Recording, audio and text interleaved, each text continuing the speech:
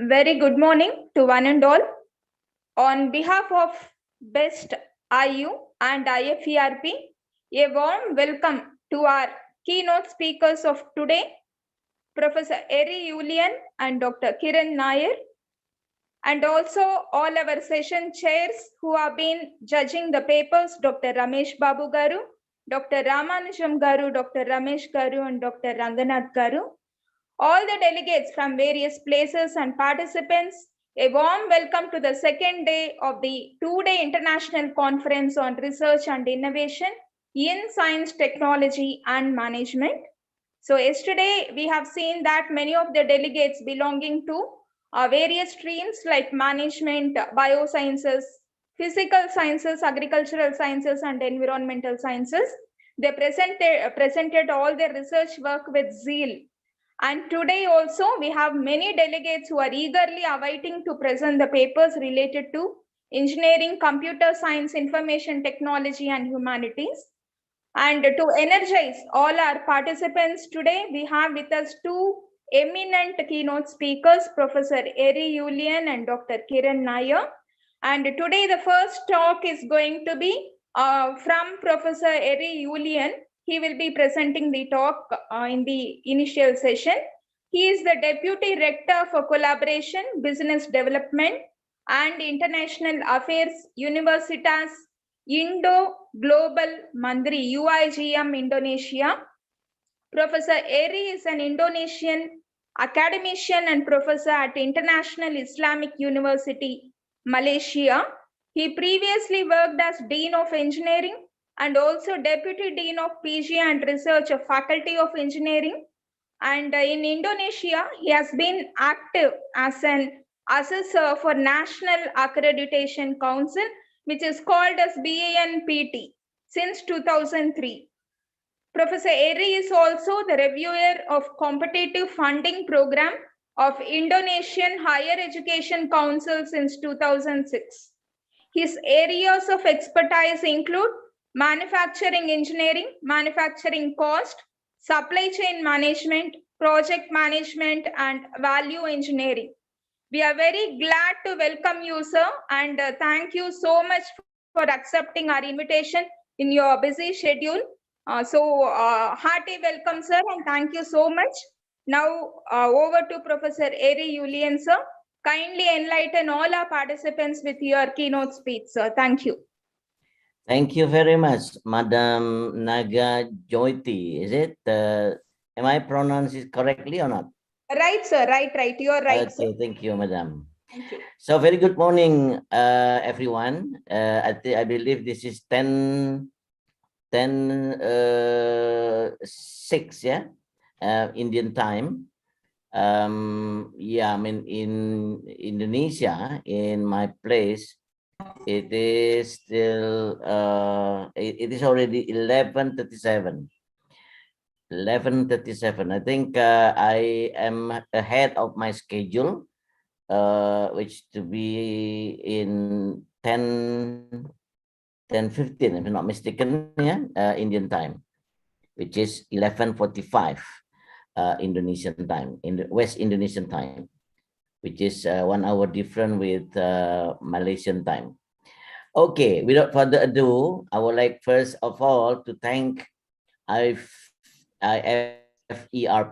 which is my long partner in India, I think, and I've been invited at least twice, I think, by IFERP. Physically came to India before the COVID, of course, before the COVID. Okay, so this morning I would like to share with you all about my last research that I did with my former PhD student when I was still in Malaysia. Yeah, can anybody see my slides? Can you confirm it, Madam? Yes, sir. Yes, sir. We can see the slide. Yeah, okay, so you can see my slide, right? Yes, sir. 3D printing. Okay, thank you. So this morning, I would like to share with you all about something that very much everybody's familiar. It's about the 3D printing technology in Industry 4.0 with the opportunities, challenges, and way forward. I specifically refer this to work done by my PhD students, Rudy, who has spent also 1 semester in Catalonia in Spain during this project. So it's kind of a tripartite collaboration at the time. Yeah. Okay, so the 3D printing technology, I tried to disseminate it very quickly. I have around 30 plus slides. So please, Madam Naga Jyoti, if you, if I close to the time limit to allocate it to me, for me, to sort of alert me, yeah? Definitely, sir. Thank you. So the flow of presentation, I try to start with the background, and I start with the opportunities and followed by challenges, issues, and way forward. Okay, so this Industry 4.0 actually an era, yeah, if you like, if everybody writing about this, where the computers are interconnected and making decisions and very less human intervention. It can be a vertically integrated processes across the entire organization, or also horizontally integrates all internal processes of suppliers to customers. I wrote a book some times ago, quite a long time ago, in 2010, about extended supply chain, extended enterprise rather, which tried to integrate the supply chain. Maybe it's a touch a little bit on the management side. Yeah. This Industry 4.0 also represents paradigm shift from centralized to decentralized production, where machines no longer just processing products, but also integrating them through information network. So what revolution offers? The optimization opportunity for producers in rapidly and efficiently optimizing their operations by knowing what needs attention and prioritizing all these element, whereas in their unit, yeah, in their respective unit. And if you like also looking at from environment, you know, in the environment of this, you all familiar maybe about this cyber physical production system and smart factory issues, where Industry 4.0 fit in for this if you like, the jigsaw, yeah, right from the smart buildings, smart homes, social web, business web, smart logistics, smart grid, smart mobility. So these all so smart. I hope that it will not, drive human become less smarter, yeah, from the point of view of human being, because of this so much, so many smart things around us, yeah. Of course, this what we call is this environment of Industry 4.0 have the internet of data, internet of people, internet of services, internet of things. So all bundled up, it will, so in every opportunity, we'll have this, current of help by the computer, yeah, and the network system. Now, when we fit in this into an exponential growth, yeah, exponential growing, we'll see that the transformation of becoming very, very much significant.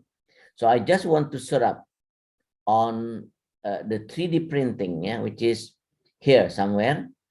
When you try to map it with others, we'll have Google Glass, capsule endoscopy, slingshot water purifier, crowdfunding, you name it. Everybody now are engaging to various aspects of Industry 4.0, which is from linear to exponential growth trajectory. It will go up so quickly.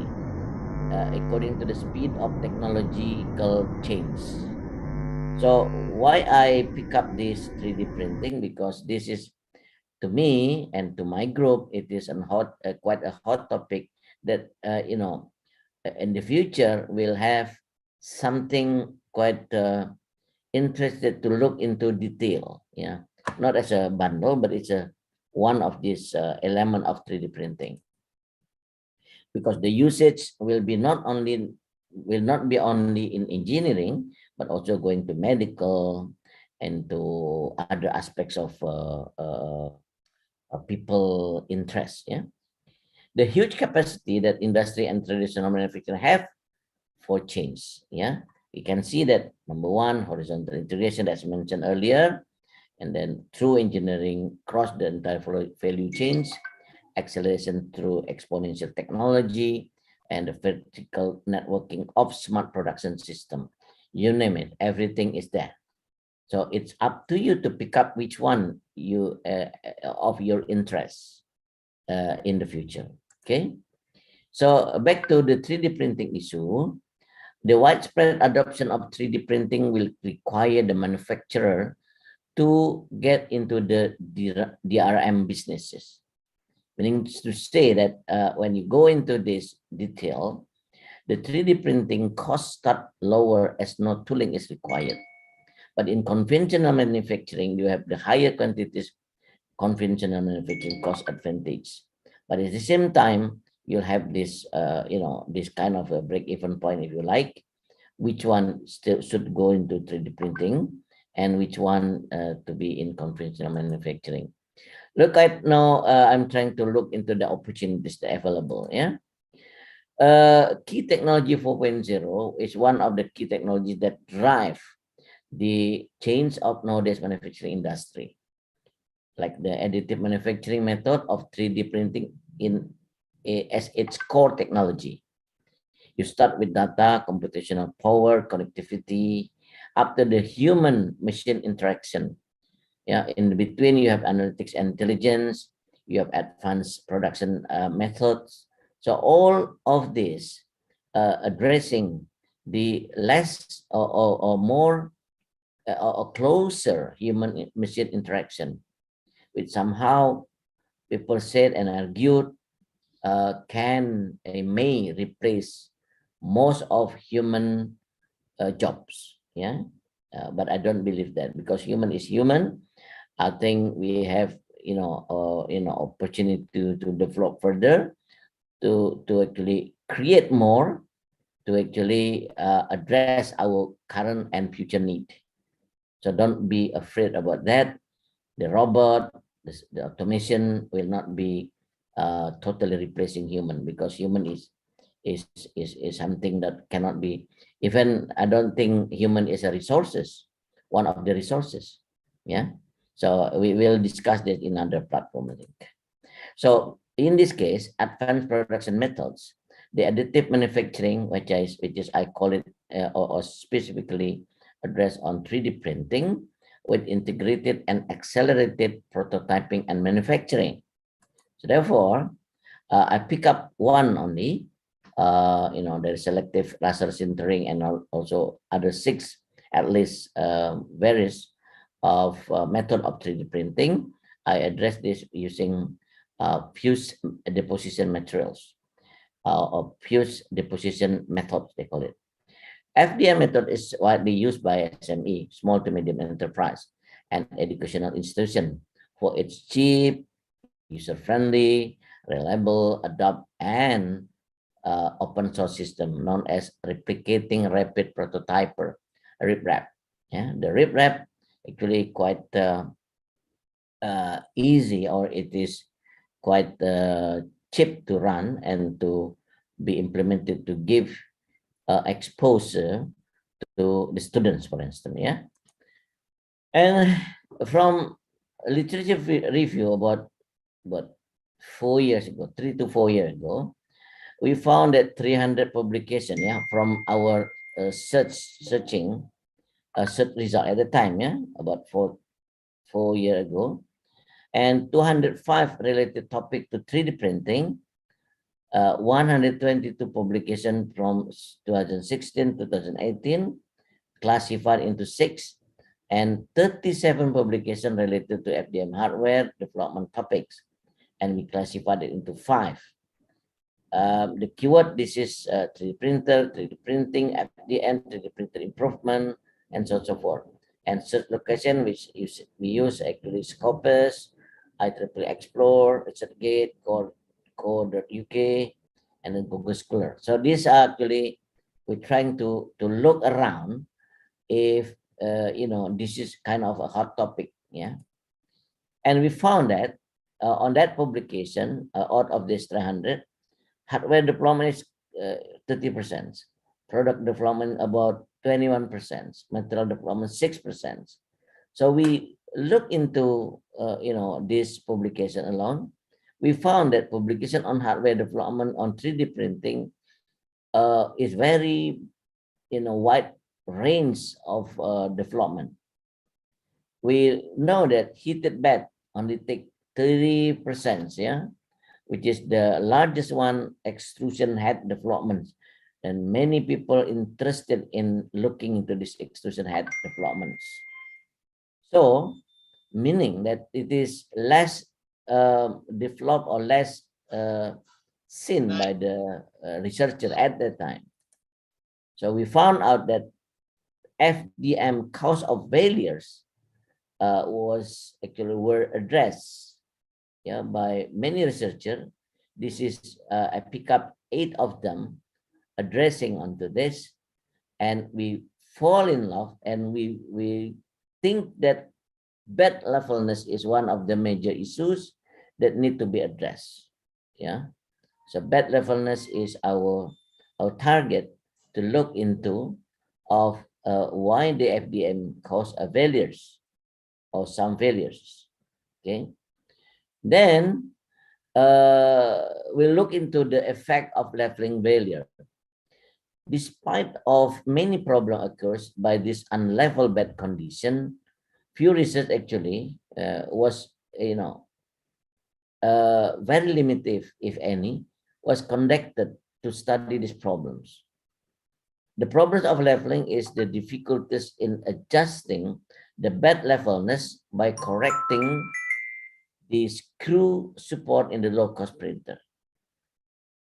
Industrial and high-end printers have already developed an automatic system in more expensive machine. I'm sorry about the disruption of the sound for the time being. I hope that it's not going forever. Yeah? But in this case, red wrap that I mentioned earlier, low-cost printer owners are still struggling with these difficulties. So problem found in the screw support system, and then will be analyzed using TRIZ, T-R-I-Z, approach to find new solutions. So this is actually our journey, if you like, to develop the bed leveling and address bed leveling failure.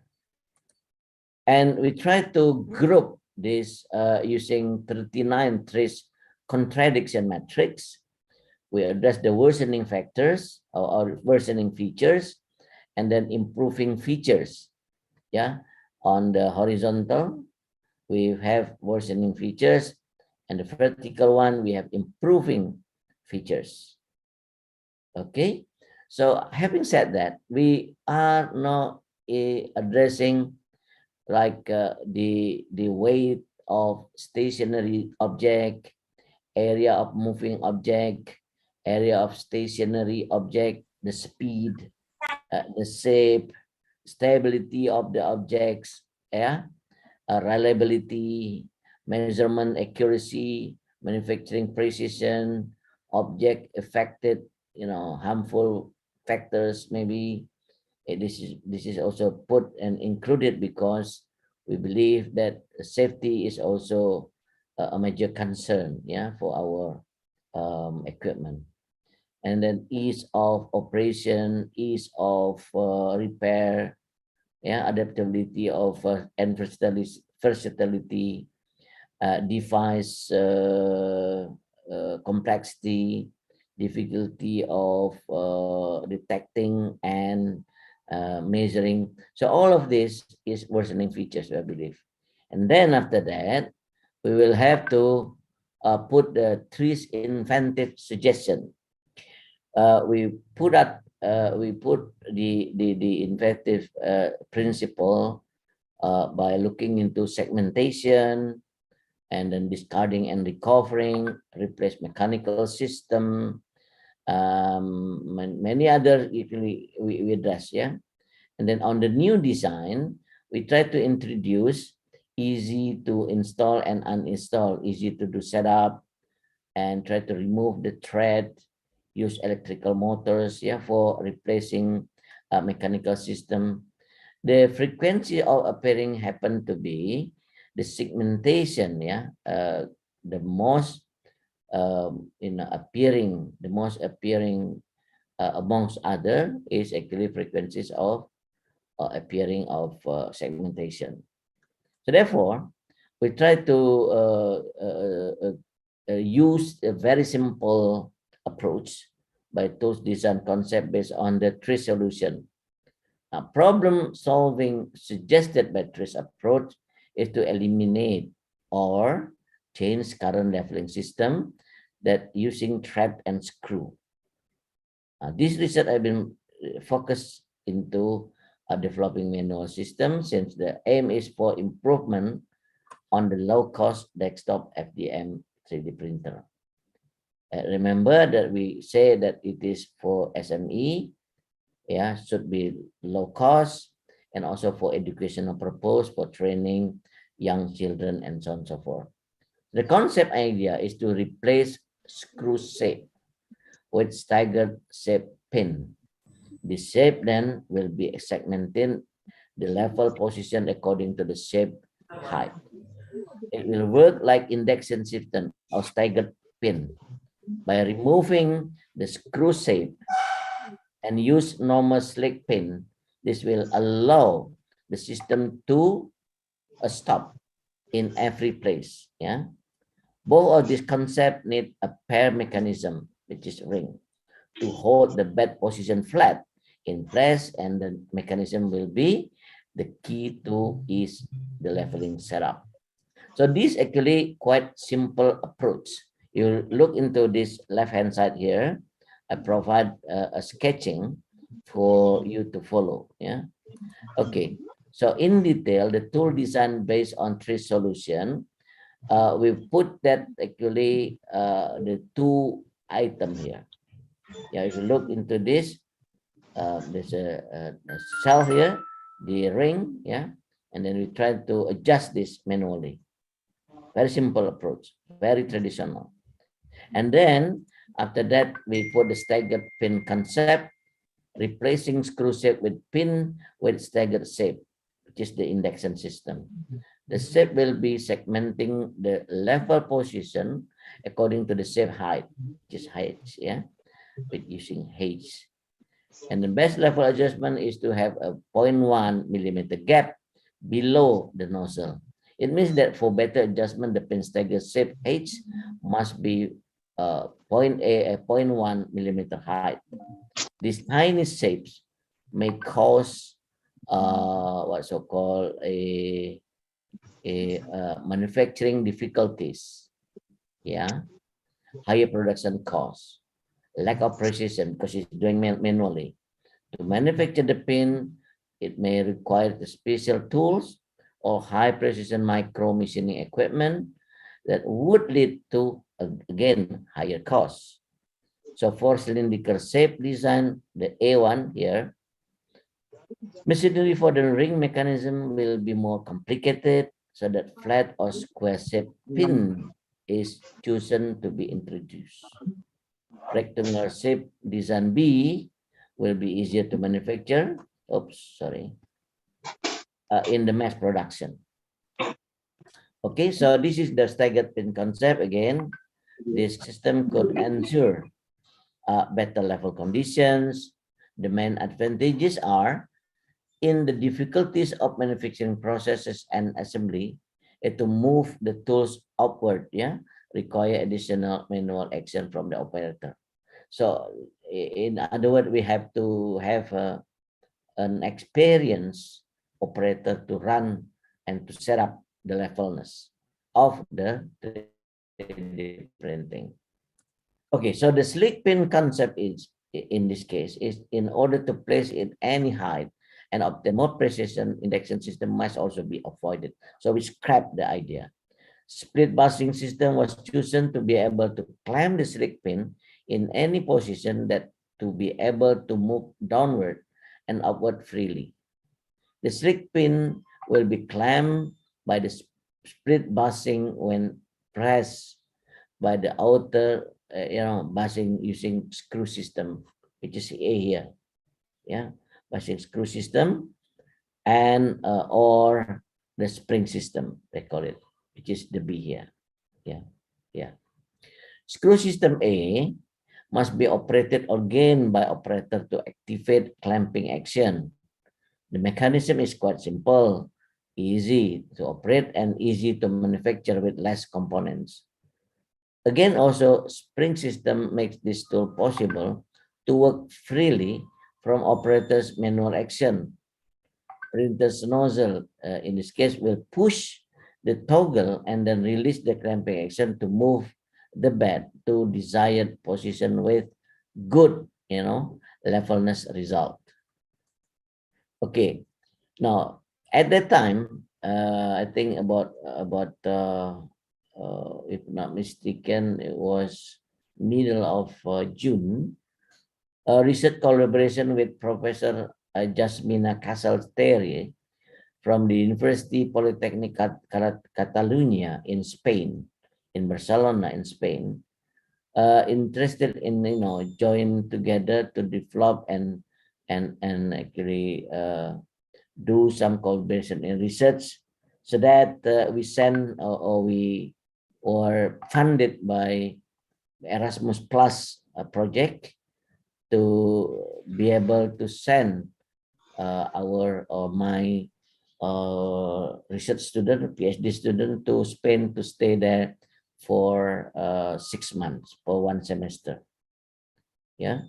So what Rudy did actually in that research is in phase with manufacturing for prototype product.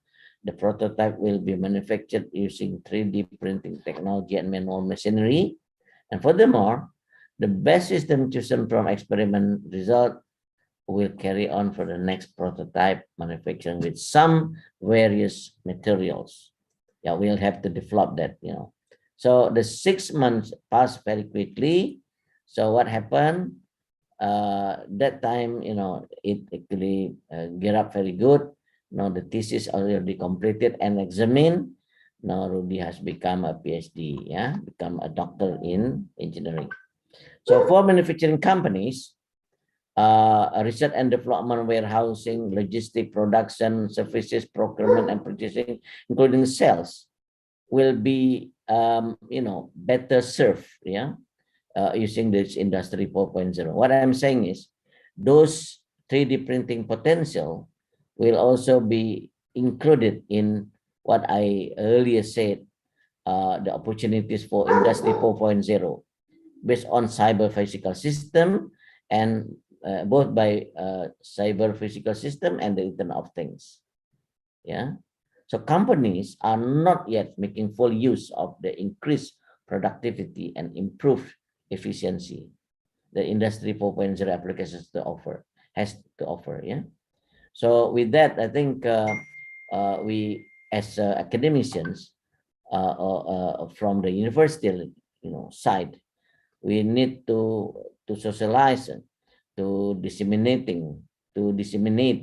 the potential and together with them, so to make use of this future potential development of technology. And opportunity again for the competitive advantage due to process efficiency, knowledge-based industry and hub, the flexibility remains a key factor to manufacturing work. So we have process efficiency, knowledge base, and flexibility. In this case, it can be actually expanded into another side, of the discipline, the smart production and service, digital supply chain, productive customer insight. It's all are actually being addressed by various researchers, and we love to hear if somebody somewhere in the world to group this, to make use of this collaboration so that we can address or give some insight, going to solve the industrial problem for the benefit of the humankind. Okay, but we have also challenges, not to mention or what is going to happen if our university do not have the facility. We are open for for collaboration, like when I send my students to Catalonia, to Polytechnic Catalonia in Spain, for 6 months. It was funded by through agency in Europe. So we're thankful for that, so that we can move forward, with this appointment of or opportunity to develop our own researcher, in this case, PhD students. The biggest challenge of digital transformation, I believe, is going to be guaranteeing that different systems communicate with each other. This is what the word, said by Marcel Wenzel. But I think in the near future, the challenges also consistent digitization and linking all productive units that are difficult to happen.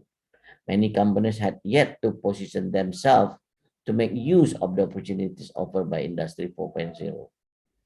Meaning to say, they are not looking or not seeing the same thing that we are seeing at the moment. But the major challenges here, actually, management on the large quantities of data that are generated, for example, by analyzing production data and coordinating the findings with the customer information systems. And the creation and management of information that accommodates digitization and linkages of all productive units, but at the same time, customizing and personalizing the communication network. Okay. In another side of story, we have risk to data security. Okay. The IoT opens up a new avenues for data theft, industrial espionage, and attacks by hackers. Cyber attacks and viruses can have a devastating impact by bringing network and smart production system to a standstill at a substantial cost. Yeah. So the priority is to prevent cyber attacks and to learn how to deal with them. Okay, the ransom, very, very scary and and also expensive. Yeah, and having said that, all this risk to data security, we have 5 steps. Yeah, first of all, we have to identify and control who has access to your business information and conduct background checks, require individual user accounts for each employee, create policies and procedures for cybersecurity. And then second, we have to protect and limit employee access to data information, install surge protectors and uninterruptible power supplies, patch your operating system and application routinely, install and activate software and hardware firewalls on all of your business network, secure your wireless access point, and including the network, set up web and MLS filters using encryption and sensitive business information.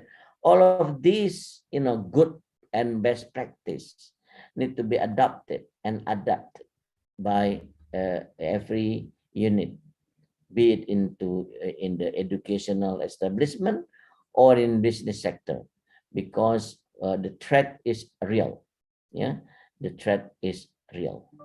So therefore, if I may say, In this case, the IT infrastructure challenges still, if I trying to address this for Indonesia, for Indonesia manufacturing companies, the IT infrastructure is not wholly ready to support the digital transformation to Industry 4.0. Industry 4.0 still requires existing installation to be adapted or entirely new types of IT infrastructure to be installed. Diverse systems need to be networked to learn to communicate with each other, and new communication networks need to be developed from scratch. The first step is to analyze the current state of system, not to superimpose these new solutions, but to identify the most meaningful approach, to establish where existing system and networks can be built and may be built. Okay. In that case, the talent also have the thing to say. The digital transformation to Industry 4.0 will bring new challenges for many employees. Industry 4.0 requires talent and certain skills that will be needed to implement its features and programs. So you are switching responsibility, you are switching expertise, skill. It's kind of you need to leave your old job or your old post to become a new talent in Industry 4.0. Digitization increases the importance of new technical skills, notably in the case of operating activities. In some cases, employees require training in operating the new applications. So therefore, don't worry, but we are worried. As you know, Indonesia is an archipelago. Archipelago is consists of many islands. We have not less than around about 17,000 islands, which is united by the sea. So therefore, lately we have sea drone, coming into our area, and the sky drone also entering our space. So these kind of activities need to be addressed also, because it is concerning the securities of the country. And the way forward that I can see is by looking and try to project the future trends.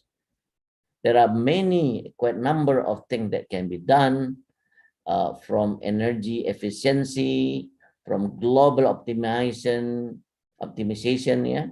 and also the smart data gathering, you name it, everything there, everything is there, so that it can be a way of us to move forward by looking ongoing global optimization, tackling existing pressure of cost and prices, the launch of new services, new process innovations.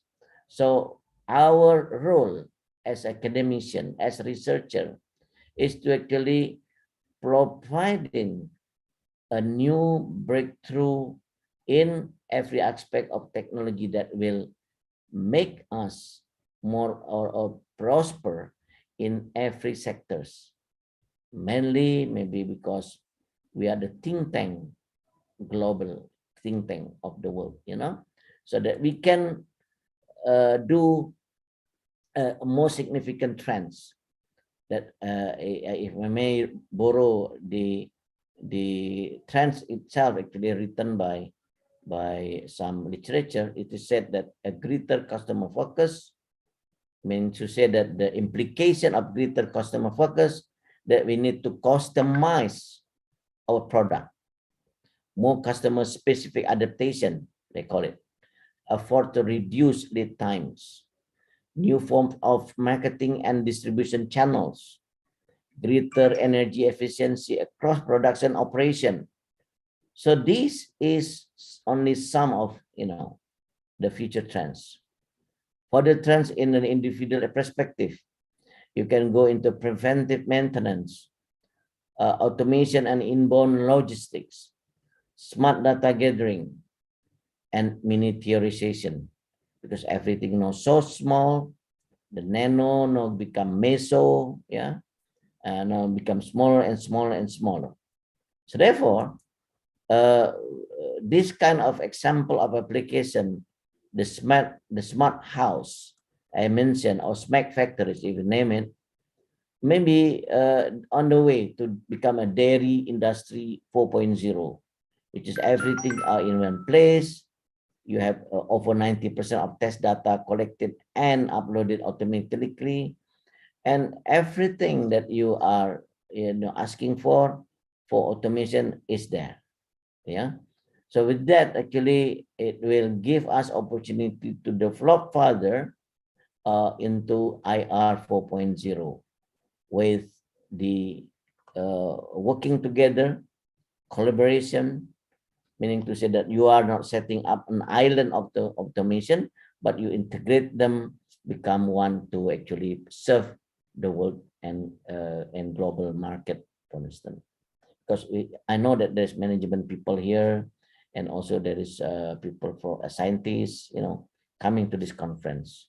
So with that, I think I would like to thank again for listening, and I would like to still encourage people to start to work together globally, and we come out with something that get to benefit for the world. Yeah. So thank you very much for listening. I'm sorry that I have to go because I've another commitment to do this morning, but you can may contact me through my email. Here I wrote down the email, aadesta@uigm.ac.id, or you can WhatsApp me +62 482 421 789 21307. Thank you very much for listening, and have a good day. Namaste. Thank you. Thank you, Professor Eri Adesta, sir, for unfolding various concepts and technologies in 3D printing technology and data security risk, the challenges of IT infrastructure, and what are the strategies towards the Industry 4.2. And you have explained in a very easy and understandable manner. Thank you very much, sir. On behalf of Best Innovation University and IFERP, I heartily thank and appreciate you, sir, for accepting our invitation and also illuminating all of us with the new technologies that are happening in the industry. So in the new year 2022, we wish you all the success, sir. Thank you, sir. Thank you, Madam Naga Jati. Thank you, sir. Thank you so much. Thank you. Now I invite Dr. Bhaskar, Assistant Registrar, Best Innovation University, to introduce our other keynote speaker, Dr. Kiran Nair. Now over to you, Dr. Bhaskar, sir. Thank you, madam. Good morning to all. Dr. Kiran Nair, sir, is the director for the MBA program and Associate Professor of Management in Abu Dhabi School of Management. He is an international marketing professional with over 19 years of experience in marketing management, human resource management, and supply chain logistic management. His track record shows expertise and mastery in industrial experience in field of marketing and management. Throughout professional life, he spared no effort in maintaining excellence that helps achieve a company's goals. He availed every opportunity that comes in his way to pursue excellence and work on the bottom lines, honing dependable management and interpersonal skills. From planning and mentoring to become an international faculty, he takes pleasure in welcoming challenges that put on track and help him to learn something new. His experience in sales and marketing has nurtured his human skills so much that when he is a part of team, he produces an interactive workforce with active networking that boosts productivity. His current profession as a director and an associate professor of management has allowed him to hold multiple responsibilities. He considers himself proficient in managing and supervising department that aligns with the university vision statement. He knows how to develop course material, review projects, reports, and carry out extensive research work and develop individualized academic action plans. His dynamic track record as a country leader at Immersion India Private Limited and keeping projects on track.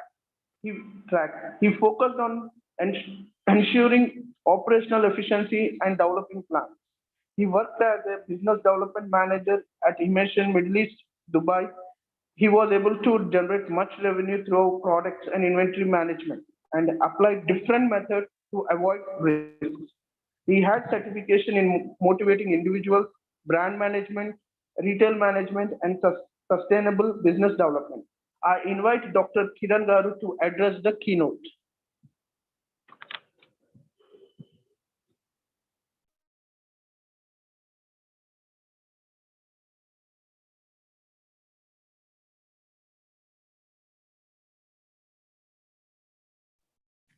Hi, good morning, everyone. I'm sure all of you are from India, so I wish everyone a very happy new year and a very warm welcome to this conference. I'd like to thank all the organizers for inviting me as a keynote speaker for this conference. So first of all, I'd like to welcome all the faculties, researchers, and students who will be presenting in this conference. So my keynote as a management professional, I know that today's tracks is more to do with engineering and science, not to a management. So I really don't know how many researchers here are a management oriented researchers. Hence, I made my presentation more generic rather than specific to management topics. As he told a little background about myself, I've been in the industry. I completed my MBA in 1999. Then I was working in the sales and marketing profession for almost 17 years. And then I decided to move into academics after taking my PhD, and my specialization is in marketing. And once I moved into the academic role as an assistant professor, I realized the importance of doing research and coming up with public and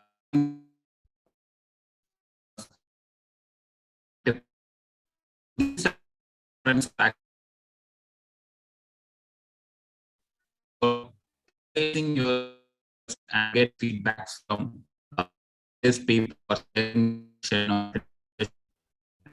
because to these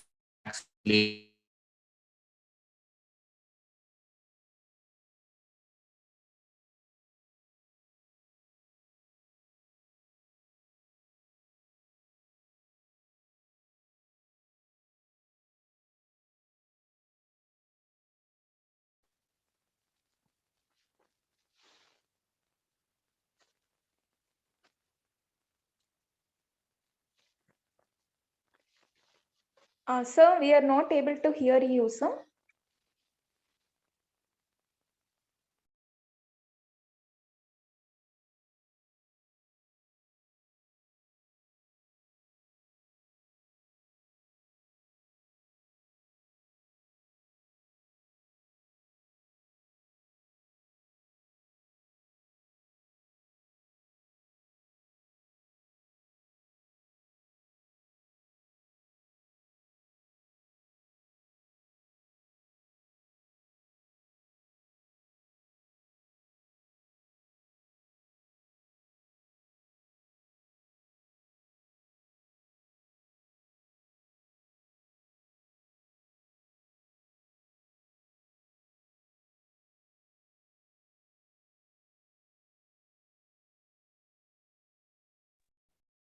sorry, I lost my connection in between.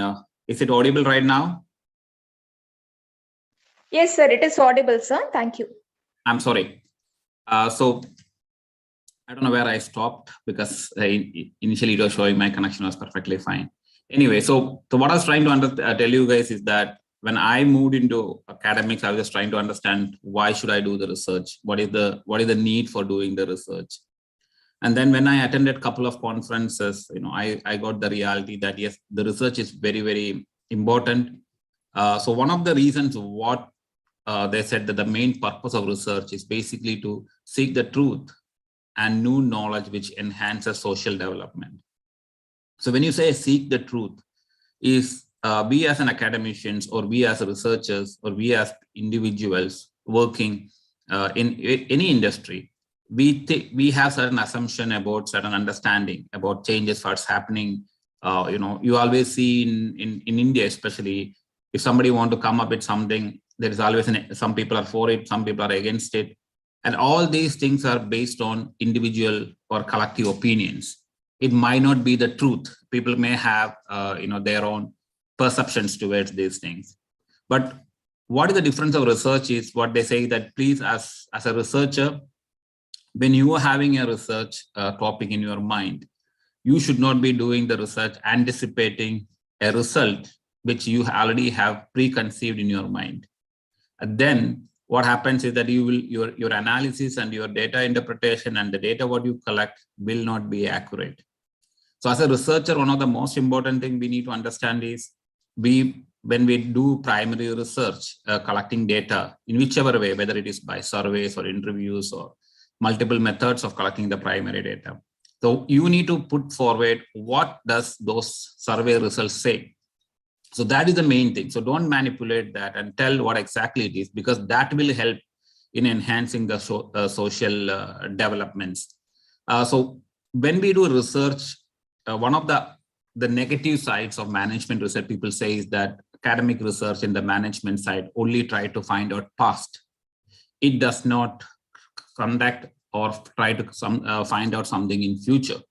Where in science or technological research are more oriented towards trying to find out something futuristic.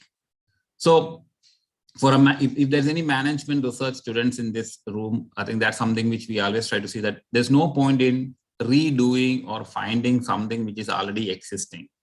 We need to do and find a research topic or research questions which will help the future generation, a future industry, etc. So that should be the main purpose in which academic research should be conducted.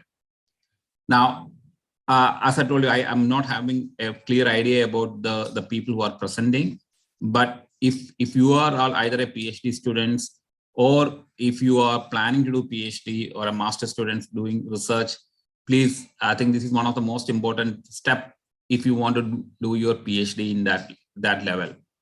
So you should be really having a clear idea how to go ahead and do a proper research.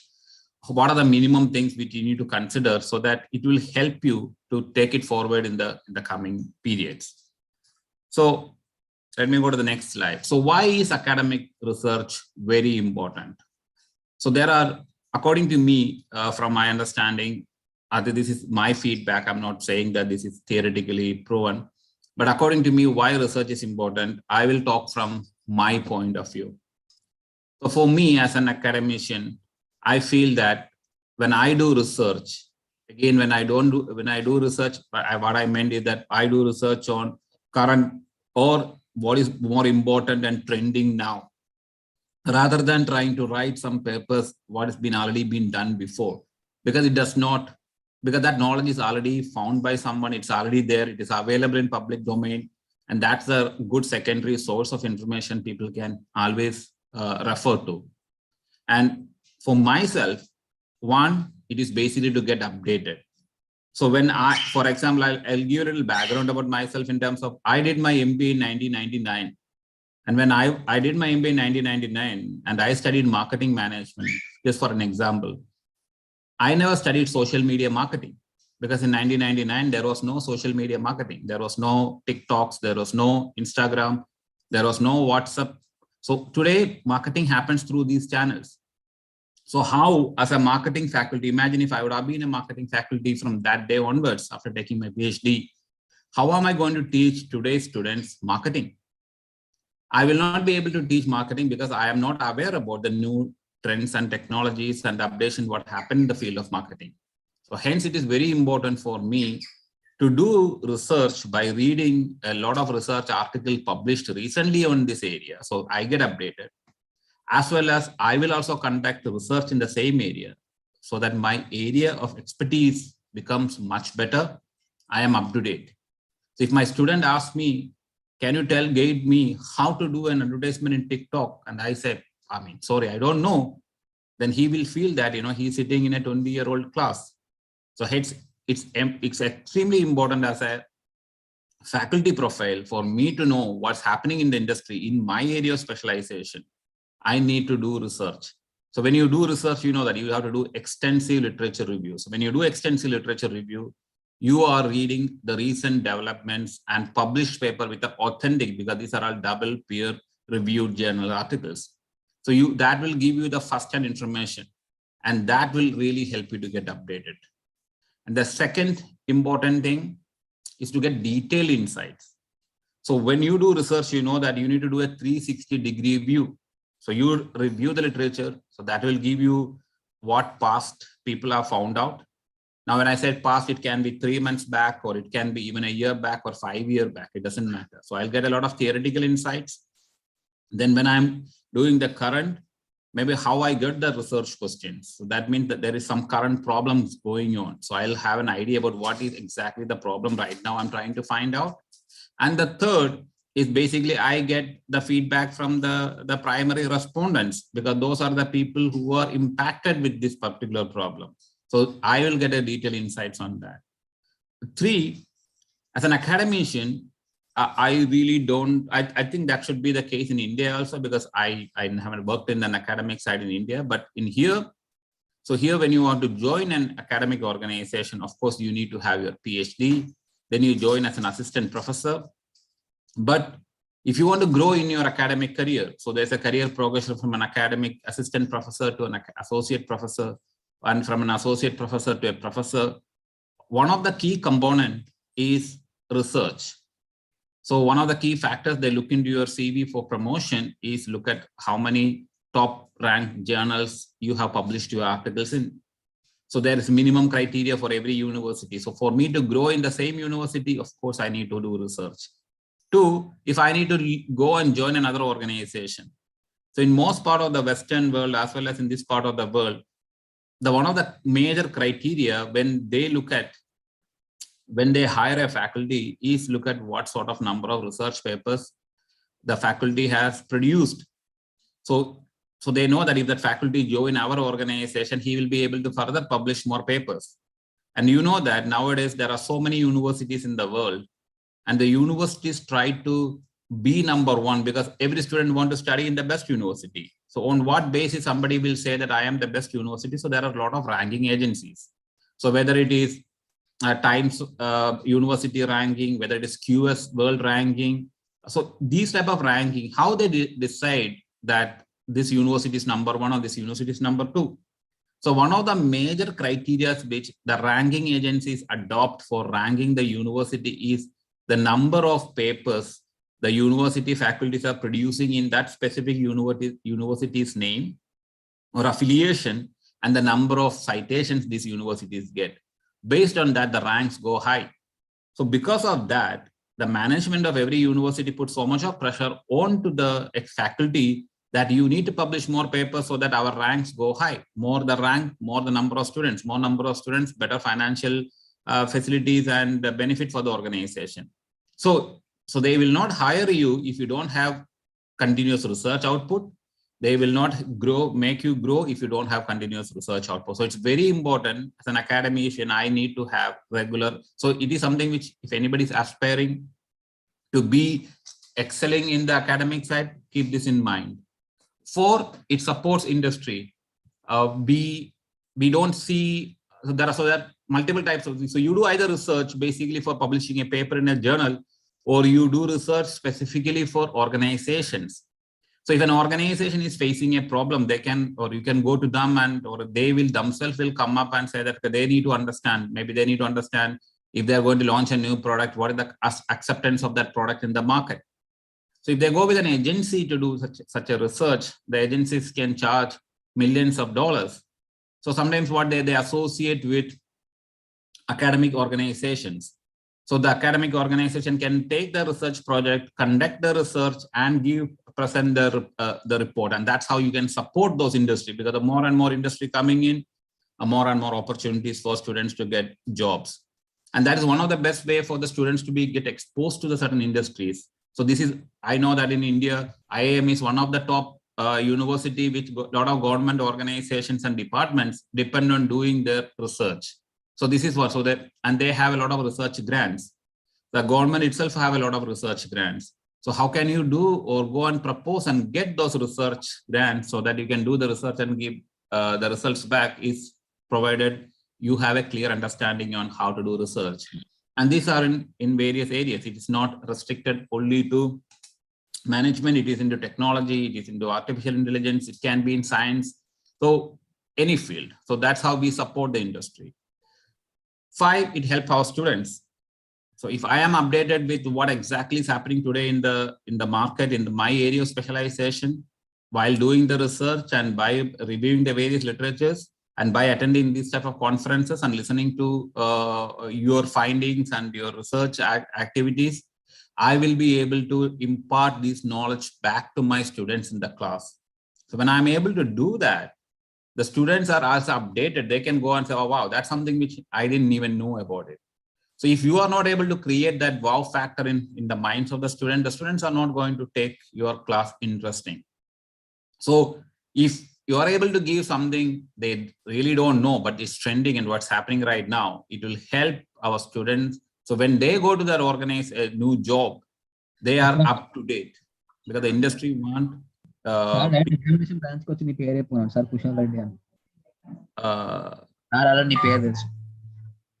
think somebody's talking. So Harish, if you can just keep, I don't know who it is. And the last is, how does it help the policymakers? So who are the policymakers? The policymakers are the government. So we need to provide it's proper research done in certain areas. And if we can produce that, how it is helping people, we can even approach the government and share those research findings with the government, so that it can help the government in terms of changing the policies and procedures. Now, you know that I think 2 years back, the government of India's the Ministry of Education has changed the way the education from school level to the college level, how it is going to be changed. They're changing the curriculum, they're changing the mode, they're changing the structure. So who is doing, on what basis they are changing the structure? So there are researchers who conducted the research and found out there are certain aspects of current Indian education system which is obsolete. So we need to update it. And that's the proposal based on the study what they conducted across the world. So they try to understand the various positives, and that's what they have proposed back to the government. Based on that, the government is making the policy changes. So that clearly indicates the importance of academic research in every aspect. I'm not saying that these are the only 6. There might be more. So it is clear that people who are right now focusing on the research should continue doing the research. Even in academia, one of the most important things is that you are not stopping. There are faculties who are at 60, 65 years old, still publishing papers. So that clearly shows that it is an important aspect in your career and the life going forward. So what are the areas one should do the research?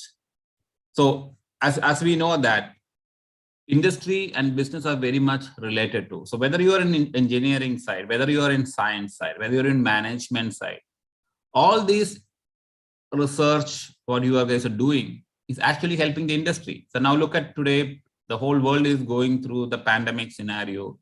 When the COVID was initially detected, there was a lot of issues because there was no medicines for the cure of COVID. There was no vaccines for the cure of COVID. So you see that how much money the governments have spent in collaboration with a lot of pharmaceutical companies to come up with a solution, whether it is in terms of vaccine or whether it is in terms of medicine, to protect or to avoid or to mitigate the risk the COVID has been creating in this world. Now that is again a research, but look at that research is like, for example, like a Pfizer as an organization who has one of the pioneer who created the vaccine.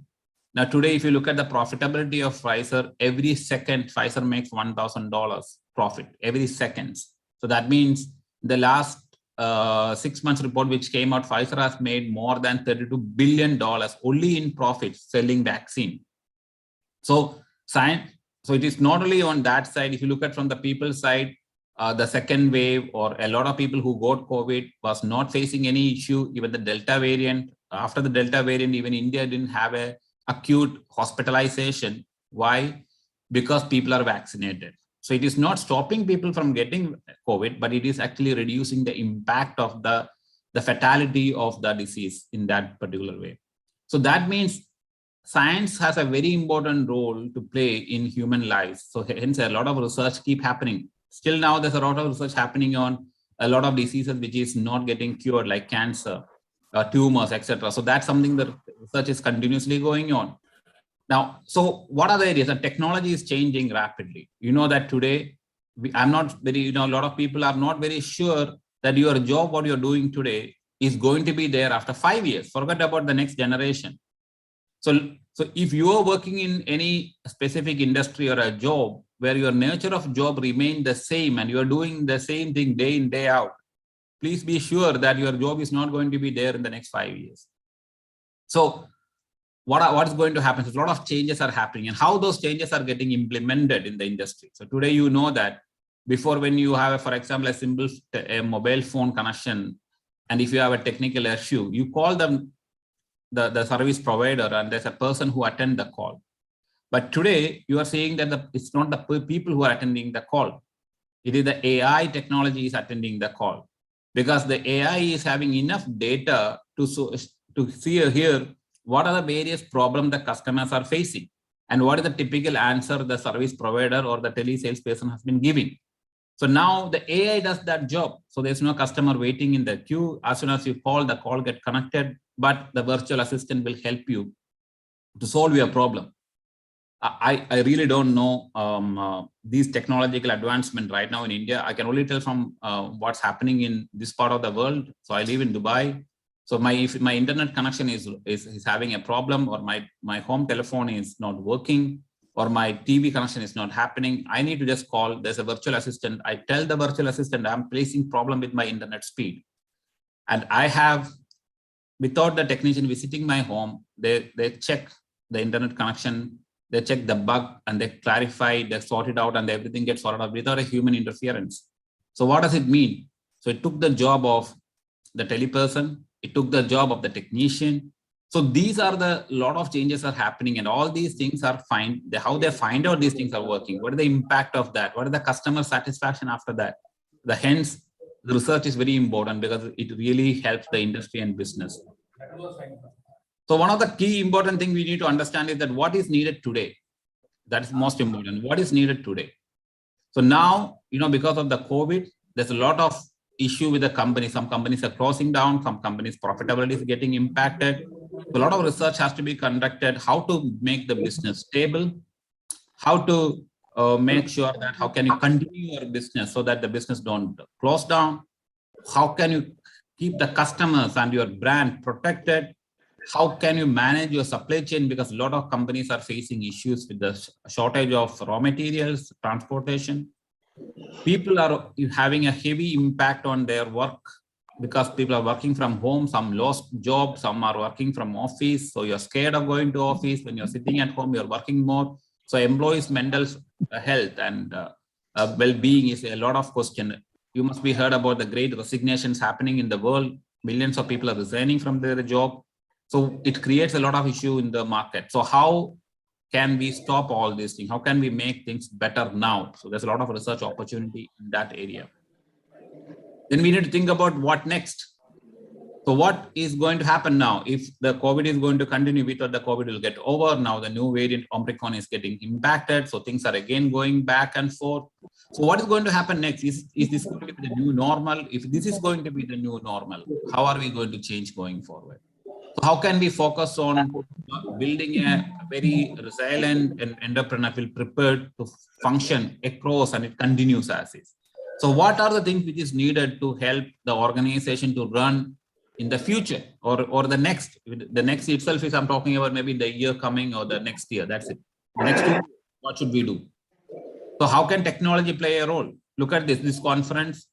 If because of COVID, There was no opportunity for such conference to happen because of social distancing regulations, travel restrictions, etc. But things are going smooth.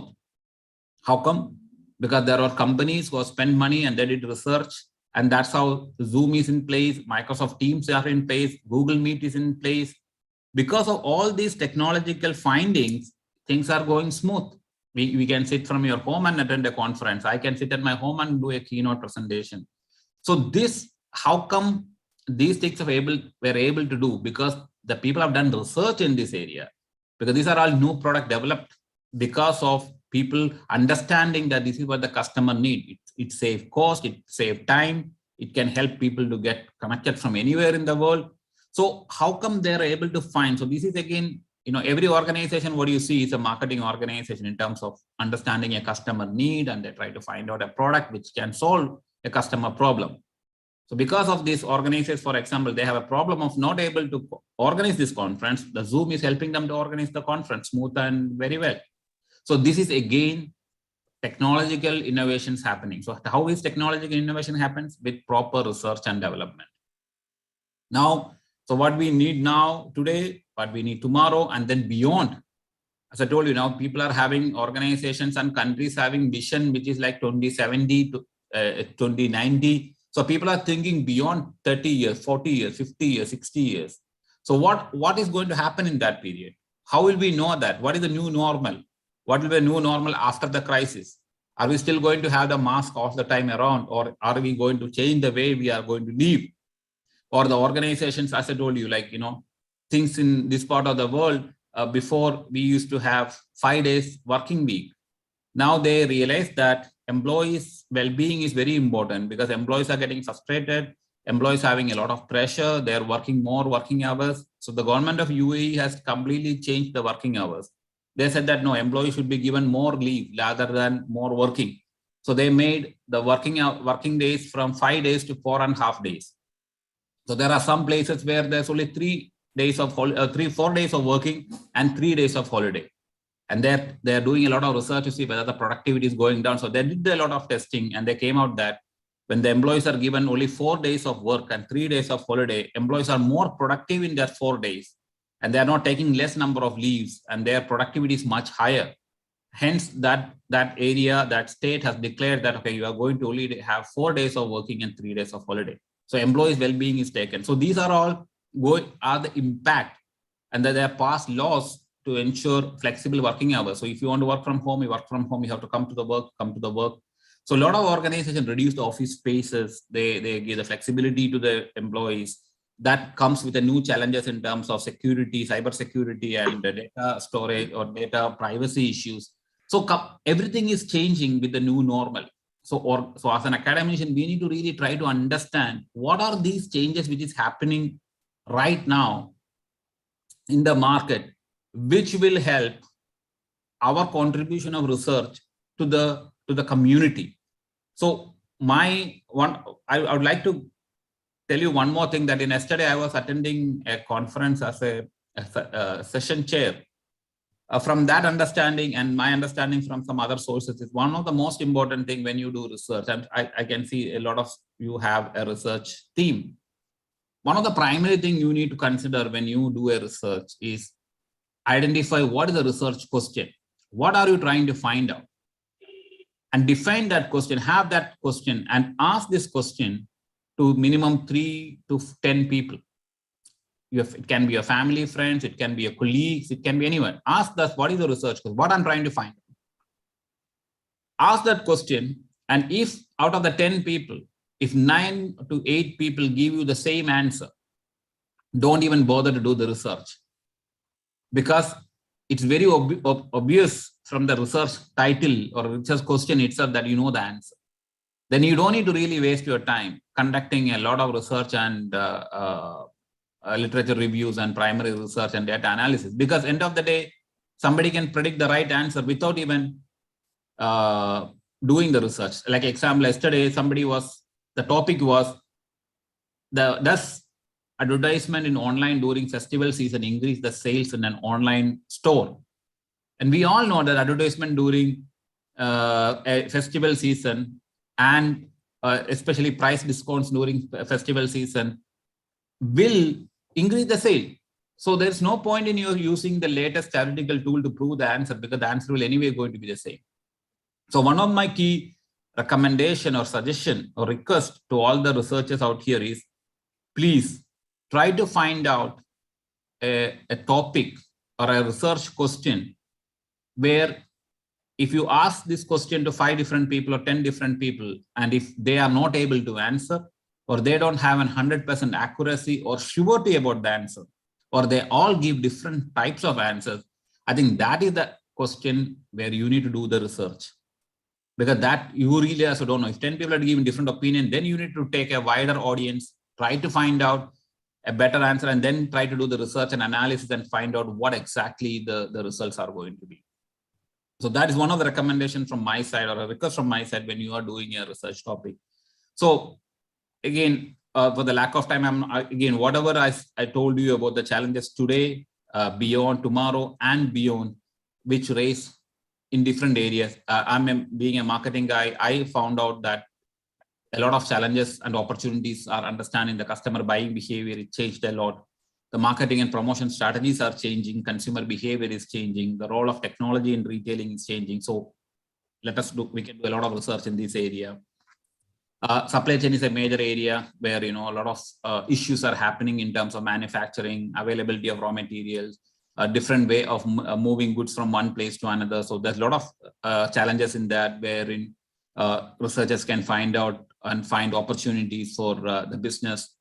Technology is completely getting changed. There's a lot of disruptions happening in the technology side. So that's something which you can do a lot of research in technology, whether it is the use of technology in any field is changing. If you go to the hospital today, you see doctors are less depending on their knowledge. They're using more technology to get things. So a lot of research areas are there in that. Innovation is a key with the environmental issues and global warming. There's a lot of need for reducing the global gas or CO2. So hence a lot of innovations need to happen in that area. Finance, there are a lot of changes happening. India is going completely digital. You talk about digital currencies, you're talking about the impact of cryptocurrencies. So a lot of research opportunities in India, a lot of research opportunities in human resource area. So basically, in a nutshell, what I'm trying to say is that do research in your area of specialization, do research which makes an impact, which help the industry either today, tomorrow, or going forward. Try to understand something which is not there in the domain, so it can be helpful for everyone. And I wish all of you a huge success for all your presentations, and wishing you all the very best, and have a lovely 2022. Thank you. Thank you, Dr. Kiran sir, for intellectually enlightening all of us with your speech. Okay. Technology is developing exponentially, and now we need to actually upgrade and update ourselves to meet the demands. As Dr. Kiran sir said, technology already replaced mankind in many areas. Now, as per Darwin's theory, only fittest can survive. And how to be the fittest is we need to update ourselves in both academics and research. It was a very wonderful lecture, sir. It was really eye-opening for many of us. So usually many of us will be very busy with our career, not concentrating or updating ourselves. Thank you, sir. On behalf of Best Innovation University and IFERP, we thank you very much, sir, for being the keynote speaker and motivating all our participants. So we wish you all the best, all the success in the new year 2022 and also all the forthcoming years, sir. Thank you once again, sir. Thank you. The pleasure is all mine. Thanks you, and wishing you all the very best. Thank you.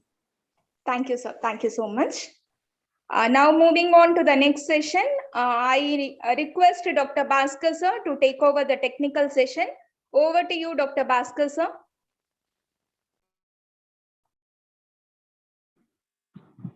Thank you, ma'am. So I invite our next participant, V. Venkatramna. Venkatram, sir. Yeah, and just a note to all the participants, those who are attending were not present yesterday. The presentation time will be 8 minutes followed by 2 minutes questions. And please be prepared with your PPT on your laptop Once we call out your name, you need to start the screen sharing. Extra time will not be given if there is any network issues or any problem with your system or something. So please make all the arrangements.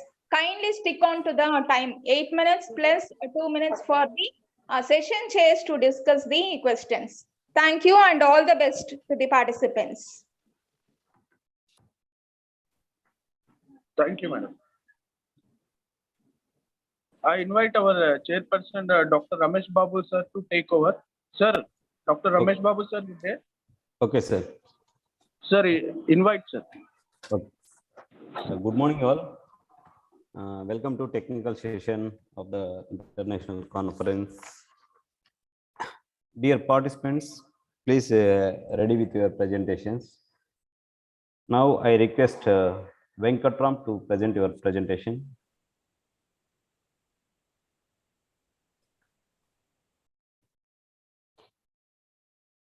Venkatram.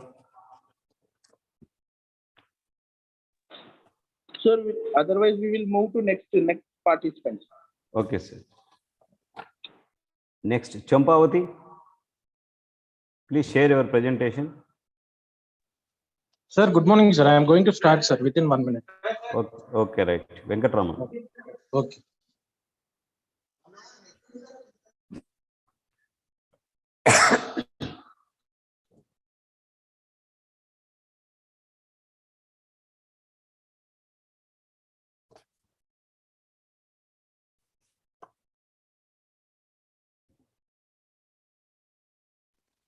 As already informed, we are selecting the best paper in every session. So yesterday we had 2 sessions, one in the morning, one in the afternoon. And today also we will be having the 2 sessions. And today in the evening, after the technical session, we will be having the valedictory event where the best papers will be announced. So I request all the participants and delegates to be kindly present during the valedictory program. Thank you.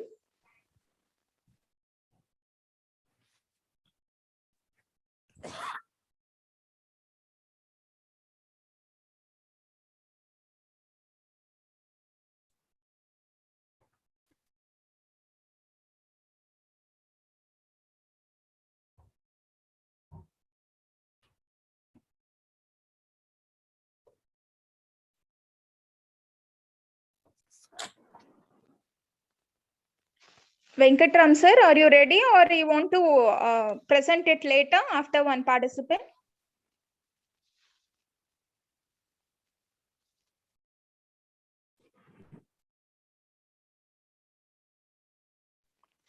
Bhaskar sir, I think we can call the next participant sir. Later on we can have Venkatram sir paper. Okay, ma'am. Champavati, please present your paper. Yes, sir. Good morning, everyone. Good morning. Yeah, I will be sharing my screen.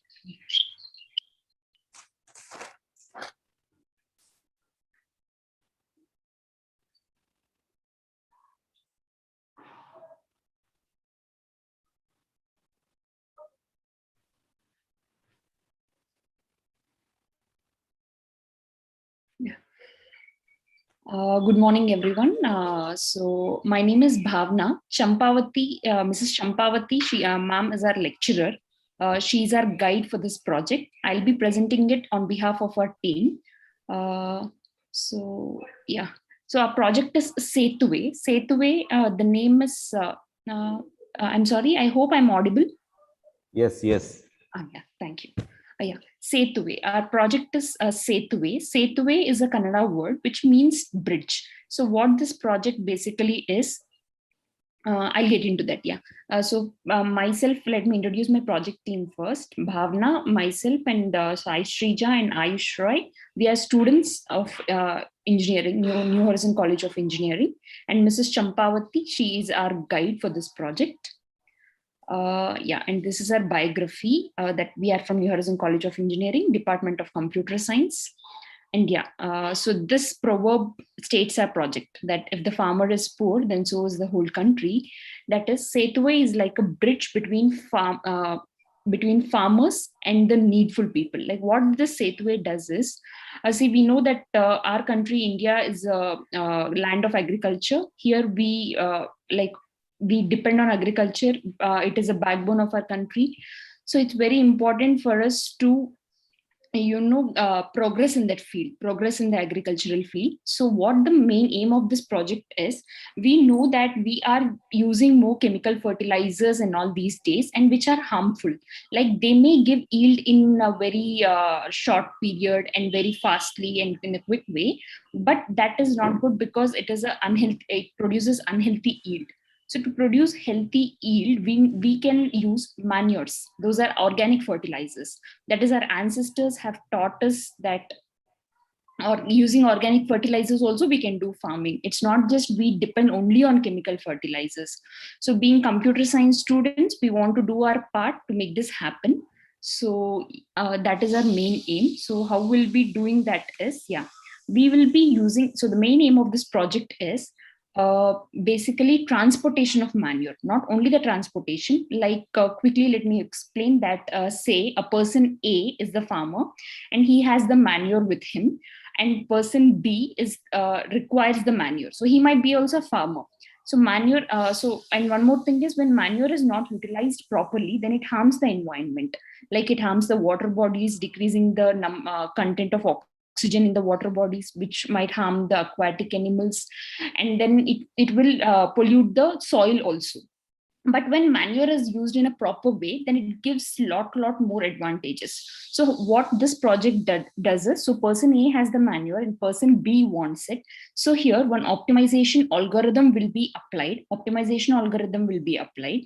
So which states that which is the efficient way to transport the manure. That means only transport is not considered here. What is the location of the two places? What is the cost of manure? And what is required? Say in manure, there are many fertilizers like potassium, phosphorus. So many things are there.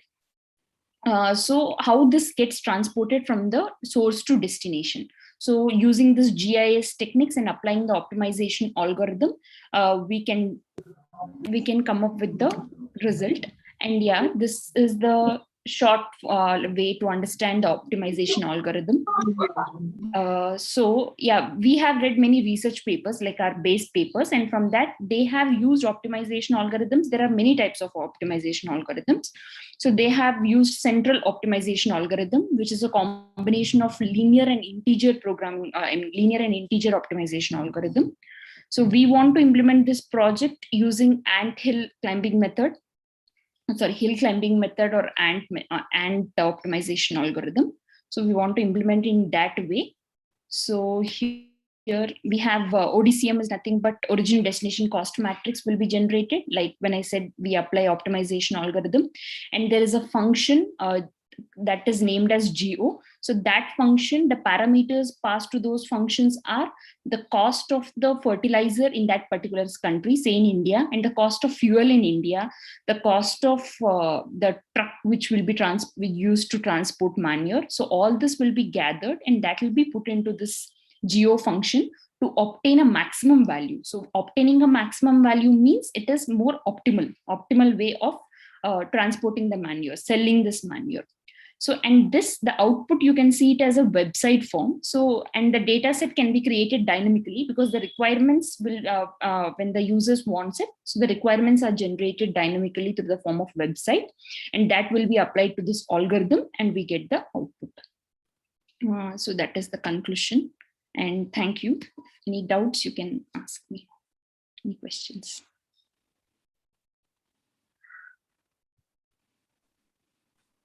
Okay, Bhavana. Yes, sir. Actually, you used the shortest path algorithms to find the shortest route to distribute the things. Mm-hmm. Actually, it is not clear about that. You presented only one slide or two slides. In that, what methodologies you used? Okay. Finding the shortest, finding the shortest path. What methodologies you used? Which algorithm? Yes, sir. I got your point, sir. This is this project, sir, this is phase 1. So we have done literature survey on this project, sir.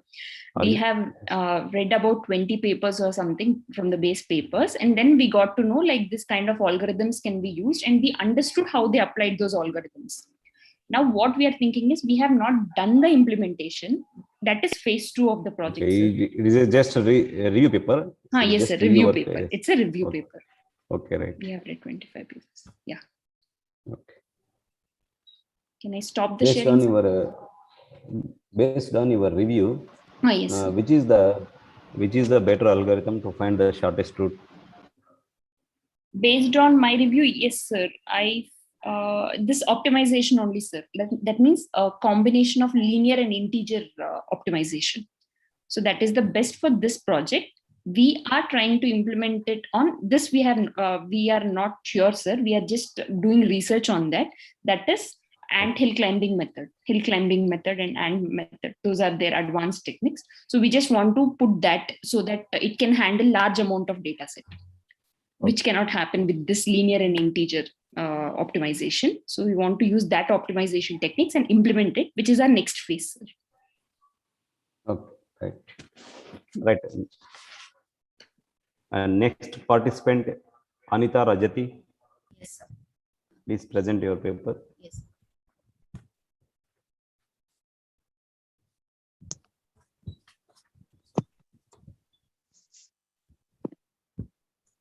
So, as my screen is visible.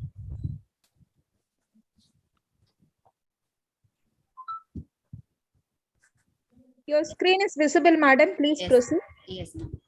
So good morning, everyone. And this is S. Anita Rajati, and my co-author is J. Devanyanam. And let me give some details about ourselves. And me assistant professor, myself is Anita Rajati, working as assistant professor in R&D Engineering College. And my co-author is J. Devanyanam, associate professor in the Department of Computer Application at Tamil College. Ma'am, yes. one little bit loud, ma'am. Yes, sir. Yes, sir. Yes. Okay. So we have done the review on some challenges and some of the security issues that has been that has been existing in the development of this IoT and combining this IoT with cloud. So it is just a review where we will just discover. A little bit Yes. loud, ma'am. Not that much clear. Your voice is not clear, madam. Yeah, now it is clear, sir. Whether it is clear now, sir. I'm little bit loud, ma'am. So whether it is clear now, sir.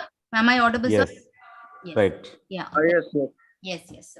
So we have done a review on the challenges and the security issues that we are facing now with the applications or that is being developed with the concept of Internet of Things combined with cloud. So I'll just go with the idea of what is the existing background that is happening now, and I will just go up with the applications that's been used with this IoT concept along with cloud. And with the challenges, what are the challenges that we are facing, and I'll end with what are the challenges, and I have done some review on different papers where what are the challenges that they have faced and what are the solutions that has been given, and just giving awareness about when as a researchers, if we are going to develop or if we are going to move on to the IoT field, so we need to consider all these challenges when we develop an application or any kind of softwares that has been with the IoT. So to start with, the idea is to whatever we are having now, the life that we run now, it is all with the concept of sensors, predicting and storage, processing data, everything. So before that, we have so many processing like parallel processing, like virtual systems and data processing and analytics, everything. Madam, please move the slides, ma'am, because we cannot see that. So many slides is there in the PPT. Yeah. Please move on the slides and explain that. Yes, yes, okay, yeah. So we have been with so many technologies. So now with the most innovation technology, we have gone with this IoT and cloud. So there are so many challenges, so many security issues in individual. If we take IoT as different field, it has own challenges, it has own security issues. If we go with cloud, it has having separate challenges, separate issues. Even though it is excellent in individual, it is producing some hidden challenges, hidden security issues that some of the researchers are not keen in putting that in the implementation. So what I have decided is, let me go with the some of the applications where this IoT and cloud has been used. So I have taken a few, like smart homes, smart cities, wearable, the wearable devices or gadgets that we wear each and every day, and the retailers where we use IoT concept, and healthcare products or healthcare, whatever it can be, a medical field or wherever we are using this IoT. Just I'm going to go through all the fields where this IoT is used, and then I'll come up with the challenges and the solutions. So in smart home, we are tend to protect our home with most best technology. So we need, as we go for this best technology, we need to find the security that the compromising the security is also should be avoided, in turn providing the best technology. So for that, they have used some policy based control mechanisms, and they have used some nodes to predict the environment. So this has been most implemented concept when we go for this IoT and cloud. So in smart cities, we tend to provide everything like monitoring, like controlling the system, controlling the water system, controlling the electric system, controlling the gas system, everything we like to have, everything as what Internet of Things. And we like to store each and everything in the cloud. So why we have combined with IoT and the cloud. So this is what the smart cities, we as a researchers, we tend to implement more of the IoTs, more of the cloud technologies in having the best cities, like smart cities. So wearable product in which we are having different wearable products in which it predicts our health, it senses our nerves, it senses our cells, and it is installed inside within the body, and it gives different fitness requirement, everything about a body, and it is helping us at one side, but at the other side we need to consider about the other the adverse side of the technology. So next is a smart retail, where we can use the beacon technology to interact with the users and provide more interactive and efficient way of having this customer and relationships. So next, these are the things where there are more, all the parts of our life is with this technology, but I have taken very small to go to reduced in shortage of time, so I have reduced the content. So what are the challenges that we are facing now with all these technology is, the first and foremost is data. So we are with IoT, we are sensing with the sensors, we are getting the data, we are predicting something, we are providing security, we are getting the informations in time, but the data it is being collected with the sensors, is being stored in somewhere that is cloud. So why we combined IoT and cloud? Even though it has very critical problems, we combined this IoT and cloud, and we have developed so many applications. So there are so many challenges where the data may be compromised, data may be physical location of a particular data we don't know. So with the, where it has been placed, who's controlling, everything is out of our control, and that needs to be considered, that needs to be addressed by the researchers in the forthcoming applications. Yes, sir. Slides are not moving, ma'am. You Sir? just minimize them. Slides are not moving. Now, sir? No, ma'am. You We are minimize able that. to see, yeah, we are Exit. able to see only your first slide, madam, title slide. Escape from the full screen, ma'am. Yeah, okay, sir, okay. Now it's visible. Yeah, this is what I was explaining, sir. Smart home, smart cities, and wearable product retails and challenges. So we have been facing so many challenges, and in the integrity part, in the authorization part, and in the assurance, or if the data is sent somewhere, data is lost. So these are the things that that's been faced, and I have done a review on some different papers, and they are providing some of the solutions for the challenges that has been made. So I'm not going to go through all the papers, just I focus on only the important things. So in this paper, they have found that there are challenges in the user data. There are some compromisation on the security of the user data. So they moved on to the cloud manufacturing system service. So to overcome the security challenges. So when we develop, or when we go for some higher technology or higher implementation, we need to focus on the security of the user data. So here they have combined with the cloud manufacturing service system, and they have implemented the security for the user data. And when we go for trustworthiness, or when we move into the social media, we need to create trustworthiness between the customer in providing the security for the data which has been deployed in the social network. So for that needs to be considered, and for that we can integrate the cloud infrastructure. We can have some middleware in between the cloud technology, and as we go, they are having some hierarchical architectures, and some of the papers are providing the signaling theory for providing the security over the data. And in this particular paper, there is a gateway. Which is providing, which is not giving much security to the data. So it has been given with a network function virtualization and service function chaining for composing safety services and all. And that safety challenges is overcome with this particular concept.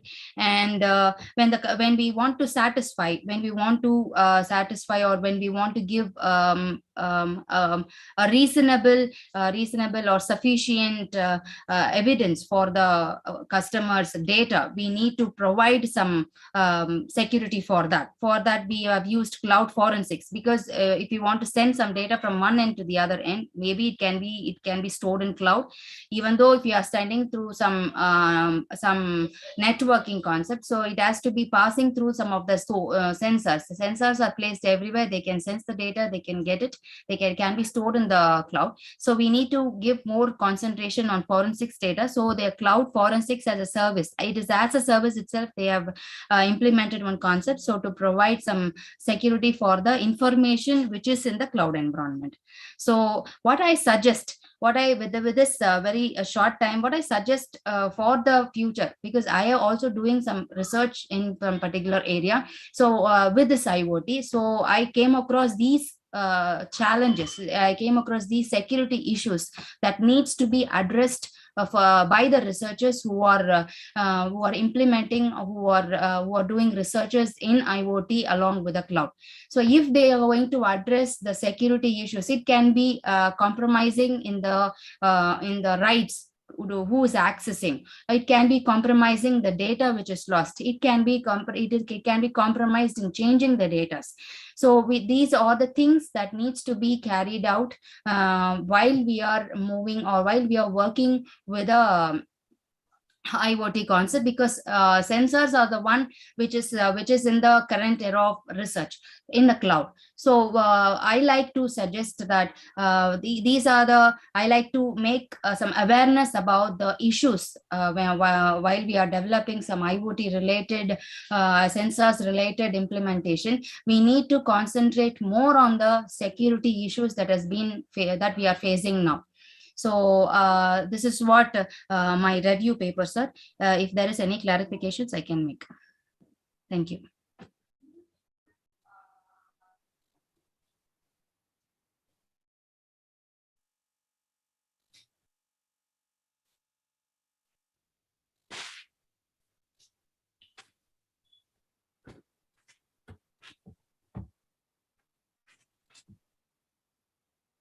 Anita? Sir? Okay, right. Is your presentation is completed? Yes, sir. Yes. Ma'am, I have a question for you. Yes, sir. What are the integration tools we can use for cloud and IoT? What can I get you, sir? What are the? What are the integration tools we can use for cloud and IoT? To combine, sir. Yes. Yeah.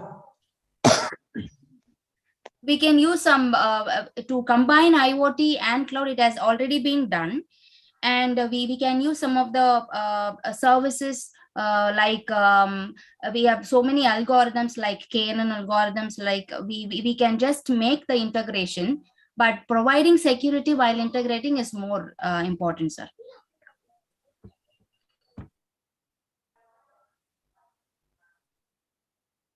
Okay. Is there any limitations for integrating the tools, ma'am? Not like in limit, because in this we cannot provide limitations. As far as I have done the review, there is no limitations in integrating because it has been integrated everywhere. What the problem is, when we integrate, we have to compromise on so many things. So that is what I need to I'm focusing on. You can integrate IoT with anything. So we can go with cloud, or we can go with the network, or because in nowadays prediction on the agriculture or prediction on the health, it has been done with this IoT. Sensors are the one playing major role in prediction. So as far as my knowledge, there is no limitation in combining these two things. But when we combine, but if it is done in all the fields, if we cover all the fields, but surely there will be some limitations or things which need to be, we have to forego those things. So instead of foregoing those things, we need to find out some solutions to overcome those things. So as far as my concern, Okay, thanks, there is ma'am. no limitation as far as now. Thanks, ma'am, for giving the information. Thank you, sir. Okay. Any questions from the audience? Participants? Okay, Anita, how many testimonials you taken for your review? It's around 25, sir. Testimonials based on you reviewed the IoT cloud security issues. Yes, sir. Okay, can you brief about cloud service? Cloud? Forsnick as a service. In your presentation, you showed that one of the review shows cloud Forsnick as a service. Can you brief about cloud Forsnick service?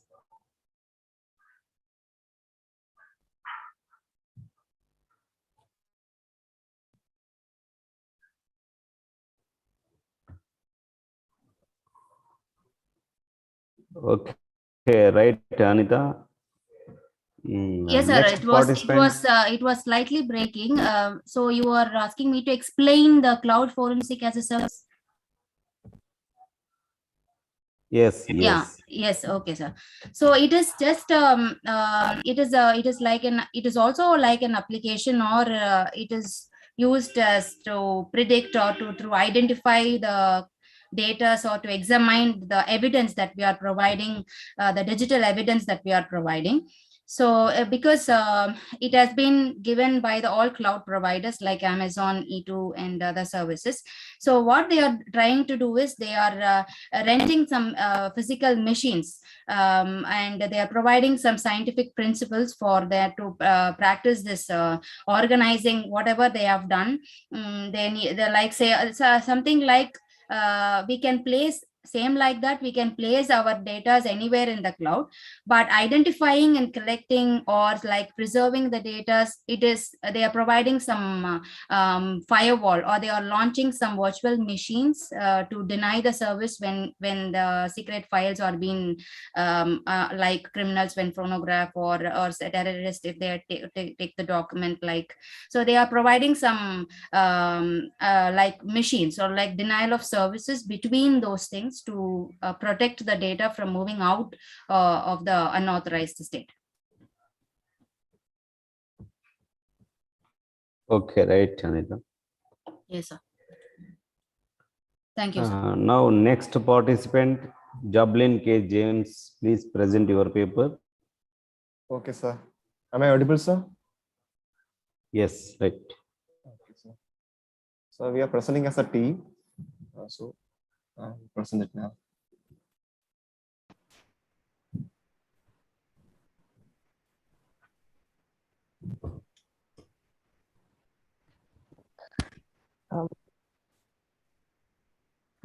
Good morning, everyone. My name is Lakshmi Jaykumar. I'm a BTech graduate in computer science from Kerala Technological University. I have prepared this paper with my co-authors, Joblin K. James, Kiran Sai, and Akshay Babu, who are also BTech graduates, under the guidance of Tom Kurian, Assistant Professor, Amal Jyoti College of Engineering. Our topic for the presentation is MediChain, a blockchain-based system for detecting counterfeit drugs. As we know, effective supply chain management is the biggest challenge in every industry. However, there is an additional risk and complexity in healthcare, as a compromised supply chain can affect the patient's safety. So increased adaptation of technology and globalization in an industry with multiple stakeholders has given rise to a complicated health supply chain. So experts have estimated the sale of counterfeit drugs is twice the legal pharmaceutical trade rate, which is a severe issue. Blockchain in pharmaceutical supply chain can manage inventory as well as reduce counterfeiting and theft issues. So here we have proposed a system that will be used in pharmaceutical industry to track the drugs from its manufacturing until it's delivered to the patient, thus adding traceability, visibility, and security to drug supply system. So let us now see how a blockchain works. Okay, so what is a blockchain? A blockchain is a distributed network of computers that share a secure ledger of transactions among the participants connected to the network without any central server. It stores a transaction that occurs in a network with a timestamp and eliminates the need for a third party. Every node on the network maintains a local copy of the ledger, and any small change in the local ledger is replicated to the overall network, and every node on the network updates their local ledger. If one node is failed or disconnected, it doesn't have any effect on the network. So this is a basic blockchain working. For a transaction to happen, when a transaction is requested, it is broadcasted to all the nodes. And each node validates the transaction using some known algorithms. And the transactions is unified and added to the block. And it is used by hash value of the block. A block contains a hash value of its own and a previous hash. And after the block is added to the network, the transaction is complete. So let's look at the architecture and modules of our system. So in our system, there are mainly 4 modules. The first one is manufacturers and wholesalers, retailers, and then the patient. So on the back end, we have a permission blockchain to store all the required transactions. And once the information is entered to the blockchain, it cannot be changed again. So our modules can be explained in just 4 steps. The first step is manufacturer manufactures the drugs and adds QR to it. And then wholesaler or distributor send drugs to the hospital or pharmacist, and pharmacist receives the drugs and verify the source. Finally, patient can buy the drug and scan the QR code to track its source. Now let's look into each step. So step 1, manufacturer manufactures the QR and adds QR to it. When a factory produces a new product, we have to create a unique hash ID and assigns this hash ID to each product. This hash ID contains the essential information like timestamp, item name, location, and manufacturing or expiring date and the information and the essential information like this. And once we create this hash ID, we can enter this information to the blockchain, and and the smart contracts were triggered, and it will add as a transaction to the blockchain, and it will be recorded. Once the information is added to the blockchain, the manufacturer can send the drug to the wholesaler or retailer. Once the wholesaler or retailer receives this drug, he or she can easily verify the source, like just scan the QR code, and he can see the source like manufacturer and this and other information attached to the QR code. And after verifying the source, he can just take update the blockchain with the relevant information, like when he received the drug, and adds again this to the blockchain. And once it is added, the smart contract will be triggered and transaction will be recorded. And he can send the drug to the pharmacist. Once pharmacist receive the drug, he or she also can verify the path just by scan the QR code. And the same thing happens here. Once it's verified, he or she can easily add the transaction to the blockchain by triggering the smart contract. After all these procedures, when a customer or a patient buys the drugs, he or she can easily scan the QR code, and he can see literally the path from the manufacturer till the pharmacist, how it is coming, and other informations we added to the unique hash, and simply we can see we can identify whether the drug is fake or not. And that's all about modules. We can look onto the software requirements to the project. So these are the softwares that we use in our system. The proposed work is done using blockchain technology on Ethereum platform using the language Solidity. And in front end, we used HTML6 and JavaScript, and in back end, we used Node.js. And Ethereum is a decentralized open source blockchain featuring a smart contract functionality. And Ether is the native cryptocurrency of the platform. Ethereum is most actively used as blockchain in the world. It is permissionless and non-hierarchical network of computer nodes, which build and come to consensus on an ever-growing series of blocks. And coming to Ganache, Ganache really is a personal blockchain for rapid Ethereum application development. You can use Ganache across the entire development cycle, enabling you to develop, deploy, and test your ready apps in a safe environment. And Truffle is a development environment and a testing framework. It uses Ethereum virtual machine. And with Truffle, we get built-in smart contracts compilation, linking, and deployment. And IPFS is just a backend or a database that is a decentralized database that we use to store all the details.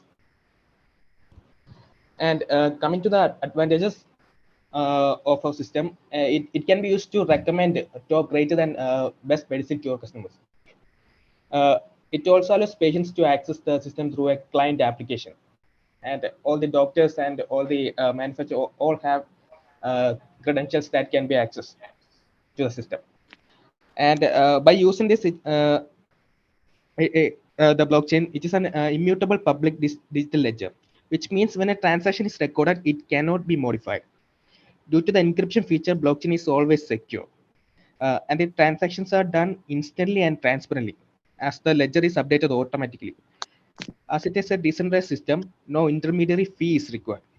The authenticity of the transaction is verified and confirmed by the participants. And suppliers can use blockchain to record the origins of the materials that they have purchased. This would allow companies and the participants to verify the authenticity. So let's look at the future works. As future work, the drugs can be shipped to the distributors via IoT-enabled vehicles with temperature sensors to enable cold chain shipping. It can also be possible to exchange and store the data gathered by temperature sensors on the blockchain. The drugs transferred through IoT-enabled vehicles can also send the real-time location to the blockchain, allowing the stakeholders and government agencies to track drugs delivery conveniently. Lakshmi Jayakumar, please mute yourself. Sorry, sir. Lakshmi Jayakumar, please mute yourself. Uniform charges page.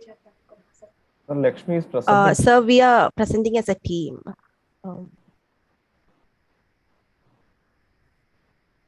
Can I continue? Yes, continue. Yes. Also, as a future work, we can implement payment gateway using cryptocurrencies. Where cryptocurrency payment gateways allow businesses to accept transactions of cryptocurrency as payment from customers in exchange for goods and services. So these systems accept payments from any country and put an emphasis on security due to the nature of blockchain-based cryptocurrencies. Now, as a conclusion, I would like to say that blockchain has shown its capability to transform the traditional supply chain industry into a secure, automated, anonymous, persistent, audible, and a decentralized supply chain.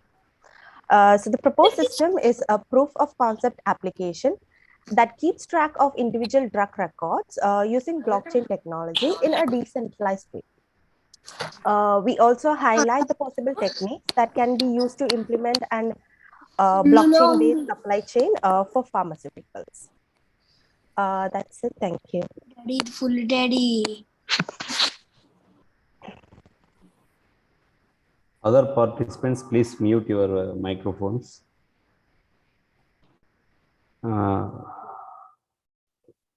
Joblin James, please Yes, sir. show your first presentation, first slide of the presentation.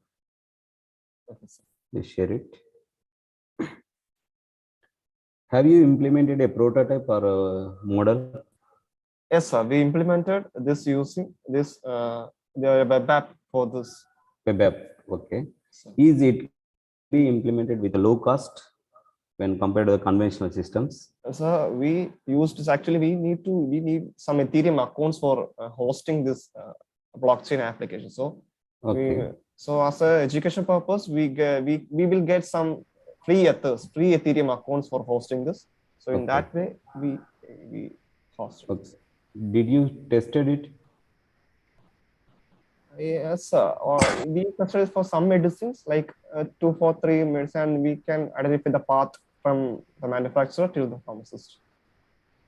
Okay. Actually, each and everything is recorded in the blockchain. Once it is added, we can simply view the things. Okay. And that means what methodologies you identified for testing? You mean testing the entire platform? Yes. What type of testing you did for these new applications? Actually, we tested the entire application. Like we have a front end, so we tested it in an entire application base. Like we just not used any testing tools for this testing. We tested the application with whether it is working as required or not. Like that kind of testing is done. Okay. Can you brief how your Medi chain is better than the conventional systems? So we are using a normal chain. Like we are just entering the data to a database, and he can be easily breached by a hacker, or not easily, but a good hacker can easily, or manipulation can be happened in that. But when it comes to blockchain, once the smart contract is deployed, it cannot be manipulated. Once transactions entered to the blockchain, it cannot be deployed. Like once medicine is added to the blockchain and its information is added to the blockchain, it is permanent there. It cannot be manipulated or anything like that. Okay. If is there any anomaly, can you detect it? Actually, anomaly cannot be happen because the blockchain is everything is linked. If anything happened to a previous chain or previous information, the entire chain will become malfunctioned. Like it cannot happen in that way. Right. Very good, Joblin James. Thank you. Thank you for sharing your knowledge with the participants.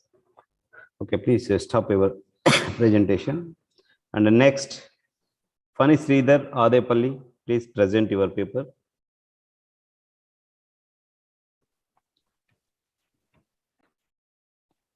Fani Sridhar Adepalli. Yes, sir. Good afternoon. Good afternoon. Yeah, before we move on to the presentation, one important announcement to all the participants. The papers which have been scheduled after the lunch break, you may need to present now because the session will continue till 1:15. And now still we have only 2 or 3 more papers. So kindly be ready with your presentation. The papers which are supposed to be presented after the lunch break, you should be ready now with your presentation. Thank you. Funny sir, you may continue. Thank you. Thank you, ma'am. So this is Manshri Dharavi. So my paper is a diplomatic survey based on big data and Internet of Things and healthcare. So this is completely a bibliographic survey or diplomatic survey. So before going further, let me tell me about myself. So hope the slide is moving, sir. Sir, So sorry, right now voice is not clear, sir. am I audible now? Is it clear? No, sir, not it. There is no clarity.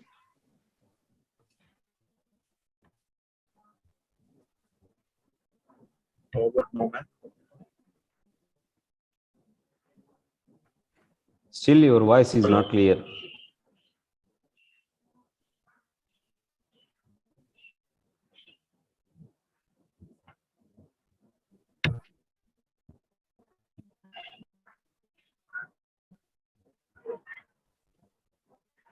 Is it okay now?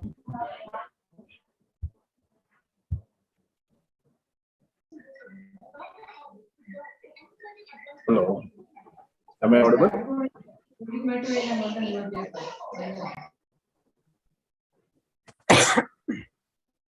Other participants, please mute your microphones.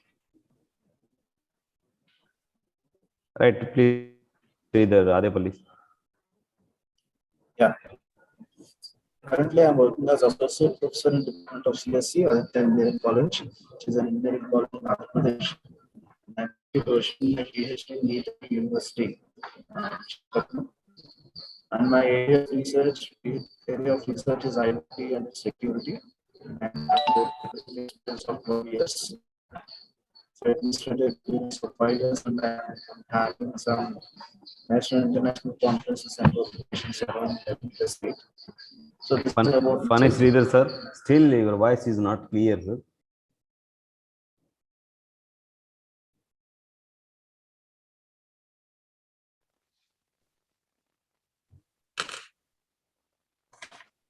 I think he may have network issues. Sir, maybe he can log out and come back. We can move on to. Okay, madam.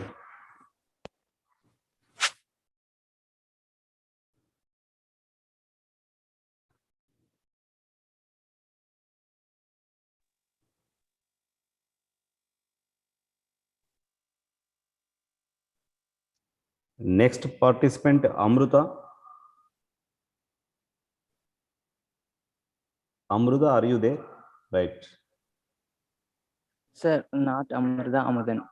Amudan, okay, right, sir. Thank you, sir. Amudan? Amudan. Amudan. Yes, sir, I am seeing. Can you present your paper? Okay, sir.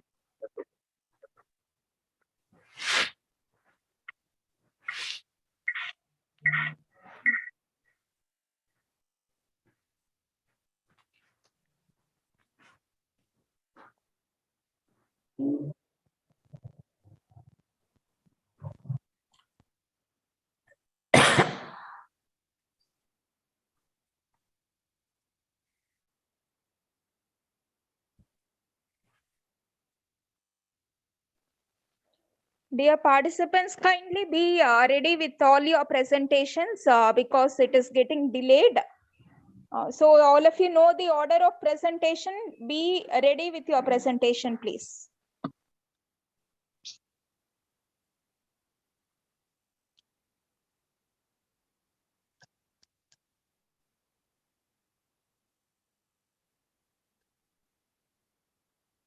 After Mr. Amudan, we will be having the presentation by Ms. Rexy, followed by Dr. Lakshmi Narasappa, Dr. Shivagopal, Dr. Anbuchali, and Ms. Shruti. So kindly be ready with your presentations.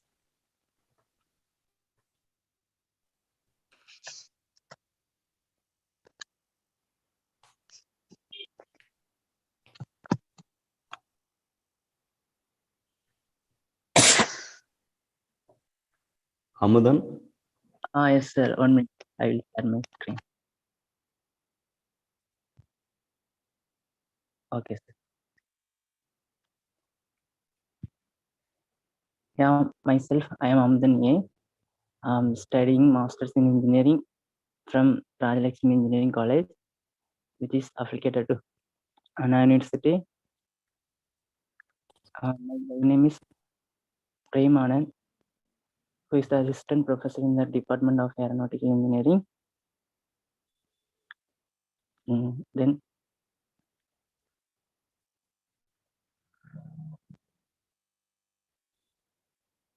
I am doing research in the area of Internet of Things, which title Wi-Fi based sensor network for airborne air pollution monitoring system. This is drone because I am studied a bachelor's in aeronautical engineering, so I am doing and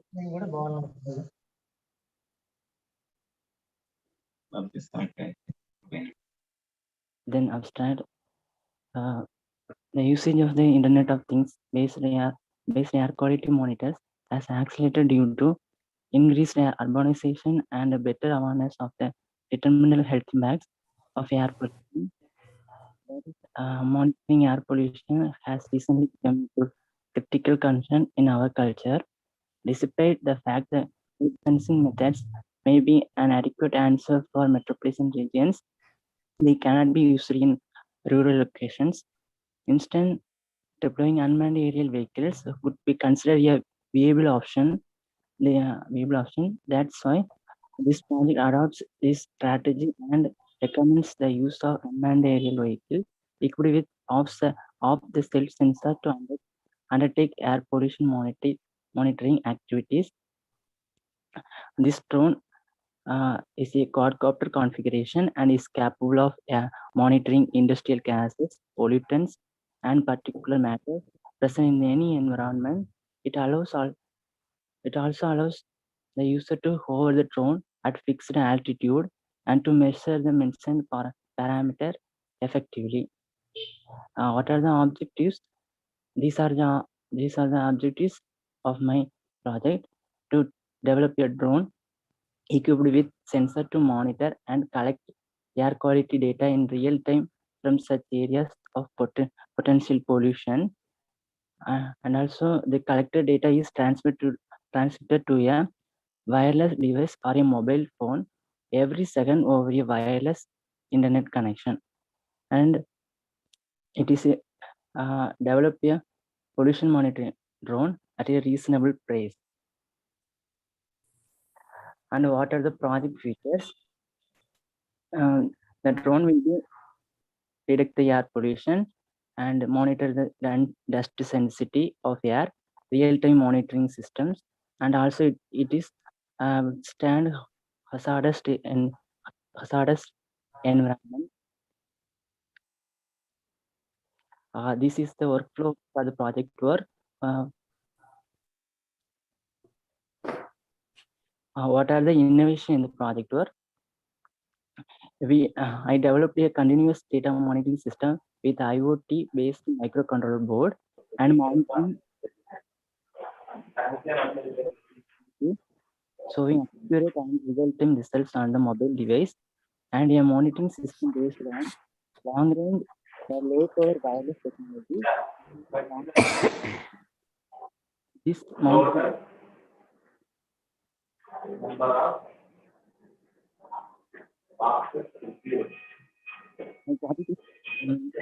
consisted two sections.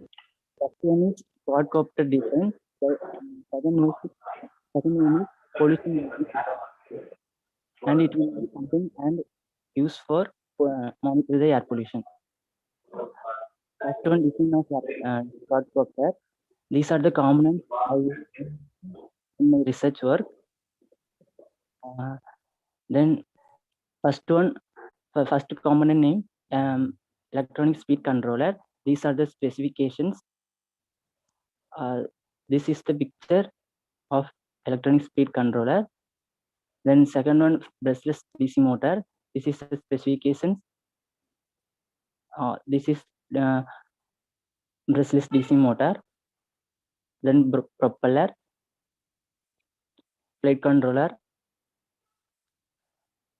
then a transmitter and receiver. This is 6 channels.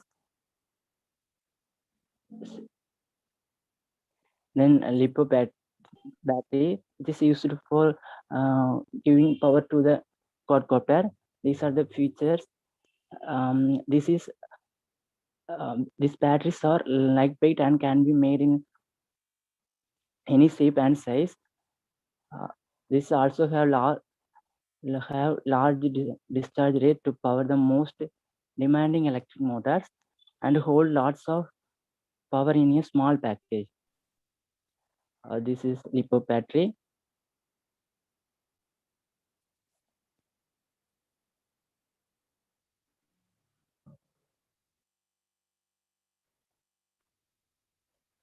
Then this is power distribution board. It gives the power to the electronic speed controller to achieve the run of brushless motors. Then this is a quadcopter X frame. Because I am using X copter, this is more stability comparing than others.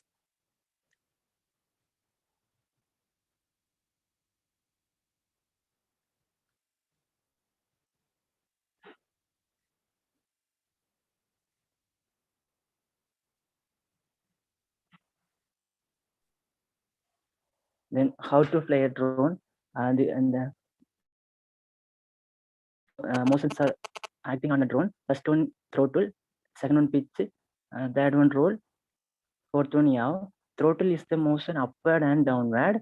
Pitching is moving forward and backward, and roll is bending left and right. Amadan, Yes, sir. your presentation is not visible. 1 minute, sir. Still, it is showing that started screen sharing.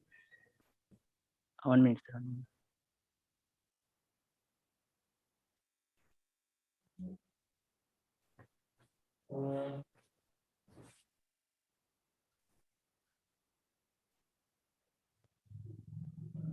One minute, sir. There is some internet fault.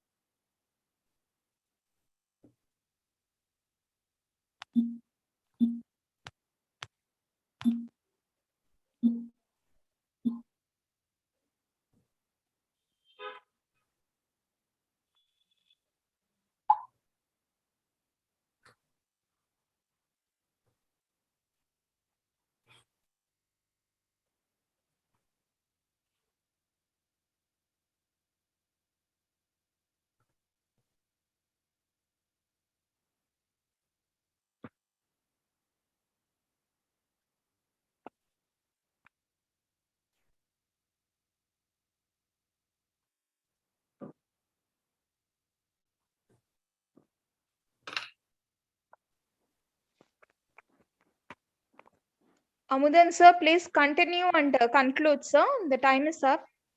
Yeah, ma'am. 1 minute, ma'am.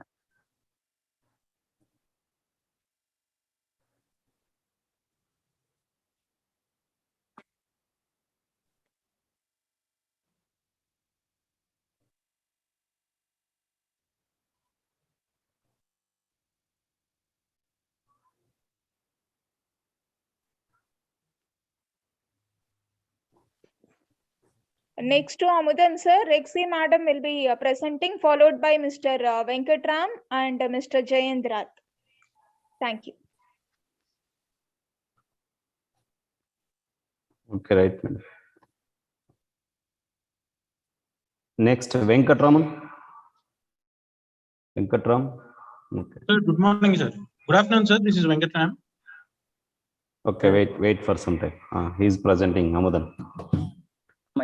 Now my screen is visible, sir. Yes, Amudan. You continue, please. Okay, sir. These are the 4 motions acting on the drone. First one, throttle. Throttle is the motion of upward and downward of drone. Pitching is forward and backward. and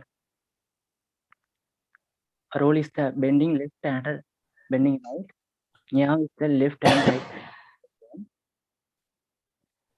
These are the forces and moments acting on the drone. We know lift, weight, thrust, and left drag. Lift is the upward, and weight is equal to lift, and thrust is the forward motion. Drag will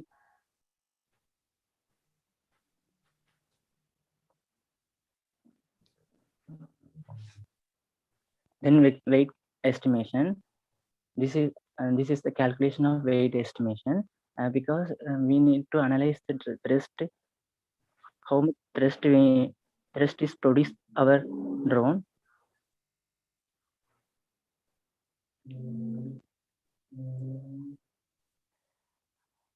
Then flight time. This is formula for flight time, and our system will flying for 4.4 minutes. Then second one, components of air pollution monitoring system. These are the components. First one, jumper wire. Second, ESP32 Wi-Fi model. Then third one, gas sensor. Then AST sensor. Amudan, you don't give all the details. You just go to your work only. You explain your work, what you did here. Move slides. This is the connection of air pollution system.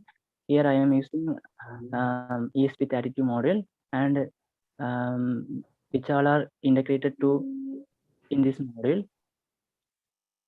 Then uploading the program using Arduino IDE software. Then we write the program into this. Then dump into the hardware. Then result will be shown in the serial monitor, and also we see in the phone through Blink app. Amadan, go to results. Yes, sir. Yes, sir. This is the whole system of my project. Okay.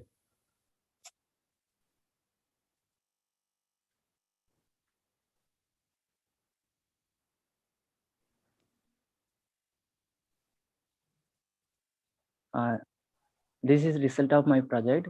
Here we see the graph that is represent air quality, then humidity, temperature, which will be read by the humidity and temperature sensor. Dust sensor will read the dust sensitivity and sensitivity.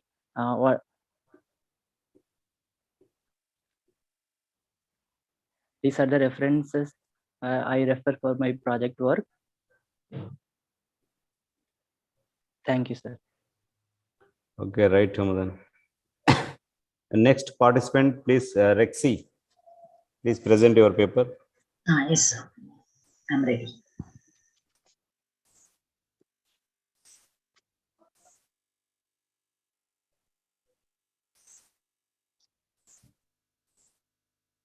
I hope my screen is visible, sir. Yes, madam. Yes, please. Okay. If the slide is not moving, kindly intimate so that I can come out of the presentation mode. Respected organizers, chairperson, and participant friends, the title of my paper to be presented here is A Comparative Study of Pan-Tompkins and Hamilton-Tompkins Algorithm for ECG Signal Identification and Segmentation. Is the next screen moving, sir? Right. Yeah, okay, thank you, sir. So biography, myself, J. Rexy, I am a research scholar pursuing PhD in computer science, and my research guide, Dr. P. Velmani, and my research co-guide is Dr. T. C. Rajkumar, and we belong to MS University, Tirunelveli, Tamil Nadu. So first, let me specify the main objective of my paper. Already I have specified the title of my paper. The objective is I have extracted the ECG signal. So here it's very clear that is my raw data is ECG signal. I have pre-processed the signal and I have identified the peak and I have identified the signal, and then I have segmented the signals because it will be useful for extracting the features. And the algorithms that I have utilized here is Pan-Tompkins as well as Hamilton-Tompkins algorithm. And at last, I have compared the both algorithms based on few performance metrics. So this is the overall view of my abstract. So first of all, let me specify why I have selected ECG, that is the heart disease based application. That is according to World Health Organization, 17.9 million lives each year are missed due to heart disease. So that is the primary focus. So that is the reason for selecting this area for my research. A lot of lives are missed. A lot of them are missing their lives due to heart attacks. And then next point is ECG. Why I have selected ECG as the primary data is it's a common, basic and painless test as well as a less charged test in case of heart disease detection. So that I have selected electrocardiogram as the raw data set for this particular application, that is the project. So then, as I mentioned, I have segmented the ECG signals for feature extraction purpose. That is the primary stage for classification purpose. And then I have compared both algorithms and I am concluding which one is better. So before entering into that primary thing, let me give an overall architecture of my paper. So see, from this picture, you can easily identify the input is ECG signal. I'm pre-processing the signal because I will remove some of the unwanted noises. And then I'm using Pan-Tompkins algorithm, and also I'm applying Hamilton-Tompkins algorithm. And then I'm segmenting the ECG signals. And then primarily I'm comparing which one is best. This is the stage before the feature extraction process. So the database used here is MIT DIH arrhythmia database as well as noise test database, because we have to test whether the noise is being removed in the right manner. So this is a public data set which is available in Physionet. Many researchers are followed using with the help of these data sets. So before entering into the primary concept, first I must say what is an ECG signal so that it will be easy for understanding. So all are aware of that. This is the ECG signal, right? These are the primary fiducial points: P, peak, Q, R, S, and T. This will create a heartbeat. So the picture I have depicted here is a single heartbeat. So now the primary objective is I'm going to get a series of heartbeats. I'm going to segment it for feature extraction purpose. So this is the primary data related to ECG signal. So this is a single heartbeat with the fiducial points called P, Q, R, S, and T. So first stages, I am pre-processing. As I mentioned, I'm removing the unwanted noises. You can say it as a power line interface, baseline wandering, related noises will be removed. So there are many IIR filter algorithms. As per my literature survey, Butterworth and Sebesiv type 1 are mostly used in case of this kind of data set. So I as a novelty, I combined both Butterworth and Sebesiv type 1 algorithm, and I created a new pre-processing stage called Butterchoke, which is a combined version of Butterworth as well as Sebesiv type 1. So here the noises, unwanted noises will be removed from the retrieved ECG signal. From the diagram, you can easily clearly note it. This is the original ECG signal I have received, and after pre-processing, I am receiving the clear ECG signal. Okay, so now let me explain the pre-processing step. I'm receiving the noisy ECG signal. I'm filtering the signal using Butterworth. And also I'm filtering the signal with the Sebesiv type 1. The basic thing is the upper level boundary as well as the lower level boundary of both algorithms were concatenated to get better performance. That is the novelty which I have performed in pre-processing step. So at last I will get a filtered ECG signal as the output. So next stages, I am going to use a Pan-Tompkins algorithm, which is a widely used cited algorithm.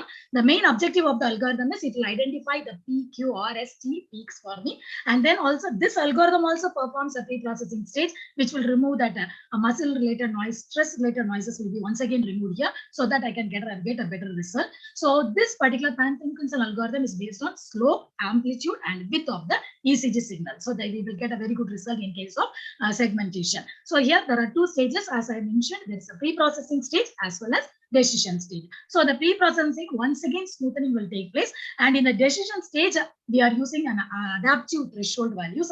So you are using a derivative signal as well as a moving window integration signal, so that we can get a good segmentation process. So in the derivative stage, the complex slope information is given, and then we are dividing the signals based on the peaks. And then the square point by point stage is nothing but we are creating samples because only if we have certain samples we can check with the performance level. So once again I am dividing each squares based on the ECG signals, and then I am applying the threshold values based on the annotation data, and then I'm dividing the signals. So based on threshold value 1, I will divide the why I'm applying going for 2 threshold values. Sometimes the noise will also be identified as a peak. So that is a reason for using this threshold value. So the main thing is Basman the differentiated process will take place, squaring operation will take place, and we will divide it into different windows, and then we are going for adaptive threshold. So after completing this process, we can retrieve each and every peak separately from the signal. So you can see in the diagram, the R peak is identified, T peaks, U, P, S, and Q. You can relate with the ECG signal, which I showed you in the previous slides. Okay, so this is the result which I retrieved. And then I'll move to Hamilton-Tompkinson algorithm. The same thing, it is an extension version of Pan-Tompkinson algorithm. This is also widely used in many papers and many citations. But here the main difference is, here also you're having pre-processing stage as well as decision-making stage. The main differences will be in the decision-making stage. What is that is, here we are going to follow mean, median, and iterative peak level estimators. The main reason for using this is, first of all, as I mentioned earlier, sometimes even a noise peak, if there is any noise available even after some pre-processing stage, that might have been recorded as one of the peak as PQ or ST. So for that case, we are checking whether it is an original signal or whether it is a noise peak signal. So for here, compared to Pan-Tompkinson, the median estimator works well. So that's what we are moving to Hamilton-Tompkinson algorithm. The stages are mentioned here. Where adaptive thresholding is based on mean, median, and iterative peak estimators. So here I have specified the main reason for Hamilton-Tompkinson is the low peak prediction will be there. Then there the square error, the mean square error will also be calculated. According to that, the peaks will be estimated. So the noise peaks will be clearly ignored in case of this Hamilton-Tompkinson algorithm. So it is based on detection threshold as well as the noise peak level as well as the threshold coefficient, and we can get the QRS peak. So after applying this algorithm, we have also segmented the R peak, T peak, U peak, P, S, and Q. So I have implemented this using the MATLAB software. Okay, so now after implementing it, we have to compare which is best based on my data set. So what are the performance metrics I have selected is specificity, sensitivity, accuracy, mean square error, and peak signal to noise error, PSNR. These are the metrics I have selected, and I have checked the performance. And again, there is a division.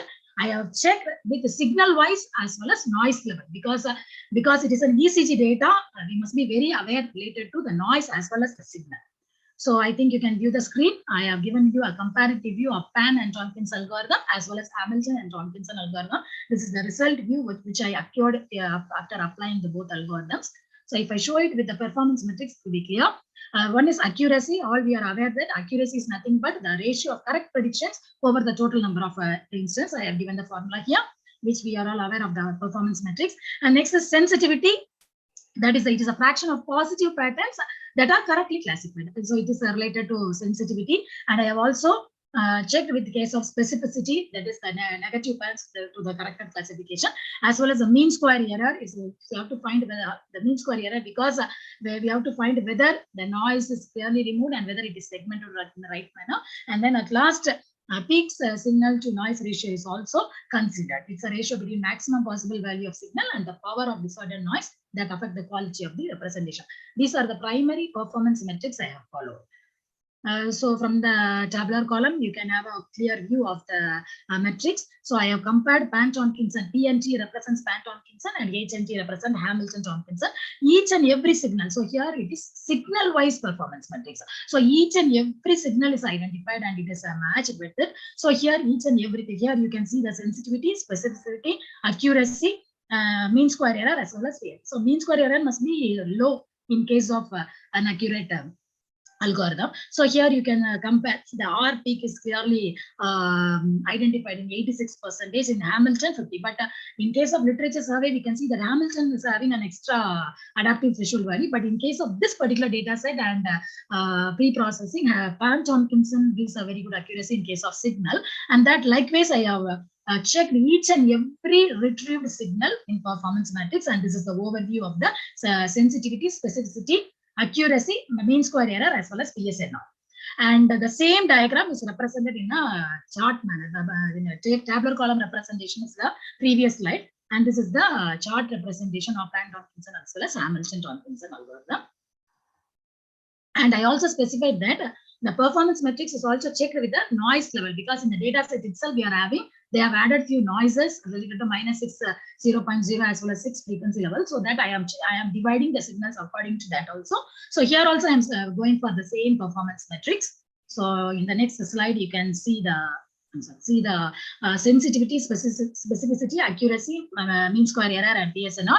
It is based on noise level, not signal level. So based on the noise level, I am dividing that Pan-Tompkinson as well as Hamilton-Tompkinson algorithm. So in few levels, Pan-Tompkinson will work well, and in few levels, Hamilton and Tompkinson will work well in this case, and mean square error will also be calculated. Okay, so here also you can see that the mean square error is low compared to Hamilton-Tompkinson, as well as the accuracy is high compared to Hamilton's presentation, right? So the next is the diagrammatic view of the tabular column, which I showed you earlier. So I have divided it like this. And then according to the signal base as well as noise base, I have aggregated it so that we can find the overall performance. So in case of overall performance, the sensitivity, the point is specified here. Pan-Tompkinson is having 52, and in specificity, there's a slight variation here.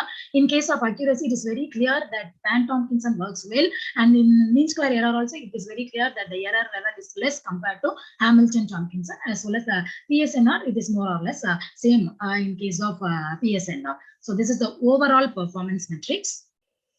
So the journey is just I have received the raw ECG signal, I have pre-processes, I have applied to algorithms, I am comparing it based on few performance metrics. So here, according to this work, Pan-Tompkinson algorithm performs well than Hamilton-Tompkinson algorithm, and it is also clear only slight variations are there in the performance metrics. So my future concentration is I will improve the performance of the two algorithms, and I'm having an idea to merge the two algorithms for better accuracy as well as other metrics performances. And also I'm having an idea to improve, if as Pan-Tompkinson works well, I'm having an idea to improve the Pan-Tompkinson to the next level. So if I increase it, the next stage of my research will be the feature extractions from the ECG signals, which will make way for classifying the ECG signals. So these are all the references that I have concentrated, as well as the result is Pan-Tompkinson works well. So this is about my presentation. Thank you for the opportunity. Now the forum is open for queries. Sir? Right, Rakshi. And Any questions from the audience?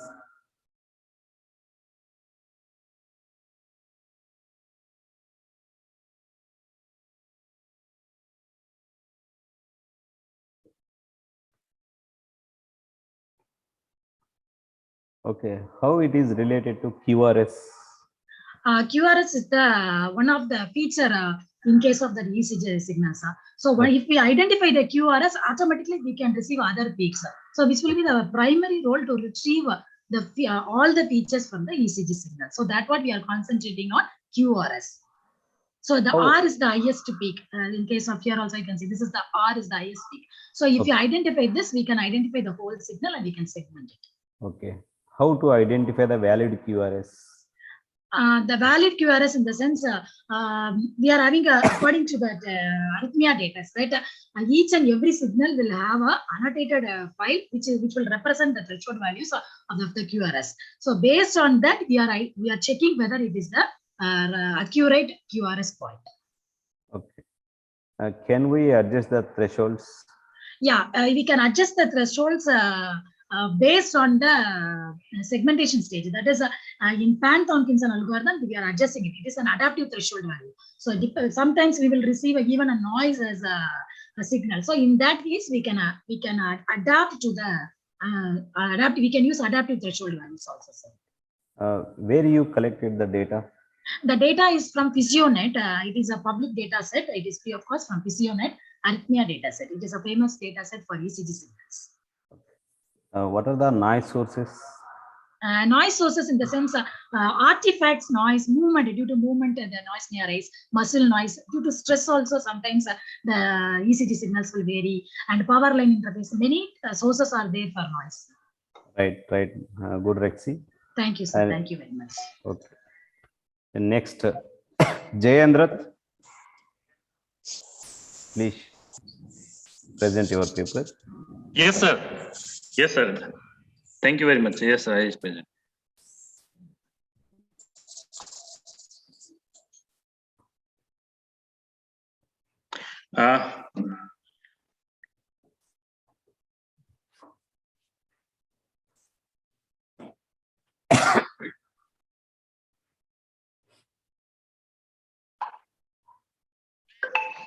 I hope my PPT is visible. Yes, please maximize it. Yes, thank you, sir. Today my topic is detection and classification of anonymous object and analysis and open issue. So basically, this is the overall outline of my presentation. Let me start with the introduction. Basically, in my research, I'm interested in detection and classification of the objects which are anonymous and which are suspicious and moving in a public places. The basic motive behind my research is because the government agencies are basically increasing using video surveillance as a tool to fight crime and prevent terrorism, right? So if we nowadays the monitoring or surveillance is done manually. So whatever surveillance is done, some person is basically watching the particular surveillance process. So what is happening here? Basically, let's say we take an example of examination room. We take an example of secure areas like ATM, secure areas like bank. We take an example of the public places like railway station, like airport, like bus station, right? So the surveillance is done manually, and there are so many human limitations that we cannot monitor live footage continuously. So our aim is to design a technique in which such suspicious objects should be detected automatically by the particular system, right? So if some person is moving with an arm in a public place, some person is moving in with some suspicious object in railway station or in airport, so that type of suspicious objects should be detected automatically. So basically, this is the motivation of my research. The research objective are basically safety and security near public places in open environment, and the classification of suspicious object. That is my overall research objective. So let me start with the literature review. One of the technique which is automatically, which is right now presented by some researcher, that is automated detection of firearms and knife in a CCTV image. What they have done actually, the input video is converted into image, and then sliding window is applied. Then each sliding window, they divided the entire image into number of cells, and then each cell, the MPEG-7 feature extraction techniques are applied. Then they have used support vector machine for the classification. A support vector machine is a well-known classifier which is a machine learning technique which is basically used to classify the particular objects. Then after applying support vector machine, the decision will be taken whether to alert the system or not, right? So this the overall procedure applied, overall major objective is to find out the MPEG-7 features. Here, high accuracy can be achieved in various cases, while in outdoor and indoor environment, it is somewhat difficult to find out distinct objects. Another technique which is designed in order to detect the visual gun using Harris interest points detector. Now, in this framework, what is actually they have done in this framework, the color-based segmentation is applied to eliminate unrelated objects. So when video is captured, the video is having various unrelated background objects. So those background objects are basically removed from the color-based segmentation technique, and the video frames are having only foreground objects. Then they apply k-means clustering algorithm. Basically, k-means clustering algorithm is a unsupervised learning technique where the different data points are being divided into number of clusters, right? So total number of clusters, and we obtain k number of clusters can be obtained in order to classify the objects. Then they apply Harris interest points detector and fast retina key point frac used to locate the particular gun in the segmented image. So this is a very well-known technique, and that is also robust enough in terms of scale and affine and occlusion. The third method that was already designed, it is based on occlusion and abandoned object detection for surveillance applications.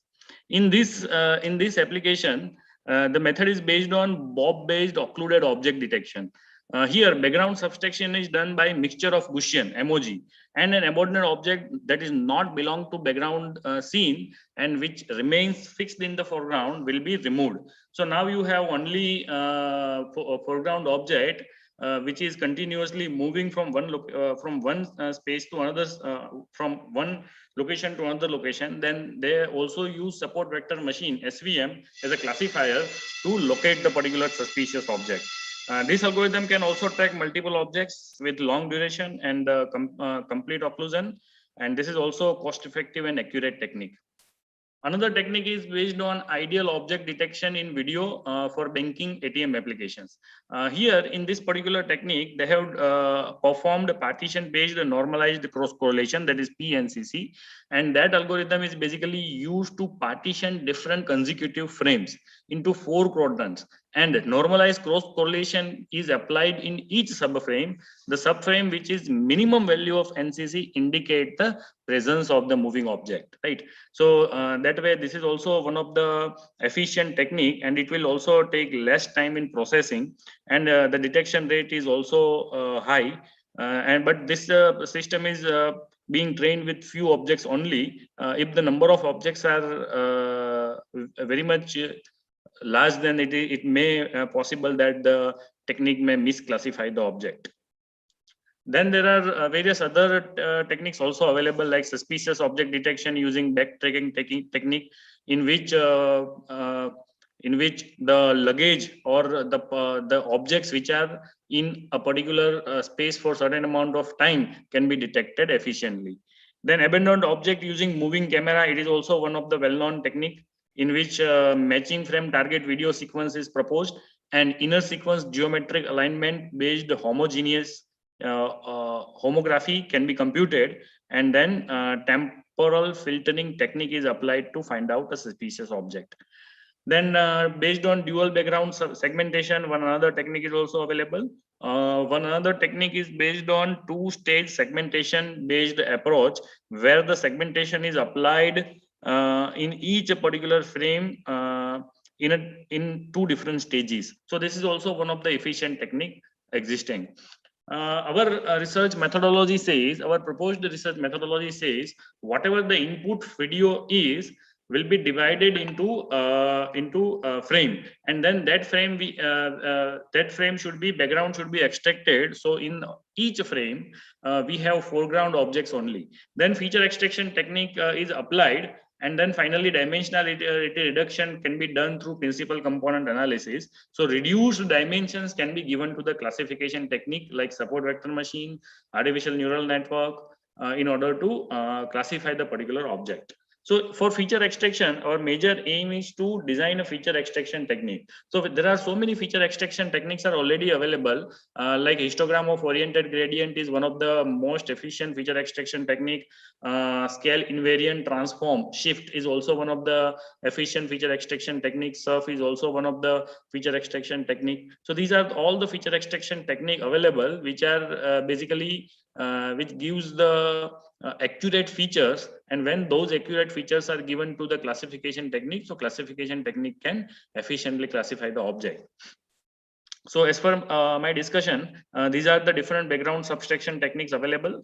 We can apply frame differencing, mean filter, or Gaussian average filter, where background mixture model is also one of the efficient model for background subtraction.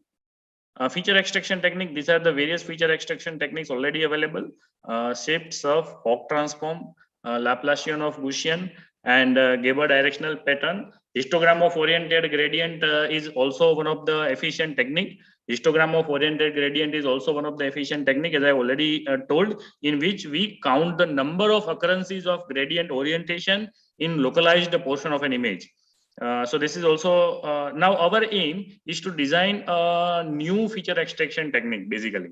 So this new feature extraction technique is based on gradient direction and Laplacian magnitude based histogram, in which instead of using gradient magnitude, we use Laplacian, because Laplacian is more powerful feature descriptor than gradient. Laplacian produces more powerful features when the intensity in each image, if there is a drastic change in the intensity, if there is a drastic change, then Laplacian will produce double response. So these are the equations, and then we normalize the after finding out Laplacian, we obtain various beans, and then we normalize the vector of the entire bean, and we create a histogram. So our technique, our final feature descriptor is based on gradient direction and Laplacian magnitude. And these are the various well-known classification technique available: ANN, support vector machine, naive-Bayes classification, technique algorithm, linear regression, logistic regression. But here we are focusing on artificial neural network. Artificial neural network is inspired from our human nervous system, right? And we can also good classification rate can be achieved through ANN. And support vector machine is, again I have told, support vector machine is also one of the well-known classifier. So basically, the majority of issues and challenges, if we talk about the issues, then most challenging issue in video surveillance process is the detection of anomalous object from a distant place. Effective result can only be produced for blob detection and calculating image differences. In real-time scenario, if we have multiple cameras and multiple cameras are capturing the same video, then it might be possible that it would be difficult to incorporate all the videos captured. So this is another issue, and a major complicated issue is the defining of the principle, anomalous object or suspicious object. Which object we should define anomalous and which object we should not define anomalous. This is also a critical issue. So basically, whatever methods we have suggested earlier, more than 80% of accuracy is being achieved, and those methods which are based on GMM, HOG, and PCA, they are robust in case of occlusion, or they are also robust in case of various different environment and different backgrounds. So these are the references, and thank you very much, sir.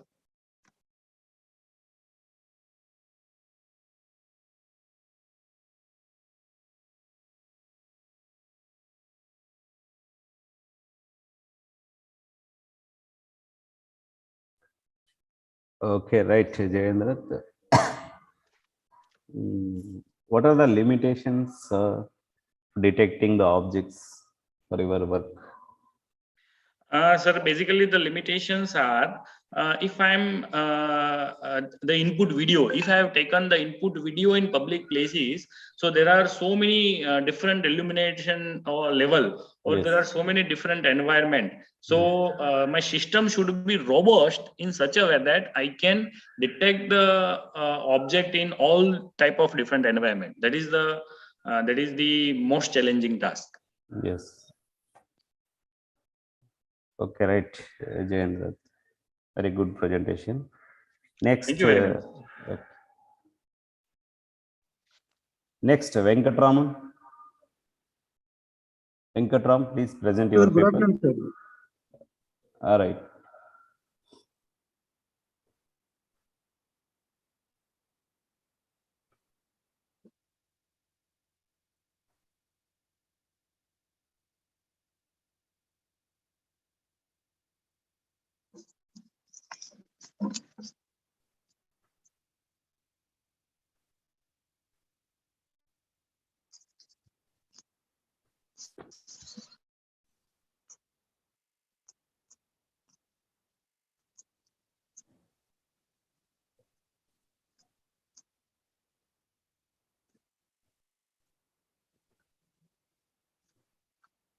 I am sharing the screen, sir. Yes, please.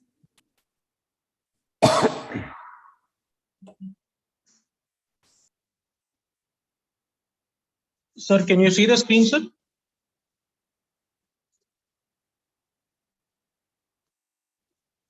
Sir, can you see the screen? Yes, it is visible.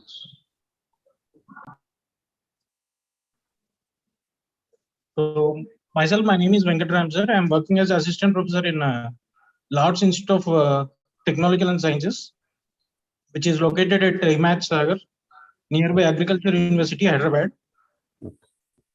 And my research guide is going to be Dr. C.H. Ramesh Babu. He is also working as a HOD in the same college itself, sir.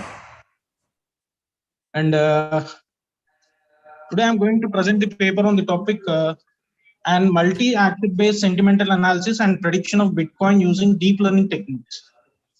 So this is completely based upon the machine learning techniques which I'm going to use in it. And next, what the topic which we have chosen here, the abstract of that one is going to be the technique, what research we are going to use here, or what research we are going to do here. So the purpose of this research is to investigate the impact of Bitcoin as well as the other experimental settings on Bitcoin, as well as the goal of this study is to purpose multi-accept ensemble methods to add the expanding body of knowledge and on forecasting directional price returns by extracting relevant features from textual data. That is nothing but we are going to take the data or take the input from the various social networking sites, that is Facebook, as well as different reviews which are going to given by the people. And the next thing that this data set compiles the data from a range of sources in order to show that the indicated qualities may improve the prediction or accuracy. So whatever the prediction which we are going to do for Bitcoin, that is nothing but the predicting of the Bitcoin, the predicting the amount of the Bitcoin, whatever the commercial income which the people are going to get, we are going to predict according to use or review by this paper. Next. So this is going to be the sentimental analysis and prediction of the Bitcoin, in which way we are going to use or in which way we are going to present it. So first we are going to take the high dimension futures as well as the low dimension futures, which is going to be Bitcoin daily price, or which is going to Bitcoin high frequency trading price. That is nothing but nowadays the Bitcoin is going to be the highest frequency trading price which we are going to see in the cryptocurrencies. We have n number of cryptocurrencies, but now the Bitcoin is playing the main role which we are going to see in the cryptocurrency. So these are the statistical methods and machine learning methods which we are going to see. The statistical methods are already there, but now we are going to use this machine learning models to represent it with different techniques to predict the accuracy of that Bitcoin price, in which way we can predict. So this is the introduction part which we are going to use the prediction of Bitcoin. So that sentimental analysis is going to take the opinion mining that belongs to people opinions, sentiments, appraisals, evaluations, attitudes, and emotion towards entities. Whatever the entities which are together with the sentimental analysis which we are going to represent it there. So the feelings of that significant impact on day-to-day life, it is going to impact the price of the Bitcoin, or the review which is given by the different people on the social networking sites. We are going to collect them and we are going to represent it there. So the novelty of this one is going to be the sentiment of opinions collected from various online streaming data. And we are going to collect that data, and we are going to use with machine learning algorithms for Bitcoin, or it can be system transformative algorithms or future strategy also, and it can be ordinary premise. So this is the example which we have collected, and now we are going to represent how much accuracy we can promise to the people, so that we can predict the price of the Bitcoin, of the cryptocurrency. So this is the analysis which we are going to see. So we have collected the number of documents which had been taken by the Bitcoin talk. That is nothing but the talk between various persons. That are the number of documents which you are going to see, and which is going to be the which we are going to compare the different cryptocurrencies between various people there, and which we are going to Reddit it. And next thing, the number of unique tokens which we have taken from that are going to be this much of amount of tokens, that is nothing but 17 lakhs change, and the comparison between various number of documents as well as the taken from the crypto compare is going to be 1,95,122, and the Reddit is going to be 12,85,431. So in that, what we got, the mean length tokens are going to be 88 from Bitcoin talk, and the crypto compare has got about 77, and Reddit we got is 27. So these are the based upon the tokens with which we are going to compare the price of the predict of the Bitcoin. So these are the sentiment domains which we are going to use it, and we have totally 5 domains: accept sentiment domain 1, accept sentiment domain 2, 3, as well as 4 and 5. So in this sentiment analysis, the various talks in between the people as well as the opinions of the people we are going to consider according to the domains. So by the domains, we can create the sentimental analysis such that the talk in between the opinions or given by the reviews given by the people in the various networking sites, so that we can give the accuracy of that Bitcoin. So this is the process which we are going to implement here. Sentiment Bitcoin terms, that is variously depend upon data pre-processing, that can be accept Bitcoin, whatever the sets we have taken before in the before slide. These are the domains which we are going to take according to the different tokens which you are going to represent in the different domains. So that domains are going to be taken in the accept Bitcoin and training set which we are going to use. And the deep learning techniques what we are going to use here is given in this way. And later, after taking a logistic procedure which we are going to do after accepting the terms in various domains, it is going to be logistic procedure which is taken by the machine learning process, and there they are going to train it, and we are going to use ensemble multiple accept based sentimental analysis which is going to predict the Bitcoin, and later the sentimental analysis and Bitcoin prediction is going to be done. So these are the procedures first which we are going to do there: data collection and data description, data pre-processing, word embedding, and feature selection.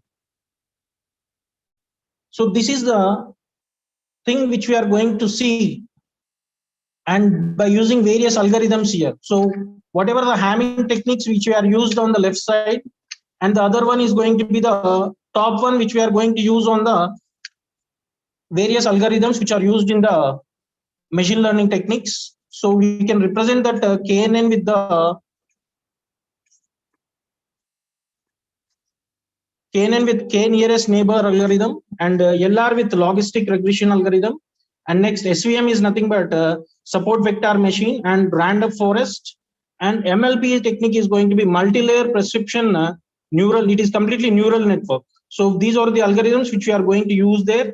And the Hamming techniques which we are going to see towards left side is going to be the Hamming loss, Jagged similarity, F1 score micro, and F1 score macro. Micro and macro is going to play a vital role in this. And this is the various domains which we are going to see, and various techniques which we have used in before slide. These are going to be the percentages, and these are going to be the accuracy of that prediction of Bitcoin. Based upon that, we have taken a graph of that accuracy scores as well as the parameters which we have used in the techniques there. So the conclusion and the future work which we want to do in the next work is going to be seen as using accept-oriented sentimental analysis. This paper provides a prediction approach for forecasting directional returns in the cryptocurrency market, as well as the distribution of news and forum data gathered by the Bitcoin talk and forum data is going to be seen by the Reddit as well as Crypto Compare, based upon the opinions given by the people, which they are going to given by the review also, and using these themes and sentiment characteristics that were extracted from the model. This research gives a more fine grained examination of the model. So, and the other thing is going to be one of the objectives of the predicted performance test is to identify which machine learning model can perform the best. So whatever the machine learning algorithms which we are going to use in comparing the data there, so we can test in which algorithm is going to be gives the best prediction or accuracy based upon the data which we have taken. And the next thing, the nature of the data sources and the volume of the comments that are being made on different forums make it difficult to anticipate whether or not their prediction performance. So these findings of the research demonstrate that sentiment tonality may be useful in getting vital insights about the data sets. So these are the different references which you have seen before reviewing of this paper or presenting of this paper, sir. Okay, Venkatam. Right. If is there any outliers, how you will be remove your outliers? Outliers are going to be different. Now we have seen this example now, sir, by taking different data sets, by taking domains, domain 1, domain 2, domain 3, and domain 4, domain 5. Okay. So these are the tokens which we are going to consider the talks in between the reviewers. That is nothing but which they are going to give their opinions there. Based upon the opinions and talks which are taken by the people, we are going to consider that as the data sets. Okay. Is your work is helpful to identify the Bitcoin trends and other cryptocurrencies? Yes, sir. Actually, this is completely we are doing on the Bitcoin, sir. Before, whatever the papers which they have published there, they have done about 2 to 3% prediction has done. But according to my paper, the prediction may given up to 25 to 30%, sir. Okay, right.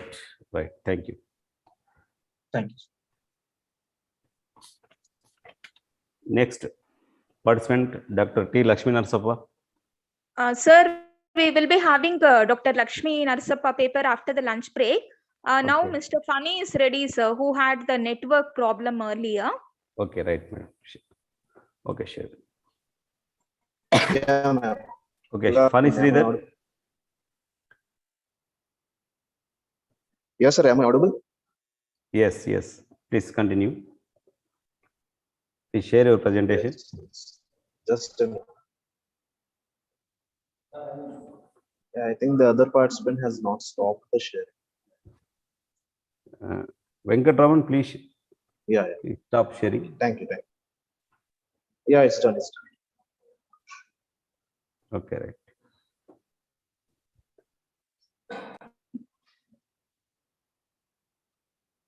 I think my screen is visible, sir, and I am clearly audible. Yes, it is audible and visible. Yeah, thank you. So my name is Sridhar Advalli, and I am working as associate in Aditya Engineering College in Surampana, which is in Andhra Pradesh.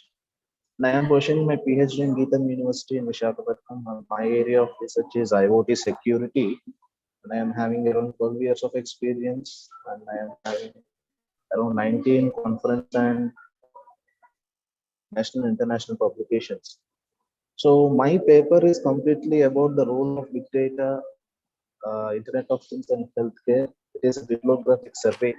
So what is bibliographic survey? Generally, the survey that will be used for most of the researchers, and whatever the references they are using and how they will be useful for the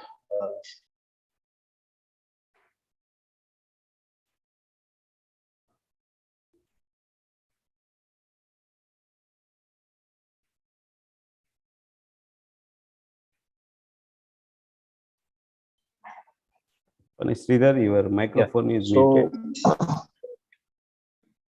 yeah, am I audible? Yes, yes. A little bit loud, please. Yes, yeah. So, my work is completely based on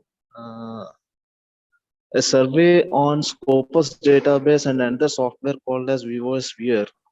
So generally, whenever we are having an authorized login for Scopus database, so we can search the papers and we can search the research contributions of the various researchers. So here in my work, I have taken the research papers and the research contributions of various researchers, especially in healthcare and Internet of Things, where the involvement of big data is there.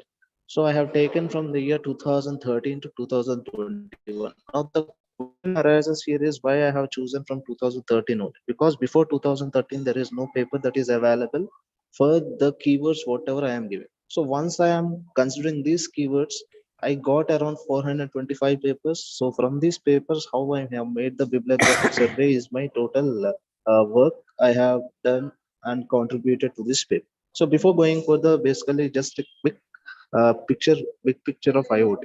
So generally in IoT, we are using sensors. Sensors will collect the data, and that data will be transformed to remote locations and using the wireless sensor network nodes, and that will be processed in the IoT gateways.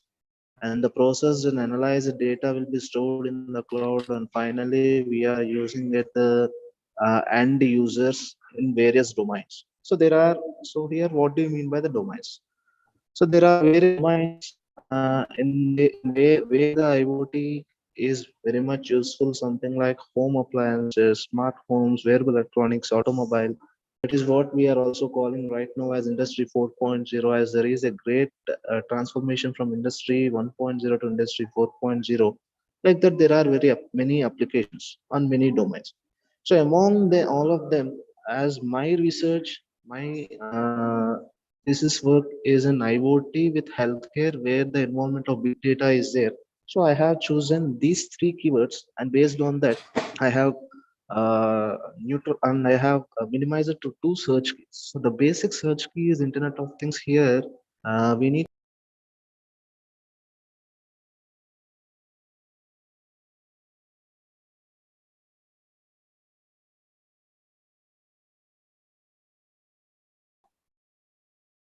whether we are giving in uppercase or whether we are giving in lowercase, all of those things also will matter here.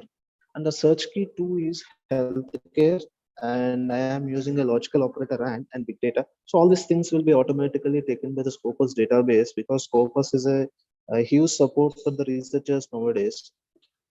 So as these search keys 1 and 2 are given, the overall query will be automatically generated by the Scopus database. That is the query that I have mentioned in the current slide. So initially it is taking an absolute key or an abstract key of Internet of Things, and along with that it is concatenating or merging with another two search keys, healthcare and big data. So from this, I will be able to get some hundreds of papers. And here also we need to take care of choosing the search keys. So in the bibliographic survey, generally what happens is if we are not able to get more here is nothing but in terms of some hundreds of number of papers, the bibliographic survey is of no use. So as per the understanding and as per the study and survey made, I got around 425 papers, but this is the snapshot that I taken 2 days back. And whatever the results I have obtained for this paper is around June 2021, in the year 2021 June. But from that time to now, in around 6 months, the number of papers has been increased from 425 to 512.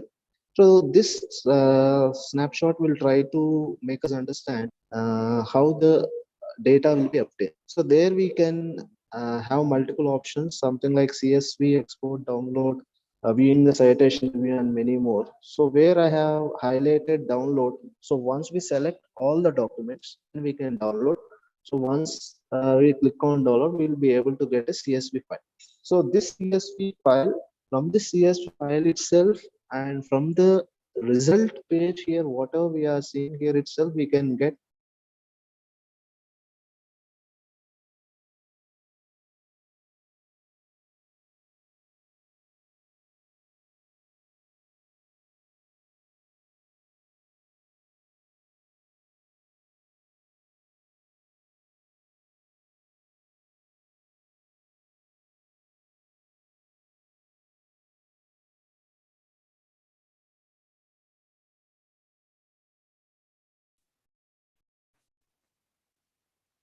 Dear presenter, your voice is not audible. Is already available is generally termed as a statistical analysis. So apart from the statistical analysis, we can also be able to do the bibliographic analysis using one more software called as ViewSphere, where we can do the network analysis. So my work is completely giving the results in two kinds of analysis. One is statistical analysis, network analysis. So this is the initial search outcomes that will be given by the Scopus database. The assessment can be done based on various entities. One is the document access type, based on the source type, based on the language trends, and based on the various keywords. So one such assessment I have shown in the table here, that is nothing but assessment based on language trends. So whatever the query I have given to the Scopus database, that is giving the assessment based on the language trends, which is something like in English, there are 419 papers, in Chinese 4, French 1, and German 1.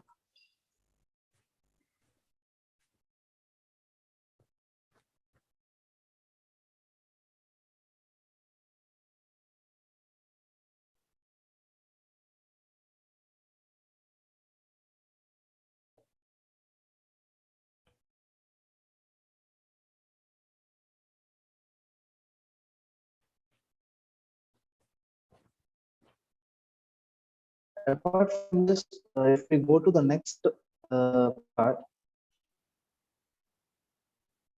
that is nothing but how to use the ViewSphere. So once we install the ViewSphere, funny, sir, your slides are not moving, and also we are getting frequent network issues. now is my slide okay, ma'am? That is okay, sir. So kindly make it fast and conclude, sir. Sure. So once we have installed this ViewSphere, which is of around some 60 MB, so we will be able to dump the Scopus file, CSV file, whatever we have downloaded, we can upload because it is creating the network map of the bibliographic data, whatever we are trying to make. So from that, we can update the bibliographic data. So this is the CSV file, what I have downloaded, something like Scopus 2 is the one. Then the important part is what is the type of analysis we want. So there are around some 5 types of analysis like co-authorship, co-occurrence, citation, bibliographic coupling, co-citation, and all this. And the unit of analysis is with respect to these five type of analysis can be made the unit of analysis with respect to authors, organizations, and countries. And the counting method we are having is two options again, full counting and fractional counting. So altogether we can have a cross product here, 5 type of analysis with 4 unit analysis and 2 counting methods. So 5 cross 3 cross 2, that is the total number of results we are able to obtain. And whatever the statistical analysis I am talking about, this is one snapshot of the statistical analysis which we have obtained. I have obtained from the Scopus database, which is by documents by affiliation. So as we can see that Vellore Institute of Technology is the one which is having more number of documents compared to all the other universities across the world. So similarly, we can see, as I already mentioned, there are 60 different types of network maps that are possible. So among them, this is one kind of network analysis or network map I have mentioned here. This is analysis of co-occurrence under index words. So this is nothing but the type of analysis co-occurrence, and the unit of analysis is index words. So from this, we are able to get this network map. This is obtained again from the ViewSphere. So what this will show is the Internet of Things is having its huge interaction with many kinds of keywords.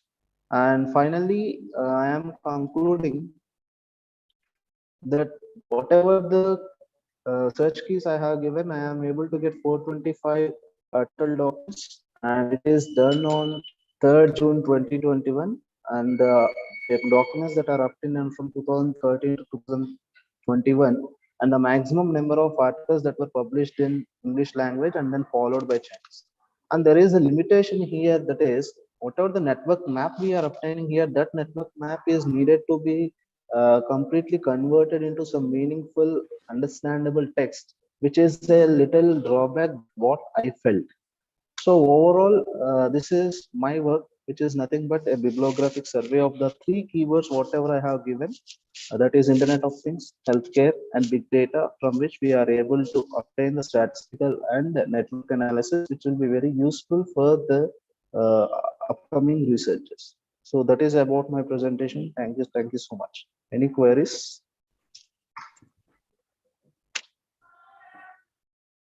Any queries from the audience?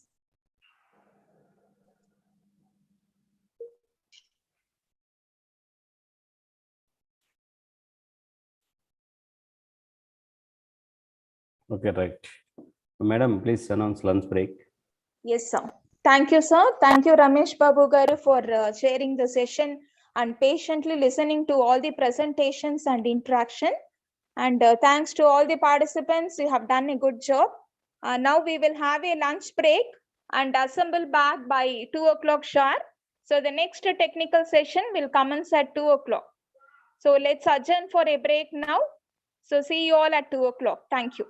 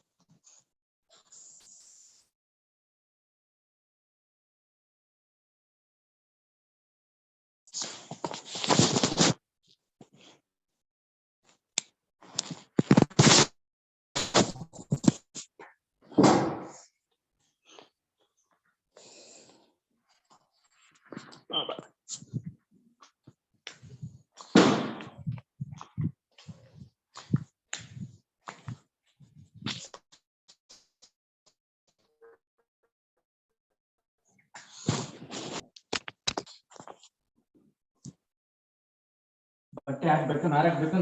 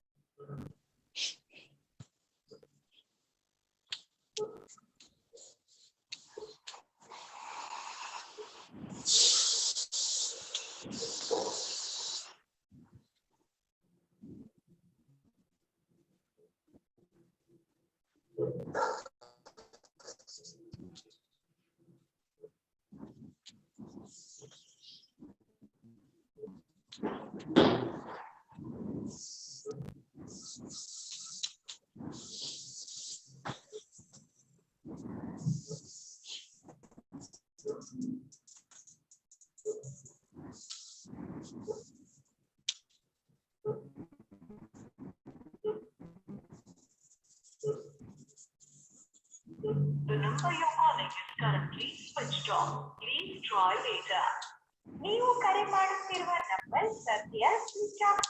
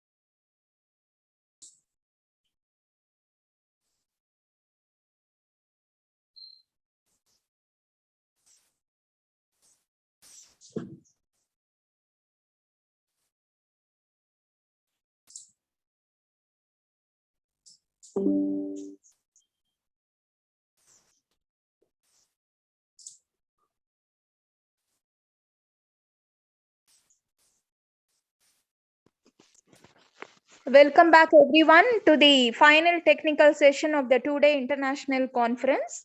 Welcome to the session chair, Dr. Ramesh Babu Garu, and all other speakers.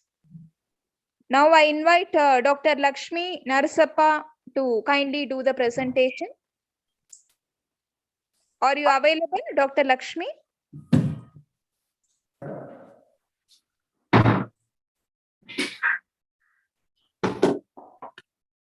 Hello, ma'am.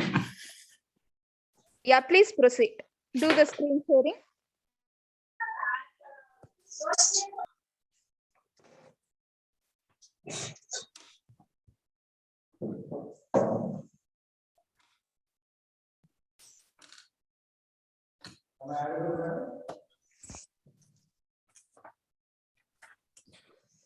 No, sir.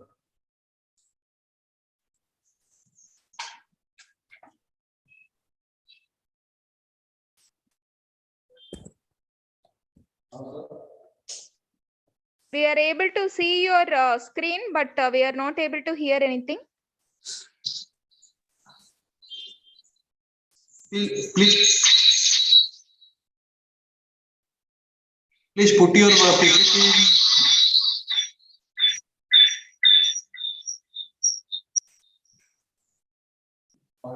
Please put your PPT in presentation mode.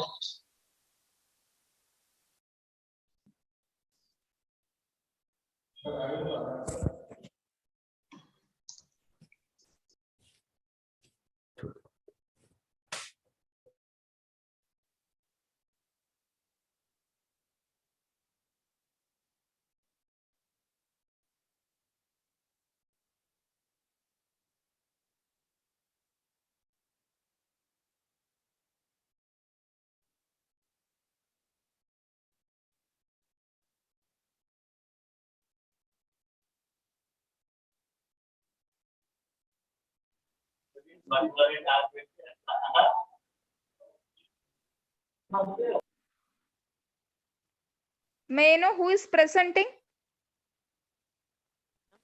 Can we hear from you? No, madam. This Lakshmi Narsappa audio is not audible. Yeah, now okay, sir.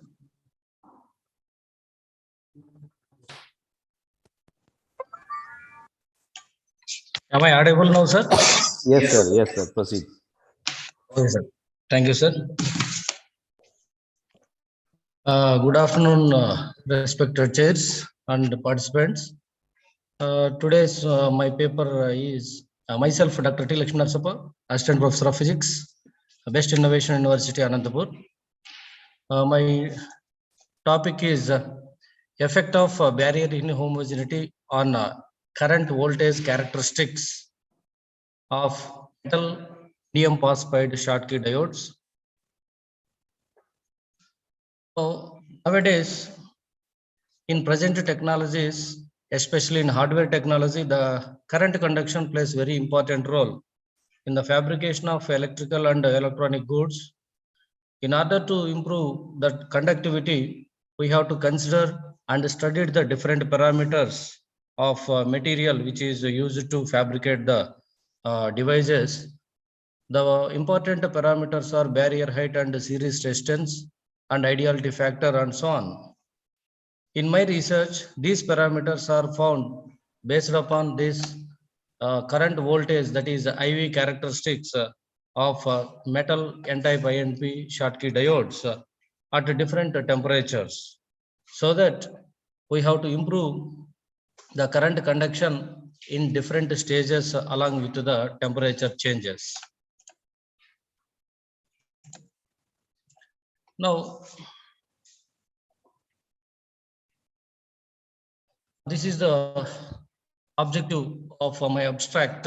In this study, the IV characteristics of metal indium phosphate, n-type indium phosphate Schottky diode are studied with respect to changes of different temperatures. In this changing, the temperature is considered as 280 kelvins to 400 kelvins up to 400 kelvins. This is to access the main parameters. Just now I told that the ideality factor and barrier height are the main key parameters to improve the current conduction in different devices. And also, in order to measure the parameters, there is a one homogeneous property is observed in the barrier height with respect to changes of temperatures. But in my research, according to the temperature changes, inhomogeneity of barrier heights is also observed. That inhomogeneity of barrier heights has a good linearity over the investigated temperature range along with the experimental one, that is homogeneous barrier heights. This discrepancy between the barrier heights obtained from current voltage characteristics are also the reasons behind on that discrepancy is also discussed in detail in my research. Furthermore, the important parameter to increase the current conduction is Richardson constant. Richardson constant standard value is 9.4, but my research paper, I measured the research constant is a 9.86, which is very close agreement to the theoretical value of 9.4. So that based upon that close agreement, the IV characteristics of metal indium phosphate diode or rectifier has been closely associated or closely dependent on the temperature. This entire phenomena, temperature dependence phenomena, was explained on the basis of thermionic emission mechanism. In order to developing the paper, this is the introduction of my paper. Metal semiconductor contacts plays very important role in fabrication of devices. Why? Because in this combination, metal semiconductor combination, one is taken from third group element and semiconductor must be taken from fifth group compound. Then only we get the best results. With that different elements, we can prepare Schottky barrier contacts, considerable interest to the application improvement or potential applications. These type of fabricated materials are mostly used in solar cells, microwave field effect transistors, and also high-speed charge-coupled devices. Nowadays, this high-speed charge-coupled devices, best example is our mobile phone. These mobile phones, we can use different materials, which is combination with the metals and semiconductor devices. Now that is the most useful application.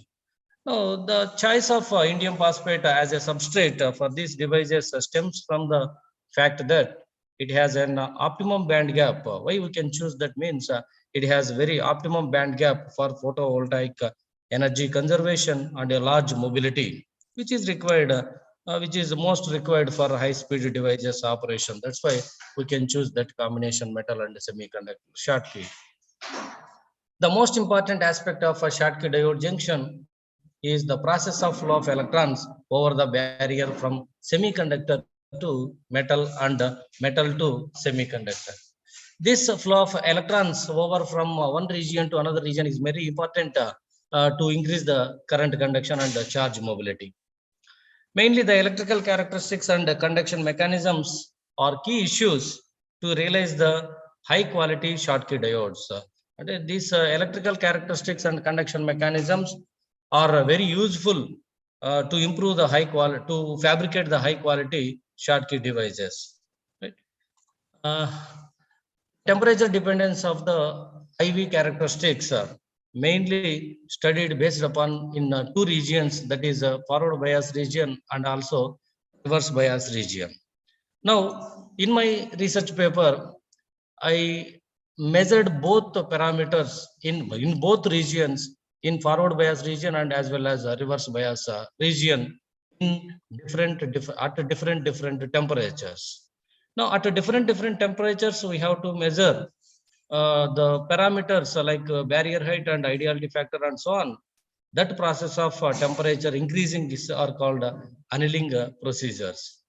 Now here I mentioned the same. In the processing of integrated circuit, especially in IC fabrications, the devices are usually subjected to annealing. That means heating the temperature to increase the temperature to heat the material to characterize that material.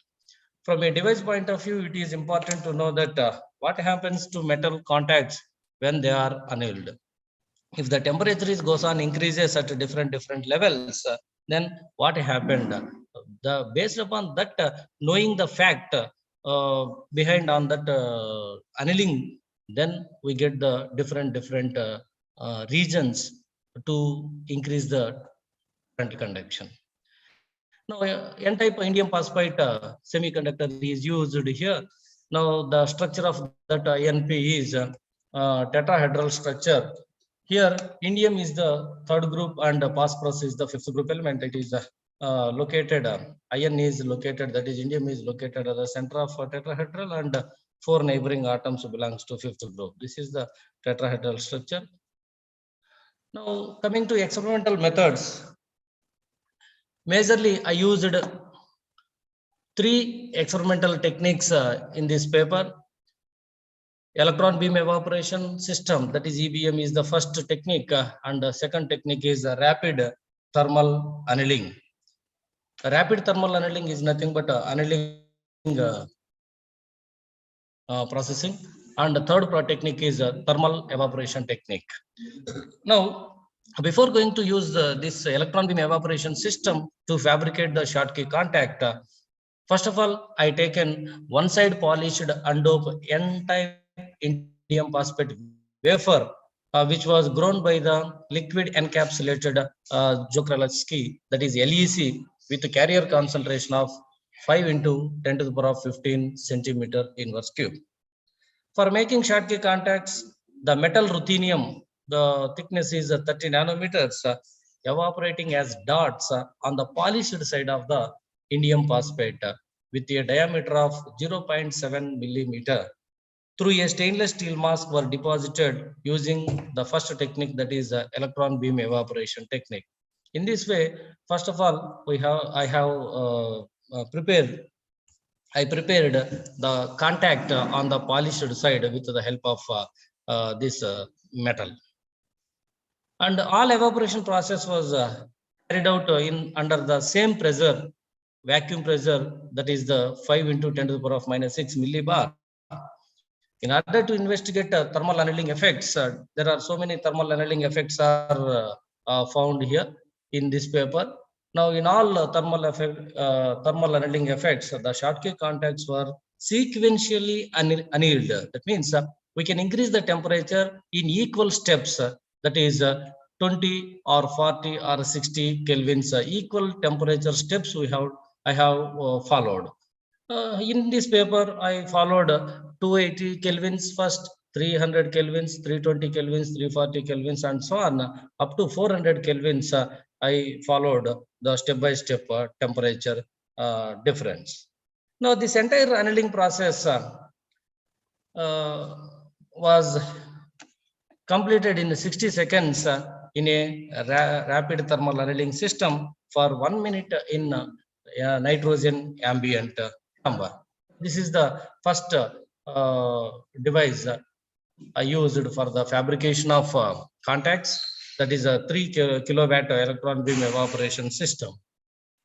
Now, this is the another source, Keithley source, which is used to characterize the sample between the voltage and current, that is IV characteristics.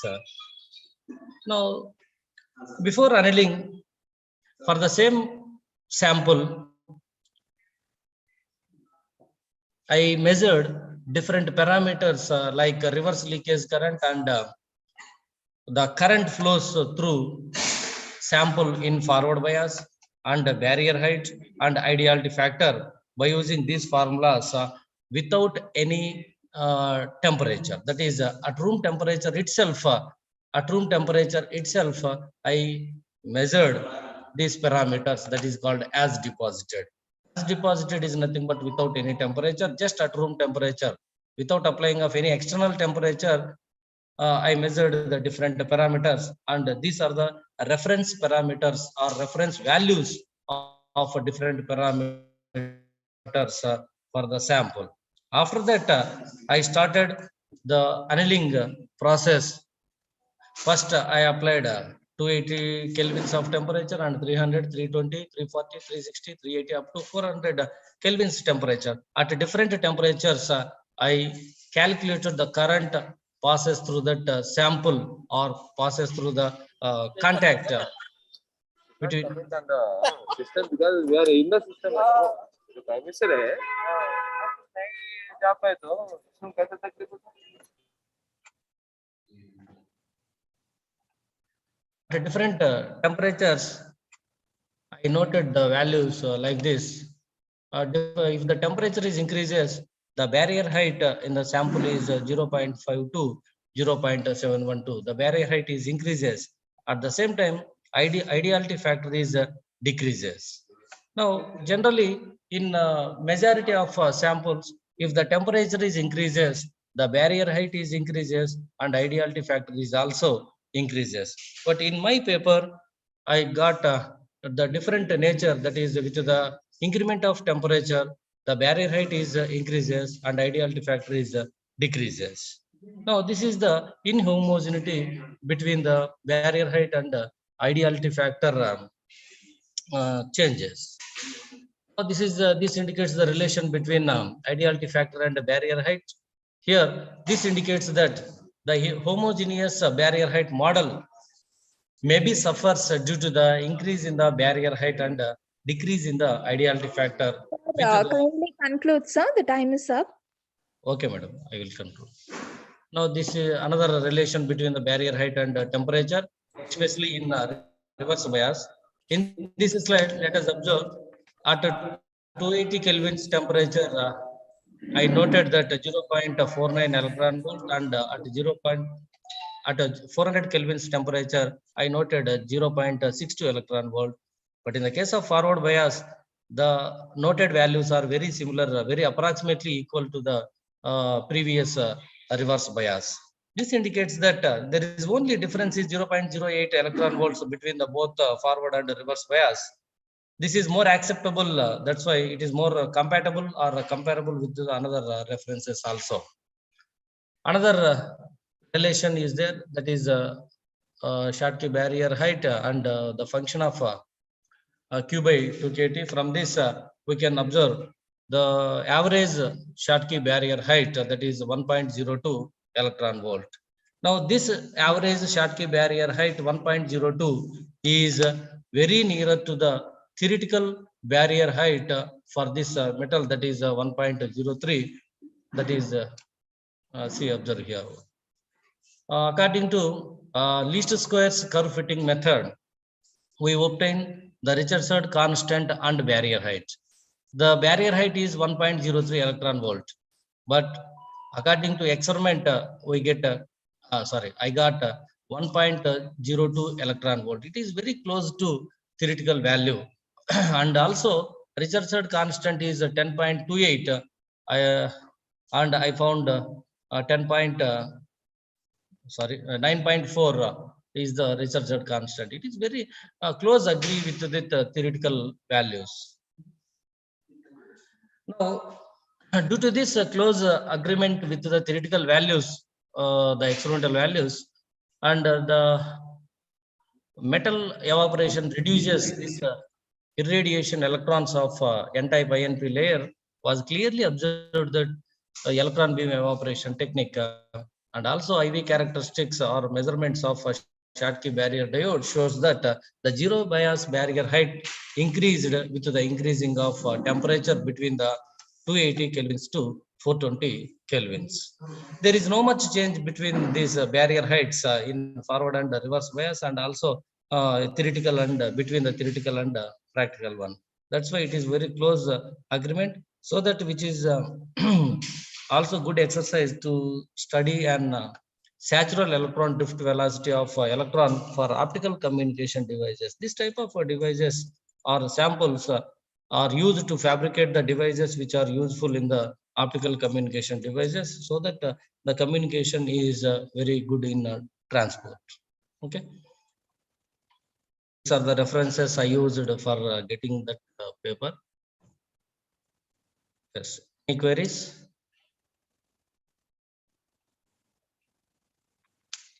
Any queries from the audience?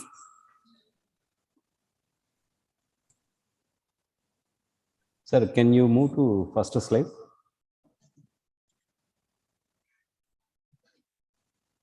Yes, sir.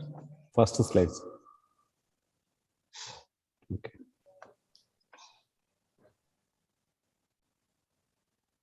Okay, right, sir. Next participant, Dr. Shivagopal, please present your paper. Thank you, sir.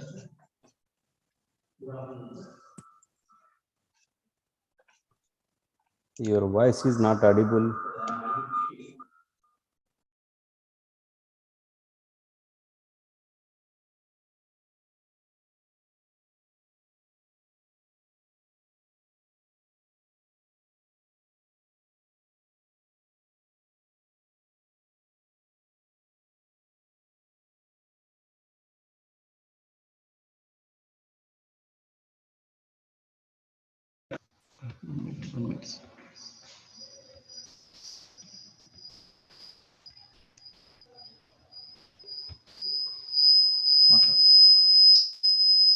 Sir, good afternoon, sir.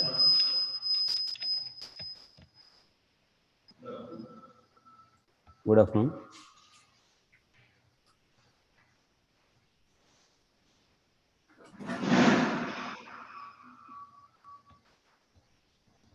Okay, sir, I am audible to you?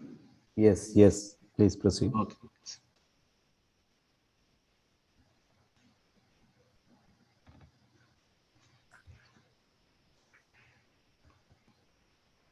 Sir, in myself,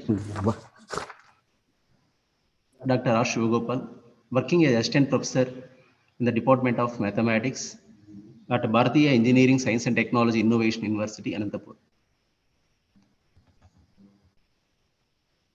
Today, my entitled the paper, Dr. Effect of Shivagopal, variable sir, viscosity. please share your presentation.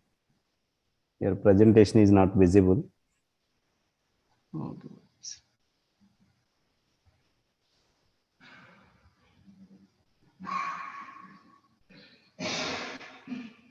Sir, are you visible?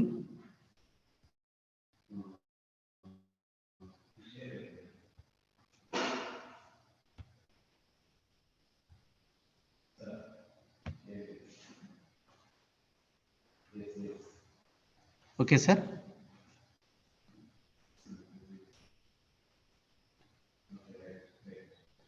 Okay.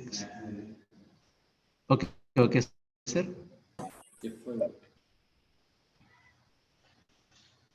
Okay, please maximize it. Okay, okay, 1 minute, 1 minute.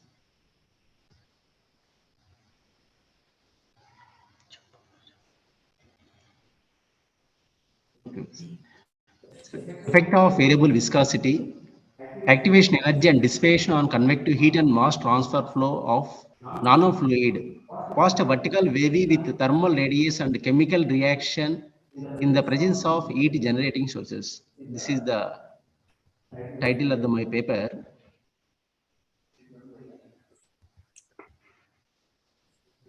This is my abstract. We consider the natural convective heat mass transfer flow passed over a vertical corrugated surface embedded in fluid saturated porous medium with thermal radiation, variable viscosity, activation energy, the vertical wavy wall under the governing equation for flow heat and mass transfer are transformed to a plane geometry case by using Rangekutta fourth order method along with shooting technique. The non-dimensional velocity, temperature, nano concentration graphs, as well as skin friction, rate of heat and mass transfer coefficients are displayed for different values for different parametric values. It is found that the increase in variable viscosity increases the velocities, reduce the temperature, the concentration reduces in the region adjacent to the wall, and the enhances far away from the wall, velocities, temperature, and concentration experience enhancement with the activation of energy parameter. This is the abstract of my entailed paper. This is the brief introduction. In the present area, the cooling process is much needed phenomenon in terms of application to mitigate heating effects in computer chips, car engines, etc. In past, the conventional liquids like water, oil, ethylene, glycol were used for controlling the heat effects. Later on, a new technique containing a solid liquid mixture of nanoparticles and base liquid named as a nanofluid was introduced by this is the reference number 12, with a lot of application in biomedical, optical, electronics, and ceramic industry. The heat absorption's tendency of nanofluids is much higher than that of the traditional liquids. Research on nanoparticles by this is Das et al. These are the Wang and Muzumadar and Eurasia. These are the references of in this paper.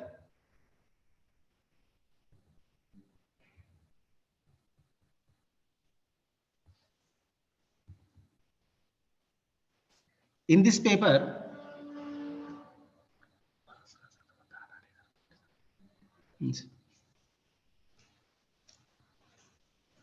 paper, we investigate. In this paper, we investigate effect of variable viscosity, activation energy on natural convective heat and mass transfer flow over a vertical wavy surface embedded in a fluid saturated porous medium.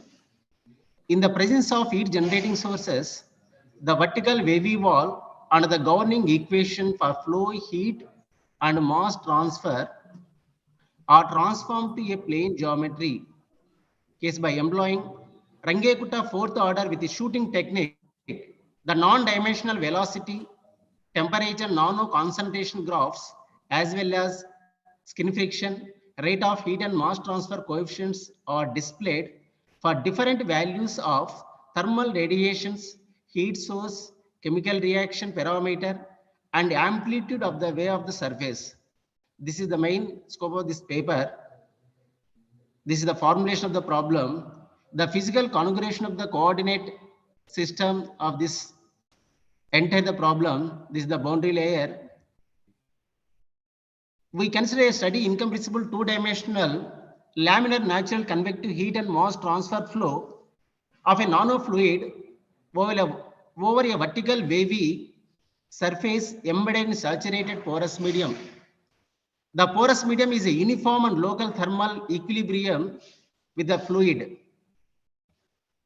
The Darcy law used to describe the fluid saturated porous medium. The fluid is assumed to be gray, absorbing, emitting radiation, but non-scattering medium. The wavy surface profile is given by, this is y is equal to sigma bar x bar, this is a bar psi pi x bar divided by L, where here L is the characteristic length of wavy surface and a bar is the amplitude of the wavy surface. The wavy surface is maintained at constant temperature Tw, which are higher than the ambient fluid temperature T infinity, which are higher than the ambient fluid temperature T infinity. We consider the natural convection radiation flow in the presence of heat sources by governed by the following equations under Brzezinski approximations. These are the non-dimensional equations. These are the non-dimensional linear equations This is the dou u by dou x and plus dou u by dou y equal to 0. These are the equations 2.1, 2.2, 2.3, 2.4 and 2.5. These are the non-dimensional linear equations and relevant boundary conditions. These are u bar is equal to 0, v bar is equal to 0, t is equal to tw, c is equal to cw, at y bar is equal to sigma bar of x bar. This is equal to a bar sin pi x bar. These are the 2.6 are boundary conditions.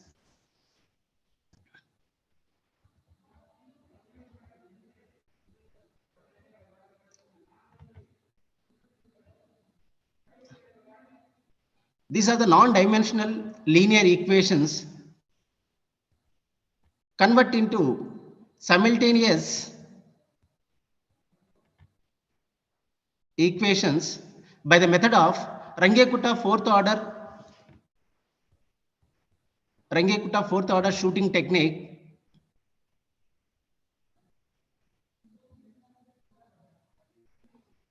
where u bar and v bar are the volume average velocity components in the direction of x and y respectively. T, c are the temperature, concentration respectively. Rho is the density of fluid, mu is the dynamic viscosity of the fluid, K is the permeability of the porous medium, sigma is the electrical conductivity, mu is the magnetic permeability, H naught is the strength of magnetic field, dB is the Brownian diffusion coefficient,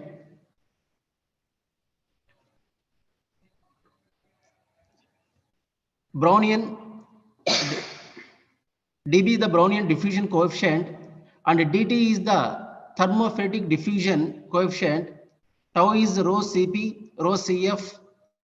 This is the ratio between effective heat capacity of the nanoparticle.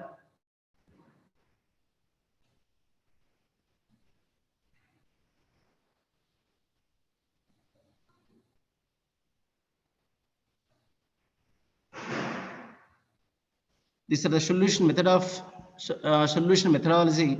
We now introduce the following similarity variables as this is the eta is equal to eta divided by 1 plus a square cos square j, psi is equal to j power 1 by 2 f of eta, theta is equal to theta of eta, phi is equal to phi of eta.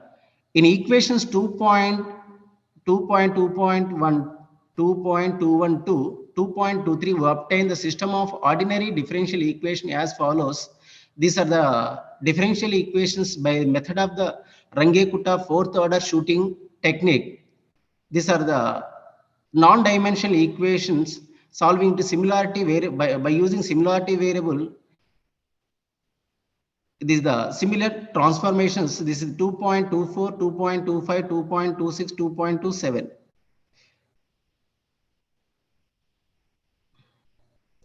In equation 2.25, radiation parameter, this is the RT is equal to 4 sigma T infinity cube divided by Kf beta R, means that the rate of thermal radiation contribution relative to the thermal conditions as RT tends to infinity, influence of thermal radiation is high in the boundary layer regime.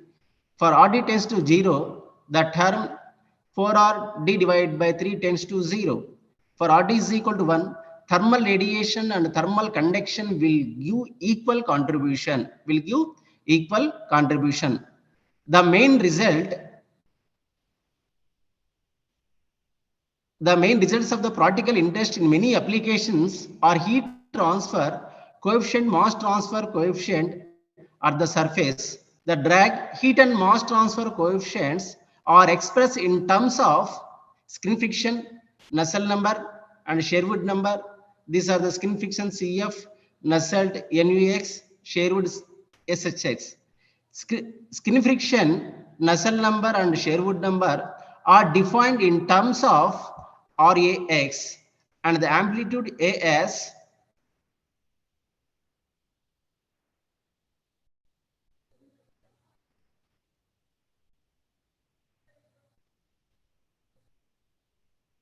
these are the skin friction, Nusselt number, Sherwood number, and defined in terms of RAX in the In the amplitude areas, these NUX, SHX, NUX means is Nusselt number, SHX, Sherwood number, where QW is the heat flux on the wavy surface is defined by QW eta bar is the unit normal vector to the wavy surface alpha naught. Is the effective force medium thermal conductivity, therefore, these are the CF, NUX, SSX. This is CF means skin friction, Nusselt number, Sherwood number. These are the results. This is the present results in the previous results of Srinivas Reddy. In the absence of magnetic field, M is equal to 0, at M is equal to 0, and heat source Q is equal to 0, chemical reaction gamma is equal to 0.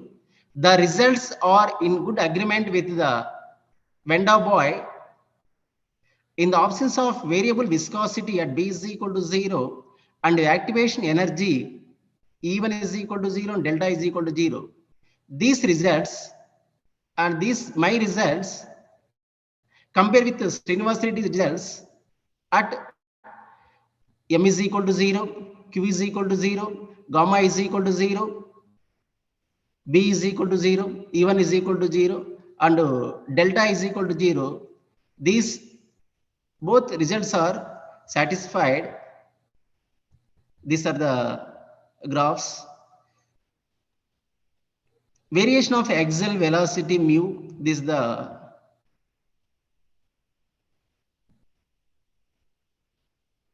RA, Reynolds number, this is the M, this is the A, B, C, D. Variation of axial velocity mu, secondary velocity mu, thermal temperature theta, and nano concentration psi with different values at K is equal to 0.2, N is equal to 0.2, this is the RD is equal to 0.5, Q is equal to 0.5, gamma is equal to 0.2. These are the different values. The above graph, these are the discussions. In this analysis, we discuss the effect of viscosity variation and activation energy on convective heat and mass transfer flow past a wavy wall in the presence of heat generating sources. The non-linear governing equations have solved by using Range-Kutta shooting method. All flow characteristics, these are the values, all flow characteristics have been discussed for different parametric variations, from figures 2A to 2D, from figures A, this is A, B, C, D. The variation of velocity, temperature, and nano concentration with the Rayleigh number, it can observe from the profiles that axial and secondary velocities enhance in the flow region. An increasing RA reduces the temperature nano concentration. This may be attributed to the fact that the thickness of moment boundary layer grows with increasing values of RA.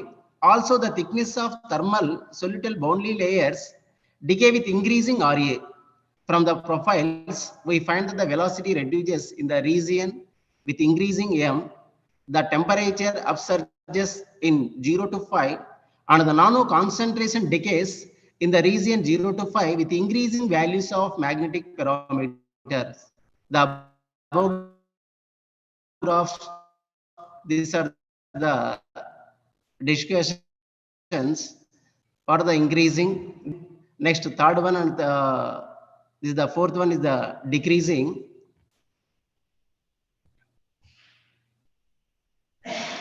Next, these are the conclusions of my paper. The effect of viscosity, activation energy, and thermal radiations on convective heat and mass transfer flow of a nanofluid past a wavy wall with the uniform heat sources has been analyzed. Increasing Grashof number enhances velocities and reduces temperature nano concentration. An increase in M by K reduces velocity, nano concentration, and enhances temperature.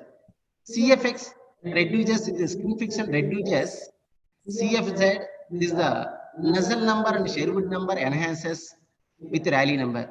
Skin friction Nusselt number Sherwood number reduces with increase M by K. Increasing buoyancy ratio N reduces primary velocity, enhance secondary velocity, temperature nano concentration. Skin friction enhances Nusselt number Sherwood number reduces with buoyancy ratio N. Increasing viscosity parameter, increasing velocities, nano concentration reduces temperature, skin friction, Nusselt number Sherwood number decay with N. Increasing heat generating sources, larger primary velocity, temperature, and reduces secondary velocity, nano concentration, skin friction enhances, and CFI reduces with increase in Q. Increasing Brownian motion parameter, thermoporesis, smaller velocities, larger temperature, nano concentration. Nusselt number grows with NB and decays with NT. Sherwood number enhances with NB and NT. Velocity decreases with activation energy even.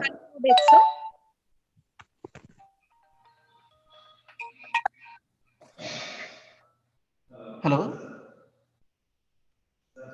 No. And enhances with the temperature difference parameter.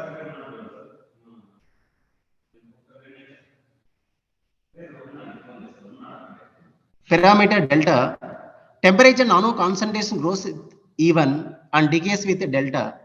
Skin friction, Nusselt number Sherwood number reduces with even. Skin friction reduces, Nusselt number Sherwood number enhances with delta. These are the conclusions of my research papers. These are the references of references. Okay, thank you, sir.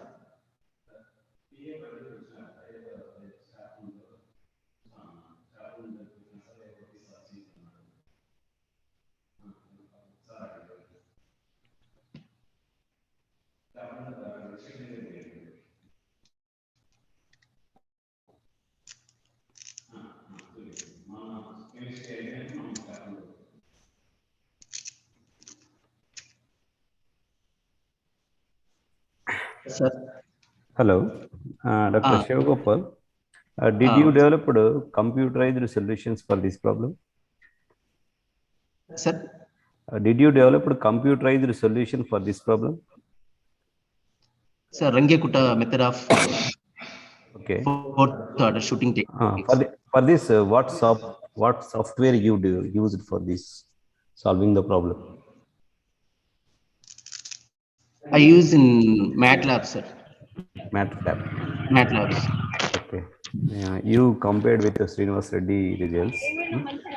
In your comparisons, which software use better results? Okay, sir. For what parameters you got the better results? I am not audible to you.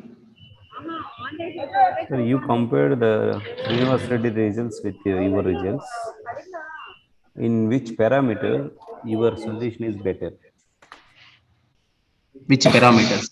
Yes. This is the skin friction and Nusselt number, Sherwood numbers. Okay. These parameters. Okay. Comparing with the different values. Okay.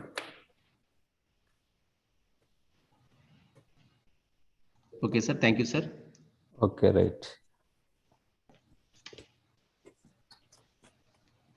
Next participant.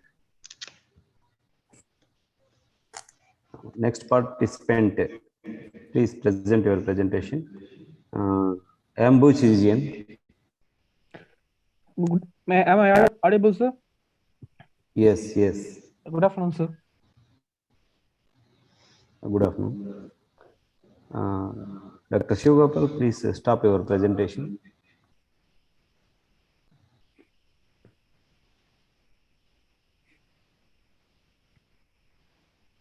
Okay, right. Ambhujijan, Yes, sir.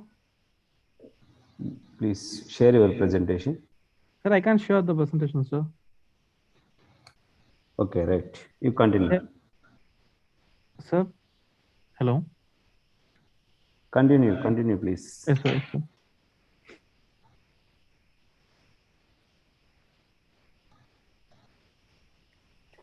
So I'm Shiv Shakti Fadivaran from Annapurna Engineering College, and I'm here to present the conference topic, the experimental investigation on partial replacement of coconut shell for coarse aggregated and coconut shell ash lime for the cement in concrete. Abstract, the detailed study of the alternative for the partial replacement of the coarse aggregate on the cement with the coconut shell and coconut shell ash lime. The investigation of the coarse aggregate and cement partially replacement of the 5, 10, and 15 percentages added, and investigation of coconut shell clear as to increase the workability and density and compressive strength development in and curing of 7, 14, and 28 days. And coconut shell as is a lime improves the accuracy of work 15% of the cement, and coconut shell improves the accuracy of work 40% of the coarse aggregate. It is it also has a eco-friendly, consume a low energy during the construction periods. For that we use agriculture, and for we have to use the agriculture waste and replacement of the construction material to reduce the construction cost, and in eco-friendly, environmental friendly. And the objective to find the economical solution for the high cost of construction material to prepare lightweight concrete by using coconut shell as a coarse aggregate and coconut shell ash and lime as cement. The partially replacement of the coconut shell of coarse aggregate and coconut shell and lime as cement to determine the compressive strength and split strength and flexure strength test. And to prove they increase the strength of the concrete, and they obtained from the experimental test and represent the value with a suitable graph. And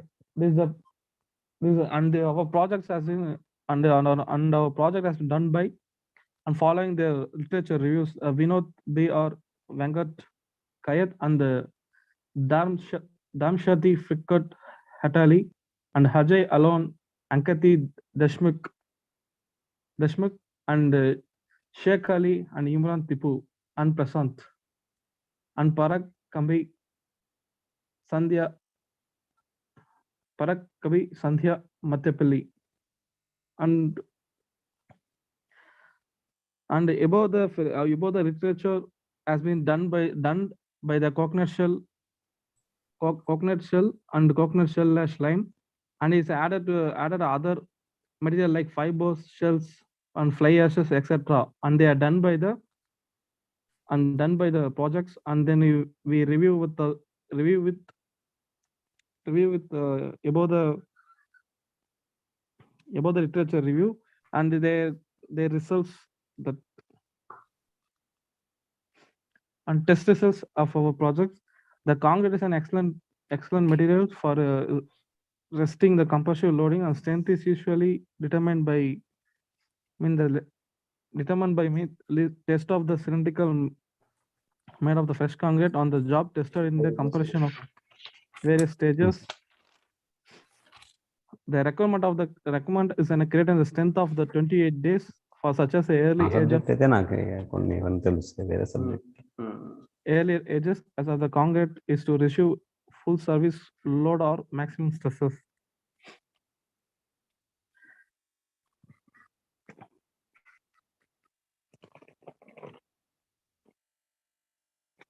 And we are taken added the 5 and 10%, 10 to 15% of the coconut shell and coconut ash and replacement in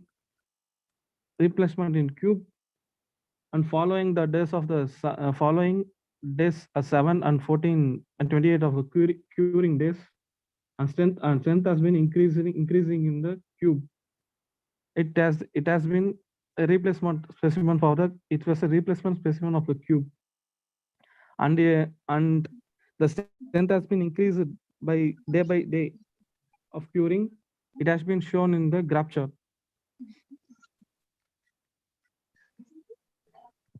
Dear Jan Buchagian, your slides are not visible. The values are also not visible to the participants and organizers. Can you maximize the values? So now are you visible, sir? Yes, yes. Maximize and explain. Okay, sir. Hello. Yeah, zoom it. Okay, it's now visible, sir. Right. Yes, sir. And we added a taken 5 to 15% of the coconut shell and coconut ash and replacement in the cube. It has been day by day of curing of 7 days, and after the 14 days and 28 days, it can increase the strength of the cube in the concrete material. And it has been differed from and has been differed to show in the graph chart. And flexural strength, the bottom of the beam is in tension. When the beam is loaded, the reinforcing bars therefore put in the bottom of the beam to give it the great flexural strength. Many of the structural compounds are the subject to flexure or bending, example, pavements, slabs, and beams. The elementary example is a simple beam is loaded, supported at the ends. The loaded at the bottom fibers in the tension bottom of the tension, the upper fibers in the compression failures of the beam. It made up of the concrete, while tensile failure in lower fibers. As concrete as the concrete is a much weaker in tension than in compression.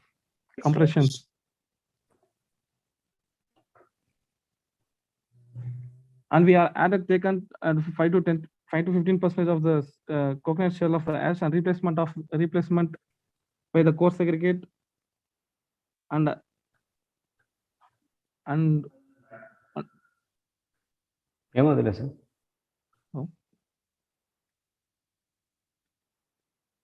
Please continue. Yes, sir. And replacement of the beam and following the days of 7, 14, and 28 days of curing, and just straightly increasing the strength of the beam. Increasing of the beam, and it has been shown of the and it has been shown the strength of the beam, but it an increase of the 7 to 8% of the 7 to 8% of adding coconut shell and coconut ash lime is a better to increase the strength of the beam. A split tensile strength that the concrete is a structure is rarely loaded in the pure tension. The tensile stress being in connection with the flexure torsion or a combination of the loadings. Our research indicates the directions tensions average of about 10% of the normal compressive strength. Normal compressive strength being about 7 to 8% is a high strength of the concrete, and is going the higher than 11 to 12% of higher than 11 to 12% of 12%. The concrete strength has been getting low range.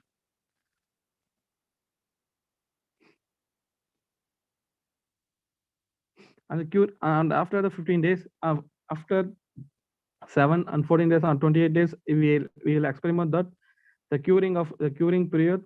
We adding the coconut shell and coconut ash lime is getting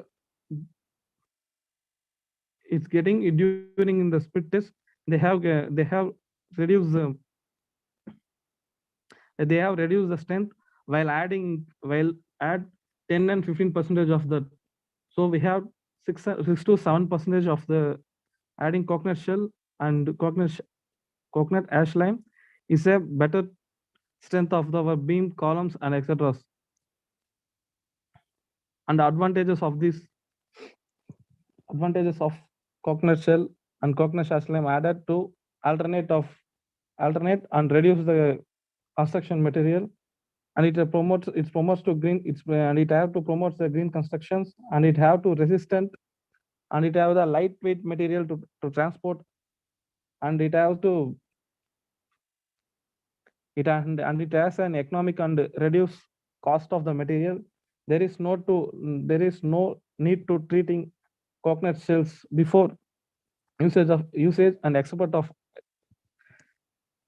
There is no need to treating of coconut shells usage of export for water absorption. It's a good alternative to wood. It's a good alternative wood to help to prevent the deforestation and also inexpensive. Producing the economic concrete by reducing the cost of the material. In my conclusions, the coconut shells are the agricultural solid waste. It can be alternate material for production, lightweight concrete, and in the building environmental suitable structures. The coconut shells concrete has a better workability because the smooth surface on one side of the shells and the size of the coconut shells used in these studies. There is a significant of sulfate reduction due to replacement of coarse aggregate with CS, which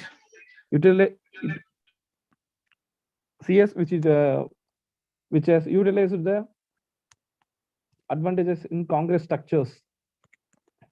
Its compressive strength, tensile strength, flexure strength of the lightweight concrete, and was found increasing the percentage level more than 15% decrease in the strength of M20 grade concrete. The reinforcement of the coconut shell and coconut shell ash for a coarse aggregate and cement is put. And reference are following by Shaki Alimib Tipu and Prasant Kumar and Vyas Krani, Sanjay Kumar and Gaikwad. Thank you. Thank you, sir.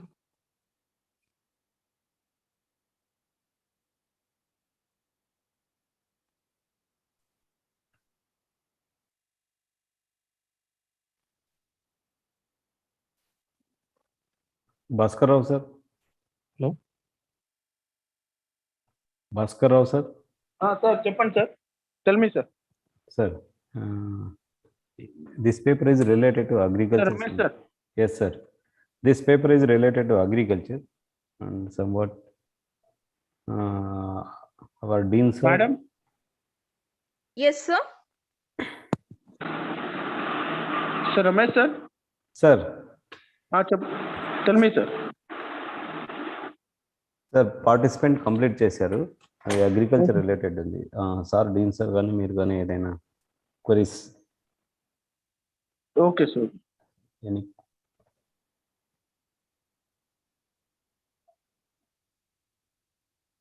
Sir, sir, the session has been completed, sir.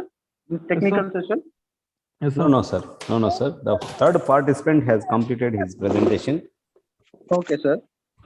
So any queries from the audience? Okay, sir. Heads? Okay, sir. So any questions from the students, scholars, or audience? If no questions, we will move to next participant, sir. Okay, right. Next, Shruti, please share your presentation.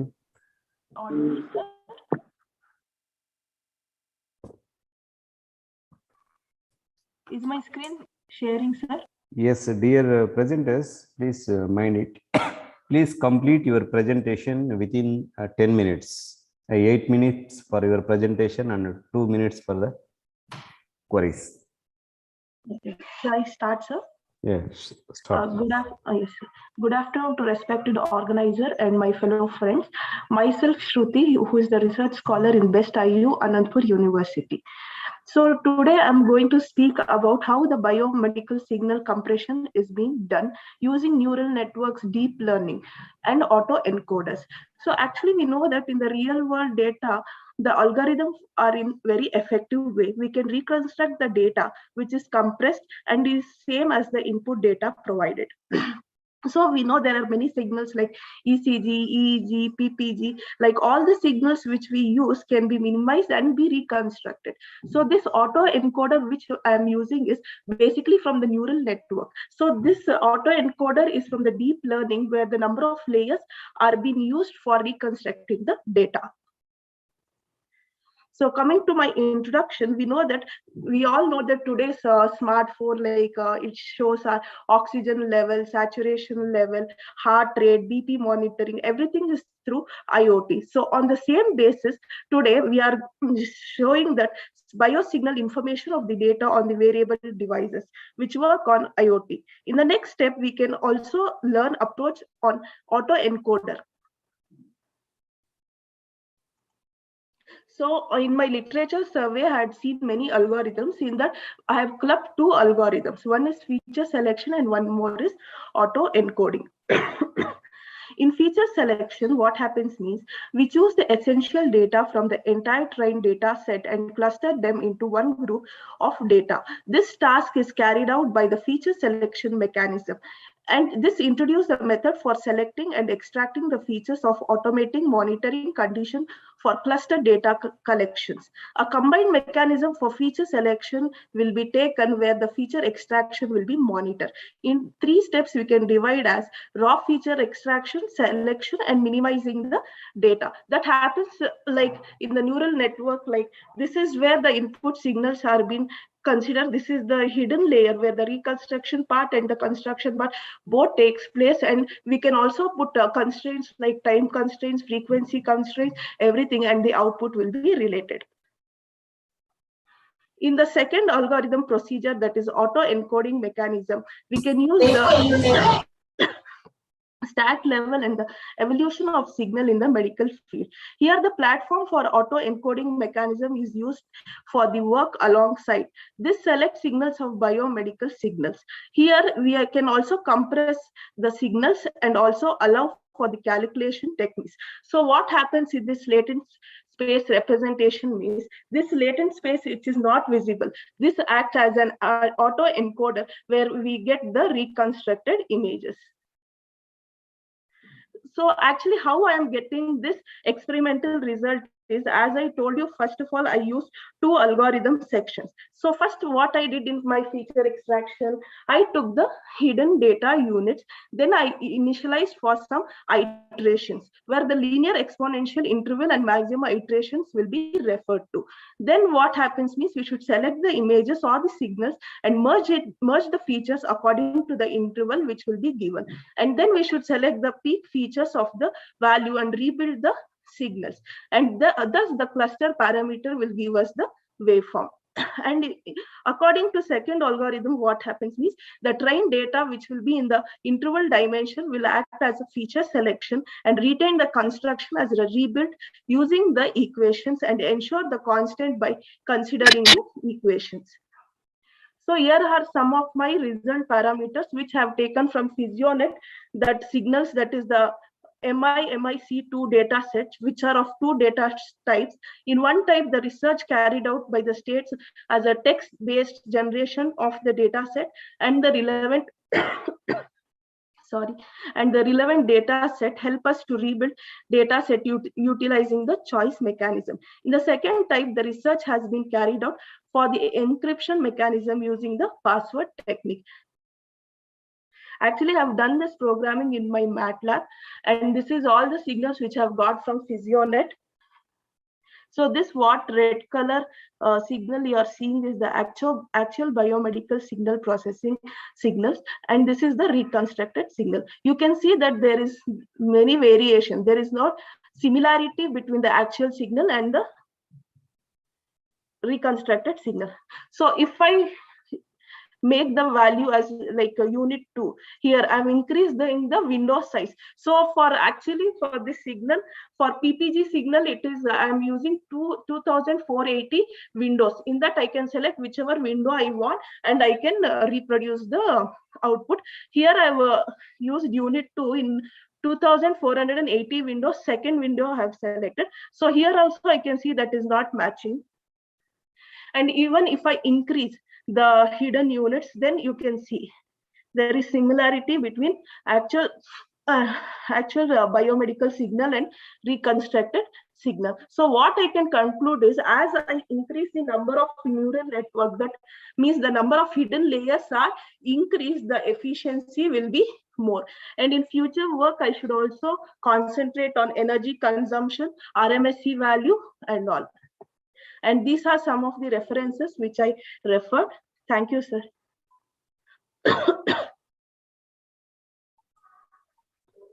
Okay, Shruti. Yes, sir. Can you brief about the structure of your autoencoder model? Yes, sir. Autoencoder is usually that is coming under deep learning procedure. In autoencoder also, first there will be an input. So what first there will be an input layer, then it will be a hidden value, that is code, what I am writing, then it will be a auto output layer. Here the encoding will be validated and refined, sir, by how many times I attempt my signals as an input encoding signal. So here what happens means it may be different, like it may be generative models, or it will be facial recognition, or it may be signals what I'm doing as my input. This one actually, what is the basic architecture of an encoder is simple input layer, hidden layer and output layer, where in the hidden layer there is a latent space which is not visible to us, sir. Okay, right. What data sets you used for your work, and how Sir, you that is the trained, ready-made data set, sir. That is which data PhysioNet, sets that you is the selected, standard. which data sets and where you collected the data sets for this? That is available to the public, sir. Okay. This is PhysioNet, which US-based company has been released. That is MIMC2, where we get PPG signal, EEG signal, and ECG signal. Today, I have just shown about PPG signal, as many of the research scholars do ECG signal, EEG signal. In my literature survey, I just saw very few people working on PPG signal. So I found interest in PPG signal, and I'm working in PPG signal area. Okay, and how you trained the artificial neural networks with your medical signals? Sir, this is just, I use the neural networks model, sir. Input, what I did means input, I gave the PPG signal, and that I told you that the parameters which I used was time constraint, frequency constraint, and and for reconstruction part, like this energy consumption, I also use that parameter, significance index, everything I use parameters in code in MATLAB, which I did, and I got this output. Okay, right. All right. Next participants. Thank Please, you, sir. Renu Yadav.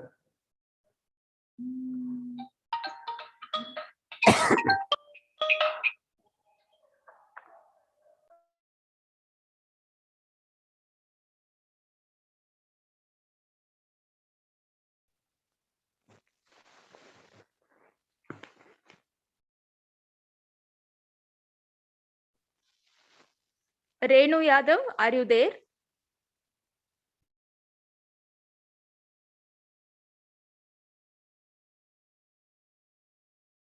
Okay, moving on to the next participant, Aliza Nicole. Good afternoon, ma'am. Good afternoon po.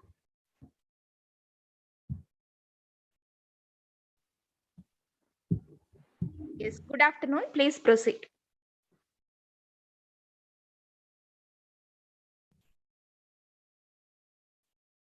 Can you see my screen already? Yes, we can see the slides. Okay, so pleasant afternoon to everyone. I am here with you today to present our research entitled Ergonomic Design Improvement of Ice Cream Carts for Better Posture and Movement of Ice Cream Vendors in Batangas City, Philippines. So first, let me introduce myself. I am Eliza Nicole Maranan, a certified industrial engineer. I have obtained a degree of Master of Science in Industrial Engineering, and currently I am the acting program chair of BSIE in University of Batangas, and also one of the advisors of the JPIIE UBBC chapter. For the main part of the presentation, I will first discuss to you the abstract of our paper to give you an overview. In the Philippines, the use of push cars and bicycle in selling ice cream is one of the most efficient ways to deliver and distribute the ice cream to the end consumer. The traditional sorbetes or the ice cream cart is moved manually by ice cream vendors. The use of bicycles is now the latest to minimize the pushing and pulling force of the vendor. Considering this level of work, fatigue tends to set in on the workers before the end of the shift period. The workers tend to have increased rate of musculoskeletal disorder such as lower back pain, upper back pain, feeling of ache on the arms, and increased rate of transfer of aggression due to fatigue. Whether they are using the TSC or the traditional sorbetes cart or bicycle, they are both at high potential risk of physical strain that can lead to musculoskeletal disorders. So using this structured questionnaire, the body part that has the most painful rate was observed among the vendors using the traditional cars and the bicycle. Upon conducting REBA or the rapid entire body assessment on their posture for each activity, it was identified that both categories were subjected to medium risk to work-related musculoskeletal disorders, while both of them were subjected to high risk when they are scooping. Using the anthropometric data, the new designs of carts were introduced. So moving on to the research description, MSD are the second most common cause of disability worldwide, measured by years lived with disability by WOSTI 2010. After the Industrial Revolution, work-related MSDs increased among workers doing repetitive movements or who were working in a natural standing position for long periods. MSDs are currently one of the largest health burdens among humans in modern society. In the Philippines, the 2000 annual medical report of the DOLE or the Department of Labor and Employment showed that occupational hazards were commonly reported in the workplace. The most prevalent hazards includes excessive physical work, prolonged standing, unfavorable work position, and static, monotonous work. Manufacturing, construction, or even those working in the service sectors can be exposed to MSDs, and sorbeteros or the ice cream vendors couldn't abscond from it. And here in the Philippines, the ice cream is known as sorbetes, which is discrete from the comparably named sorbet that is originally prepared with fruit and flower petals. Sorbetes is peddled by sorbeteros or the ice cream vendors who predominantly use bicycles and traditional carts which required manual handling. Each type of carts can accommodate two to three flavors of sorbetes that are placed in metal canisters separately. While some of us enjoy the distinct taste of sorbetes or the ice cream, we never realize and think about the risk of the vendors to MSDs. So primarily, this research study aims to tally information and conduct an ergonomic assessment, which is about fitting the job to the worker of the physical risk factors for musculoskeletal injury among ice cream vendors by analyzing the specific data as follows. So the current design of ice cream carts, then based on the interview and initial observation, what are the most difficult posture and work tasks, the body parts that are experiencing discomfort, the level of risk of MSD of vendors using the REBA method, the potential causes of the pain on selected body parts experienced by the ice cream vendors, and the improvement initiative that can be proposed to address the problems and even the significant ways needed in order to maintain the solution that has been identified. So for the first result, the summarized data of the current design of ice cream carts in Batangas City were presented in a tabulated form. Dimensions such as cart height, cart weight, handled height from the ground, distance between two handles, the canister depth, and etc. were identified. This table shows the measurement of the respective cart dimensions under the traditional sorbetes cart category, and of course the other one for the bicycle category. For the second result, for TSC, this figure shows the total number of complaints on the different tasks their job is associated to. It is evident in the Pareto chart that scooping and getting the cart into motion are two main issues that should be prioritized. Scooping the ice cream is a main issue since the ice cream becomes lesser. Their body tends to bend more to reach the product. Getting the cart into motion is also seen as problem since it requires forced load and almost half of their working hours are spent on this task. In the bicycle category, the figure shows the total number of complaints on the different tasks their job is associated to. It is evident in the Pareto chart that the scooping and cycling are the two main issues that should be prioritized since both work tasks gather the same number of complaints, and cycling is one of the most difficult tasks since the design of the bicycle varies and it is not ergonomically designed for the vendors. Scooping is also seen as the most difficult work task since their body tends to bend as the ice cream become lesser. For the third result, the figure shows the summary of the distributed average of the body parts that they are experiencing discomfort. Notice that in TSC category, the left and right upper arm got the highest average followed by mid to lower back, while in bicycle category, the body part that acquired the highest average, the thigh, followed by knees and mid to lower back. The figure shows the body part that has the most painful rate was the left and right upper arm with a weighted average of 8 and 7.96. This may be due to the force required by the vendors to push and pull the cart to get into motion. This is followed by mid to lower back gardening 7.12. The figure shown summarizes the level of pain that the ice cream vendors using the bicycle rated. It is ranked from most painful up to least painful. It can be gleaned that the body part that has the most painful rate is the thigh with a weighted average of 7.92. This means that most of the vendors are feeling strong pain and soreness in this body region. This is due to the long cycling time and operating hours of the vendors. This is followed by the knees and they gain 7.36 to mid to lower back garnering 7.28. And for the fourth result, figure shows the weighted average of the grand scores acquired in the rapid entire body assessment in the TSC category. The level of MSD risk on vendors who are using the traditional sorbet cart shows that their way of scooping the ice cream is of high risk, and investigation and implementation of change are greatly needed since it garnered a weighted average of 8.64. On the other hand, ice cream vendors who are using the bicycle garnered a grand score of 5.84 while cycling the bicycle. This means that this work posture is at medium risk and it needs further investigation. Subsequently, in scooping, the result also shows that the posture is of high risk, just like a vendors using the TSC or the traditional sorbetes cart, since it required a weighted REBA score of 8.92.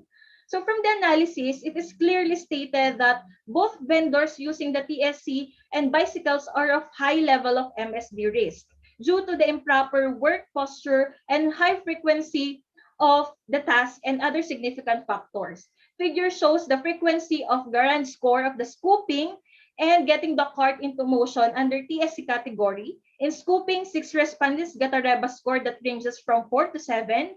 18 respondents got a score that ranges from 8 to 10. That indicates the need for change and improvement since it has a level of MSD risk. Only 1 respondent got a score of 11 in this work task.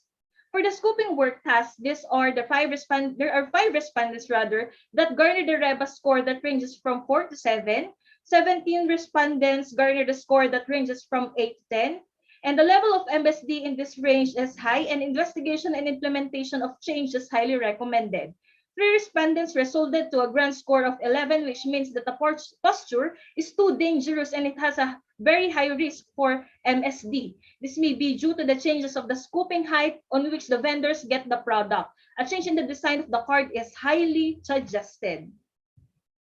For the fifth result, the root cause analysis was presented through the Ishikawa diagram, which is also known as the cause and effect diagram or the fishbone diagram. Figure shows the root cause analysis for the traditional sorbetes cart and the other one for the bicycle category. The root causes are divided into 4 categories: the man, method, environment, and the equipment. The researchers also identify the root causes in each category to know all possible root causes. Each root causes in every category was identified and thus the factors as to why the vendors experience pain on several parts of their body. And for the 6th result, upon collecting the needed anthropometric measurements, the data were tabulated and statistically calculated using the Microsoft Excel. table shows the summarized anthropometric data of the ice cream vendors under the TSC and under the bicycle category. It also shows the mean, median, the fifth, and 95th percentile of the data collected, and all the data are in unit centimeter. So the researchers recommended to improve the design of the traditional sorbetes cart, and of course, for the bicycle category. Under the traditional sorbetes cart, the cart height from the ground is recommended to be at least 135 centimeters, that is based on the 5th percentile of the elbow height to avoid excessive bending of the upper proximities. The height of the handle from the ground is recommended to be at least 130 centimeters. The handle should be have a length of 17 centimeters since the 95th percentile of the anthropometric indicates it. And the angle of cart handle should be tilted to 45 degrees or horizontal because of the vertical handle can cause restraint. The distance between the two handles is recommended to be at 34 centimeters based on the 5th percentile gathered in the chest breadth of the vendors. Meanwhile, for the bicycle category, the improvement of the design was number 1, the cart height from the ground should be 84 centimeters.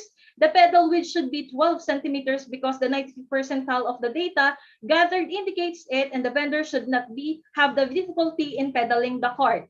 The distance between the saddle and handle is recommended to be at 24 centimeters because too much forward reach can lead to cramps or pain in the upper and lower back of the body. The saddle height from the ground should be 62 centimeters. That is based on the 95th percentile of the knee length while sitting at the 33 centimeters height of the pedal from the ground. The handle should have a length of 17 centimeters since the 95th percentile of the anthropometric data indicates it. And for the recommended design improvement for the both existing carts is the introduction of the spring. As you can see in the picture, so we have the spring here. This is the internal drawing of the recommended or the design ergonomic design improvement for the existing carts. The orange one is this spring. So the introduction of spring, since scooping the ice cream is a main issue as it leads to high risk in work-related musculoskeletal disorder, the spring will be beneficial to minimize the risk since as the ice cream becomes lesser, the spring will which stores the mechanical energy, has a capacity to absorb, store, and release energy through a change in weight of the canisters. And the body of the vendor will not tend to bend more to reach the product. So as you can see in the comparison, if the vendors will use the current ice cream cart design, it is really risky. So as you can see in under the before, it is really risky for them and may lead into musculoskeletal disorders as they tend to bend their body to get the ice cream as the ice cream become lesser. If the spring will be utilized with the cart design in the second figure, if the spring will be utilized with the cart design, the body of the vendor will not tend to bend more to reach the product because the canister will automatically turn up as it becomes lighter. So these are the instrument that was used. So this is the REBA employment assessment worksheet. Of course, we have here the score and the level of MSD risk reference. And this is the ice cream vendor survey questionnaire. So that is all for my presentation. Thank you and good afternoon.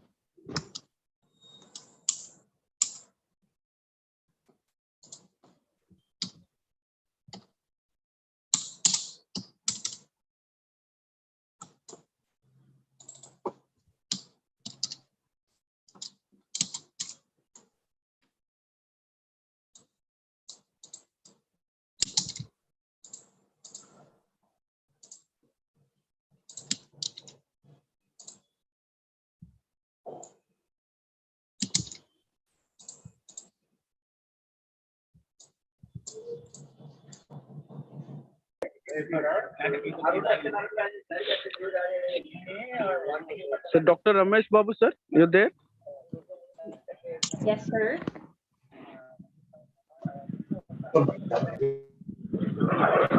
Thank you, ma'am, for the presentation.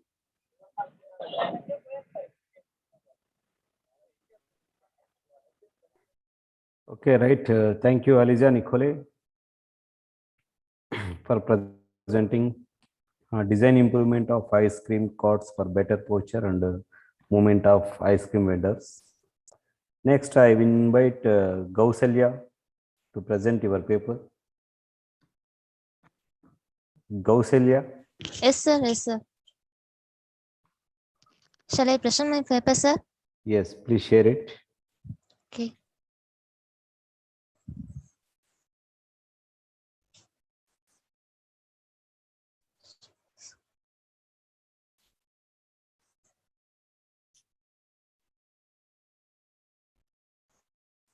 Is my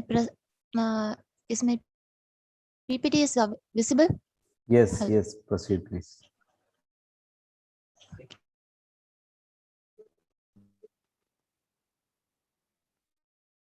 Master of Engineering Real Estate Design at Knowledge Institute of Technology, and co-authors are Mr. K. Kobi and Mr. M. Srinivasan, Assistant Professor of Knowledge Institute of Technology. Our presentation is about analysis of non-node direction and stage classification using Foster RCN techniques.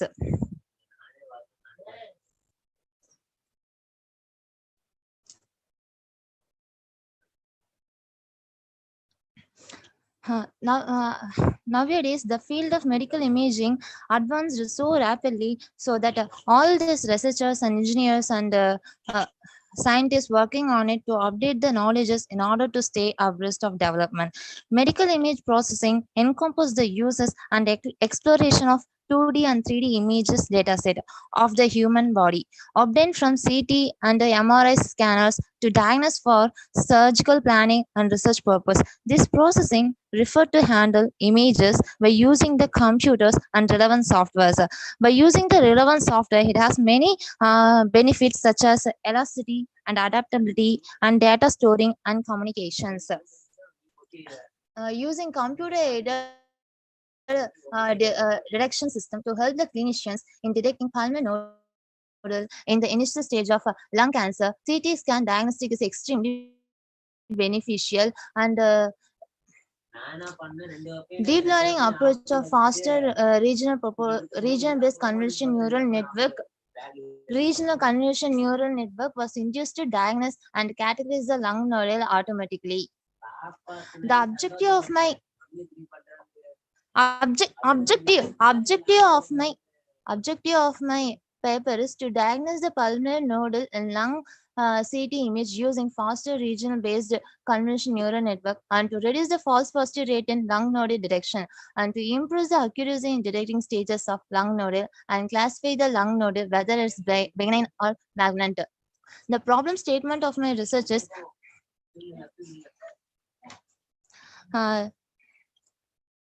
in recent years, diagnosis of lung cancer in medical field become more difficult. During the early stage of lung cancer, it is difficult to diagnose the nodule is whether the cancerous or not.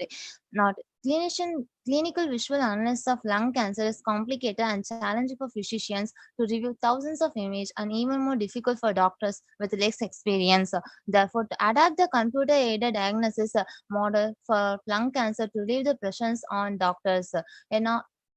Even though various deep learning techniques are used to find early stage of lung nodule, some error may occur during the training period of image. While training the neural network, overfitting and class imbalance and reduction of computational efficiency are occur. So it may affect the process of detecting nodules. That's why we are using the Foster RCN to overcome this problem. This is a basic function. What are the processes done in this paper? Gauselya? Yes, sir.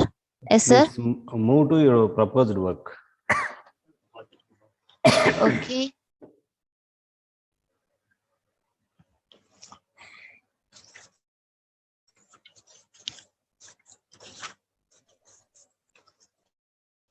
Yes. Faster RCN is my proposed network in this process. The input images are obtained from the Google dataset, which is publicly available in the in the network.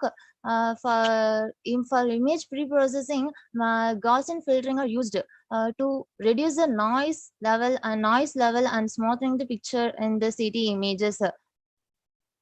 CT image, because a normal CT raw image contain multiple inconsistent features like bones, tissue, and it has low pixel quality. It may affect the accuracy rate of our result. So that's why we are using the filtering technique, a Gaussian filtering technique, to reduce the noise level and smoothing the picture. As a result, it increase the quality of the picture and the smoothing the pictures.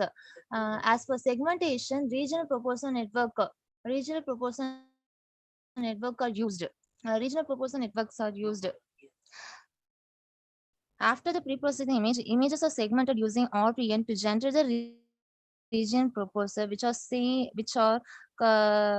is used to save the time when compared to the traditional algorithm like selective search. The task of RPN is predict the image whether the object is present in foreground classes or background classes. For ROI pooling,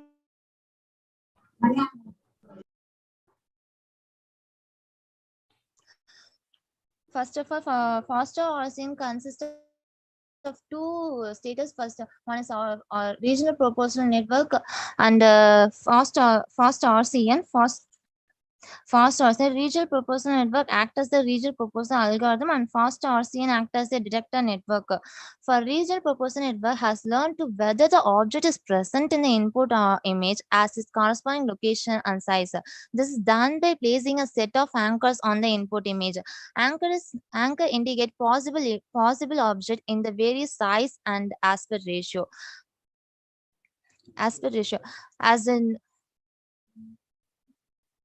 As the network moves through each pixel in the output feature image, it has to check whether the corresponding anchors have input image actually contain object.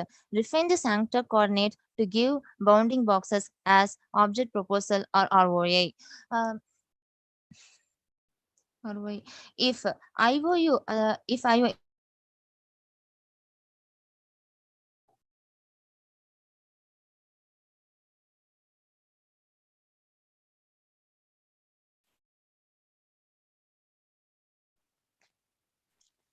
We are not able to hear you, Kaushalya madam.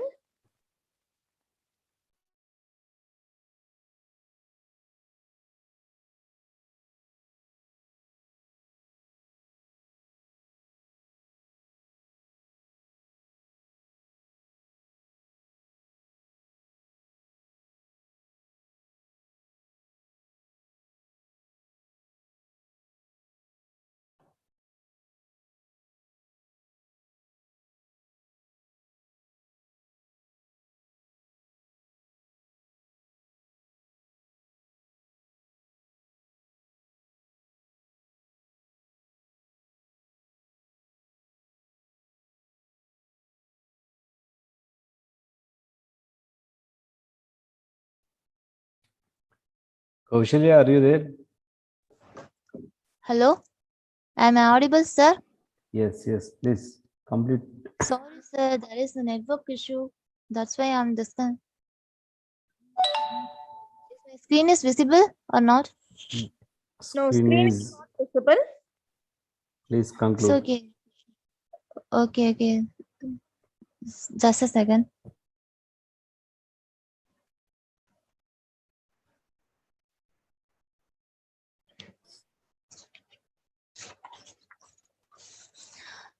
The result, comparison result of the proposed method with the other methods. The proposed method required 95% accuracy and 89% of sensitivity and 87% of specificity, which is better result when compared with the other results, and also reduce the false positive rate as per the two per scan. The conclusions, by using the faster RCN, easily predict the lung nodal with a higher accuracy rate, and also reduce the false positive rate scanners too, and improve the efficiency time.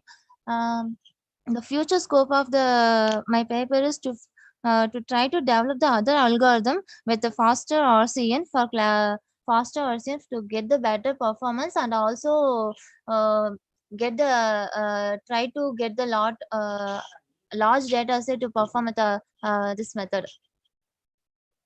Thank you, sir. Okay, right, Kaushalya. All the best. Yes. Next Thank you, participant, Ajit Vishwa, please share your presentation. Yes, sir. My teammate Kalayarasan will present the screen, sir. Okay, right.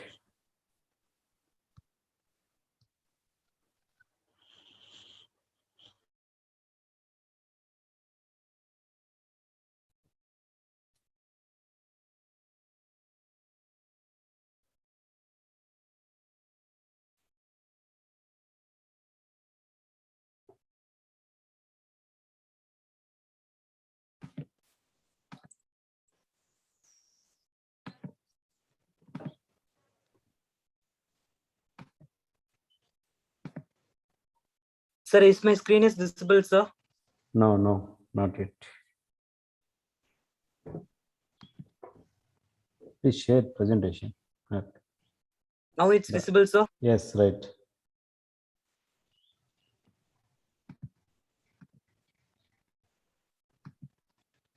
Good afternoon, sir. We are going to myself Kalayarasan and my teammates sir Ajit Vishwa and Dinesh Bayas. We are pursuing a final year AAA at Electrical and Electronics Engineering branch at Banaraman Institute of Technology, and our faculty guide is Mr. Shankar and Assistant Professor Level 2, Department of Electrical and Electronics Engineering at Banaraman Institute of Technology. We are going to present about maximum power point tracking of solar PV module under partial shaded condition.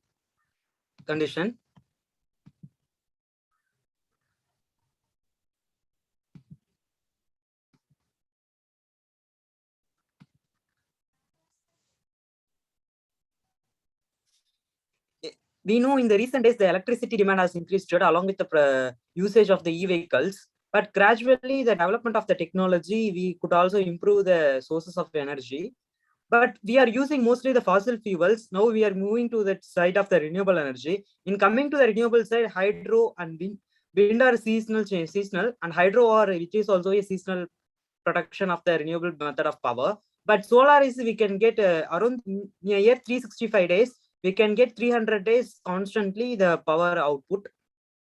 And in the solar, there could be constant changes of the radiation from the sun, irradiance. There could be a variations in the power output. So for that, we using MPPT tracking method to track the maximum power and to get the constant output supply for the from that solar PV module. We using after MPPT tracking, using the converters to convert that a constant power supply output.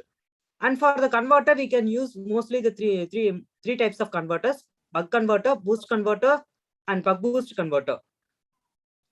Now the buck in here we are using buck boost converter. In before previous literature's reviews, they are mostly used buck boost converter and buck converters only. And about the description of our project is, we are using here for boost converter, and which is available to step up our voltages and with the help of the tracking of the maximum power point tracking. And along with that MPPT for using the tracking of the MPPT, we using algorithms. Mostly there are many types of algorithms. There is incremental conductance algorithm, P&O, bottom and observe algorithm, and fuzzy logic algorithm, particle spam algorithm. There are more than cuckoo search algorithm. There are more than nearly 10 algorithms. But before, in previous literature review, they compared only between 2 algorithms, and they not compared about more than 2 algorithms. Here we are comparing 3 algorithms. And one more new concept have been introduced in that our software development work and the research in our project. In that we are using that 4-channel converter. Before coming to know about the 4-channel, where we could know about what is the level type of converter and then channel. The level type of converter is there in that output side, we can take a single output voltage, but in the input side, we can increase n number of times of input voltage sources. But the channel is opposite to that. In that input side, we can give only single input voltage source, and in the output side, we can take multiple sources of voltages. This is the difference, major difference between the level and the channel. And coming to the part of the incremental algorithm, in the incremental algorithm, we mostly take as a V reference value as 1. And after the V reference value as 1, we move to the search of the tracking of the MPPT.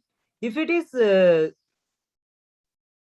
0, it is at the point of the MPPT. If it's a positive, it is at that left. If it is a negative, it is on the right. And coming to the Petrov and observe algorithm, it could be, we have V reference value as our own wish.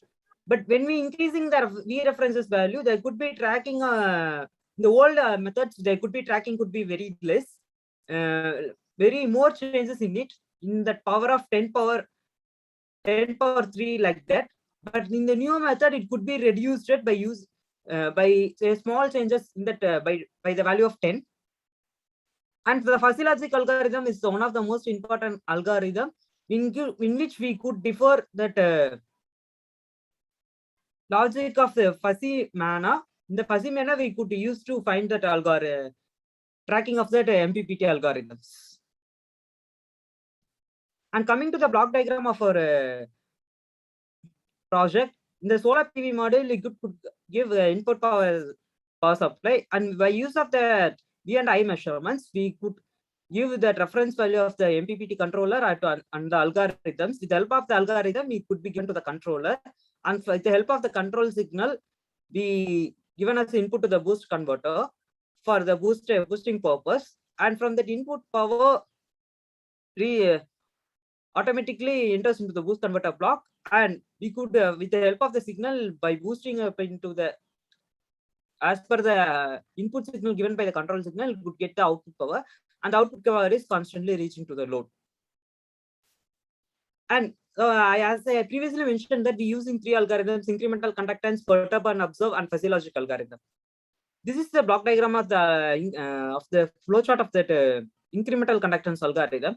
First, we differentiate the voltages by Vk and Vk minus 1, and the differentiating with the current value. If del V is equal to 0, we can move to that and find whether the del I is, if yes means we move to that whether we need to find del I is equal to 0. If del I is equal to 0, we can come to the output return part. If del I is V is not equal to 0, we can enter into that into the differentiation, and like that we like that manner, if we come at last and finding that manner and moving to the next step, and further reaching that tracking of that algorithm, tracking of that voltage and the current power. And in the P&O algorithm also, we can tracking by using that manner of reading Vk and Vi. Here there is no different, there is a differentiation like that incremental conductance algorithm. But in that algorithm, in the previous incremental, we use voltage differentiation, but here we need to find a power differentiation. If del P is equal to 0, if yes means it could straightly go to the return path. If it is greater means, if no means it could be whether check it is greater than 0. If yes means we move to that part and find whether that del V is greater than or 0. If yes means it could decreases V reference value. If no means it could increases the difference value. Like that we at last we return that tracking of that values. And in the coming to the fuzzy logic of the algorithm, we set that initial value for the duty cycle first, and measure that Vi and Ik, and calculate calculate the differentiation, or adding the differentiation value to that original duty cycle value, and calculate and tracking that at last tracking the value.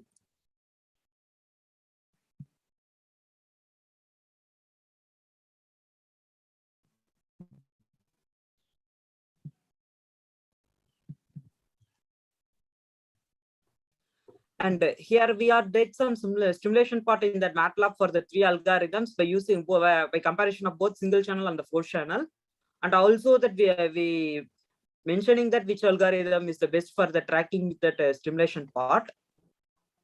In the stimulation part, the Petrov algorithm has a maximum power point tracking of power, and next goes to the incremental algorithm, and the next fuzzy logic algorithm. And the Petrov value with 1 is as maximum power tracking of power. in compared to the Petrov value of 5. And here we are used that one novelty of the project is here we are using the 4-channel for our project, 4-channel boost converter.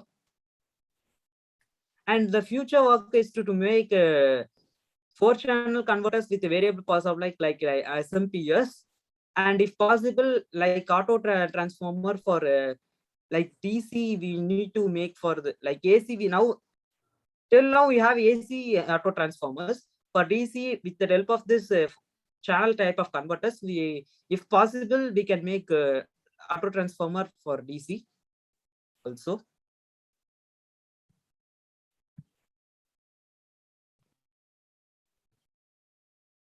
Okay, right, Ajit Vishwa, your presentation is completed. The 1 minute software stimulation video is there, sir. Okay. This is for single channel incremental reference software stimulation of software stimulation. This is our circuit diagram for that single channel boost converter. It has that more oscillations when compared to that 4th channel. The 4th channel software stimulation diagram will be shown.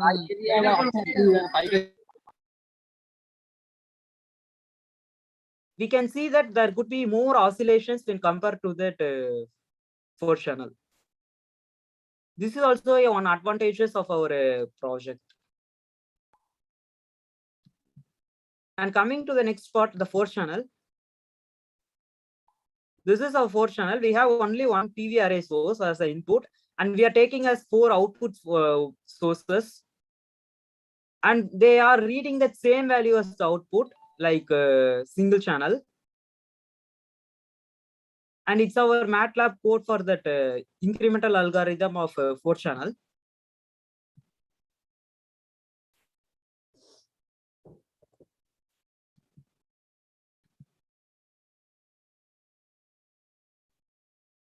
Compared to that before the single and the 4th channel, the oscillation could be less. We can find that by using this software simulation itself. Next, moving to the part of Petrov and observe algorithm.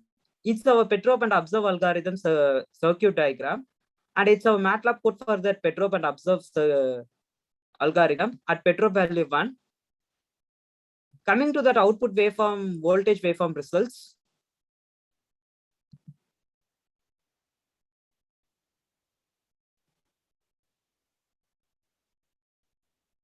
For voltage and current, we could find that more oscillation for the single channel. It's a single channel at Petrov value 1.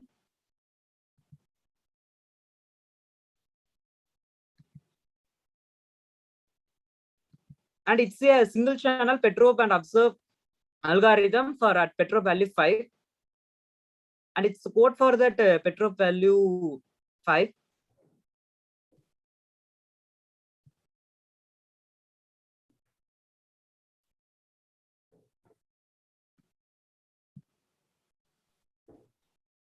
Coming to that output, the oscillations are more, and the value also could be minute decrease of tracking in it. And coming to the 4th channel part of Petrov value 1, it's our 4th channel.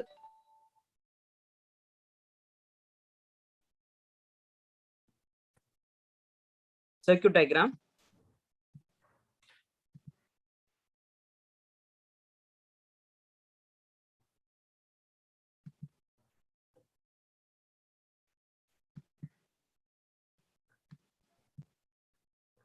It's a 4-channel code for at Petrov value 1.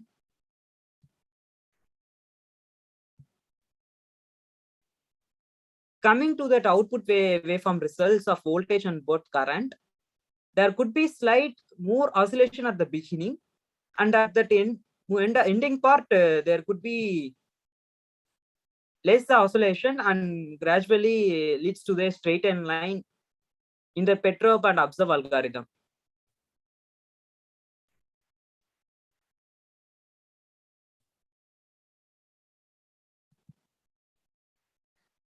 Now you could see there could be straight line at the ending part.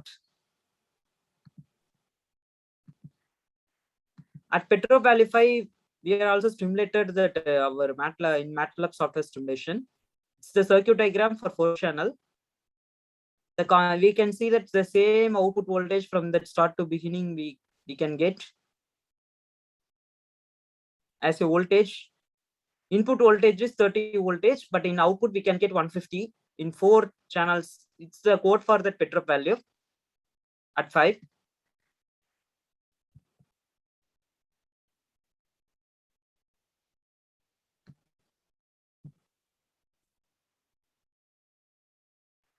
And it's that voltage and current waveforms of that 4-channel Petro value at 5. We can see that there could be at beginning compared to that Petro value 1, there could be a large variation oscillation in that slight large increasing, and at that end there could be a straightened line because of that 4-channel value. And moving to that part of fuzzy logic single channel algorithm. In fuzzy logic method, the fuzzy logic MPPT block would automatically code for that fuzzy logics. And here we are only going to take in as a waveforms only. The code will be written as inbuilt by the MATLAB software itself.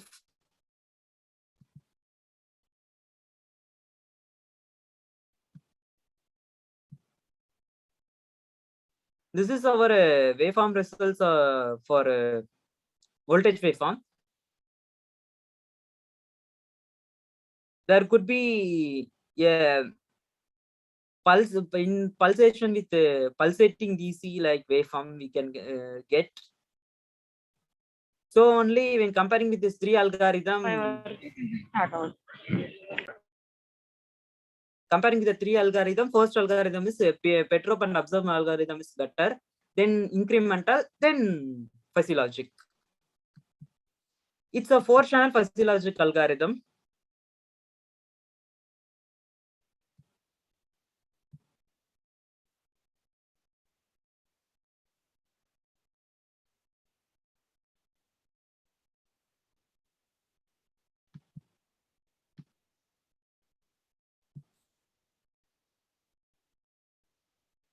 In that we can see the same results as a single channel.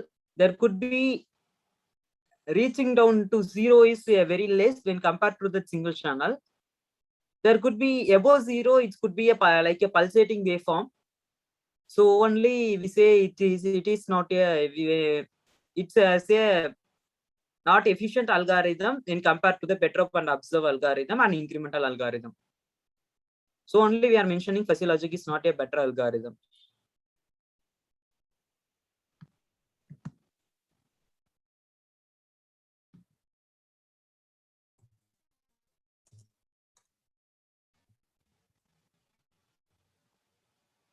Thank you, sir and ma'am, for giving me this wonderful opportunity for presenting our project in this conference.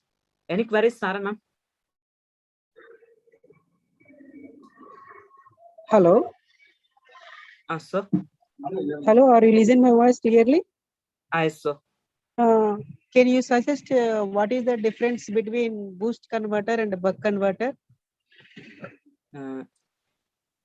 In boost converter, we could it's like a step up transformer. It could be boost up the voltages by slightly downing of the current value, and in the buck converter, it's like a step down transformer manner. It could be step down that voltage value and slight increase in the current value because of that storing capacity of the inductor and capacitor as acting as a storing. So, as in the case of your circuit diagram, can we prefer any flyback converter? Is there any chance? There could be chance. We need to study more about that about it and for converting our as a boost converter to a flyback converter. Can you suggest any difference between flyback converter and boost converter?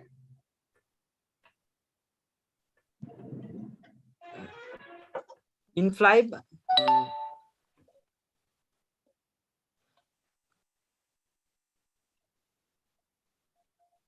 Okay, I will ask one more question to you. And can you suggest what is the advantages of you are using algorithm, na, fuzzy logic? yes, sir. Can you suggest any advantages and disadvantages of fuzzy logic algorithm? Yes, in fuzzy logic algorithm, it could be no algorithm we can get a straight line. So, but in fuzzy logic, in the case of pulsating, we need pulsating sources for some area. For that, Actually, we have also swan optimization technique is there one of the technique. Why we have to use only fuzzy logic only? Can you I suggest? used incremental, perturb and observes and fuzzy logic. So 3 algorithms. Okay, okay. What is overall? Can we give any conclusion about the you are using approximately 2 or 3 algorithms in your explanation? 3 algorithms, sir. 3 algorithms. Can you suggest what is the major difference between all the 3 one? Yes, sir. In the first incremental algorithm, we use V references value as only 1, and we could not make a V reference value as more than 1 or less than 1. Okay. Exactly. Okay. Wait. One more question I will ask to you. How to get the V reference value in this your model diagram? There could be in our coding part, we mentioning our V reference value. So in that V reference value, we should make as 1. More than 1, you could not track the values as properly. So, But only incremental algorithm. But I will ask how to take the 1 volt reference value. You suggest value is less than 1 or greater than 1, na? But in our solar system, we are getting more amount of voltages. But I suggest to ask to you how to get the reference value is 1 or less than 1. That is my question. No less than 1, sir. By exactly 1, sir. Exactly 1. Okay. It's just for our reference only, not for. We can get more voltages from more than 30 volts from solar panel. But exact 1, that 1 voltage, how to get? That is my question. It's just for differentiating purpose. We are taking as references 1 for before tracking, sir. I think we are using pulse width modulation technique only in order to get the reference values. In most of the cases, in case of converters, we are using pulse width modulation technique. With respect to that technique only, we are getting the reference value in my analysis point of view. Okay, sir. Thank you for your valuable points, sir. Okay. Thank you. And okay, I have concluded, sir. Okay. Thank you. Okay, thank you, Krishna Srinivas sir and Kalayarajan, Ajit Vishwa. Okay. Thank you, sir. Thank you. Okay. Thank you. Next participants, Shebari. Shebari, are you there? Yes, sir. Okay. Shebari Arun. So let me start my screen. Yes.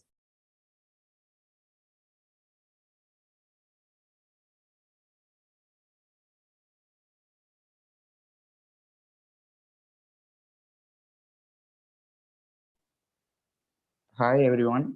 Our project title is Automatic Vehicle Number Plate Detection. It is done by Gokul S, Sabariyarun T, Vikram GR, under the guidance of Rameshwari R, Assistant Professor in Banariaman Institute of Technology.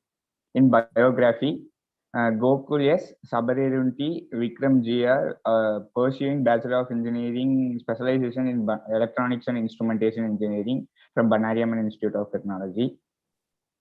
Abstract.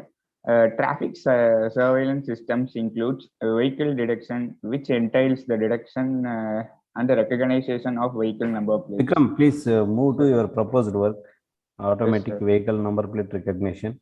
Yes, Already, so many applications were developed for this number plate recognition. Already, they are executed, they are implemented.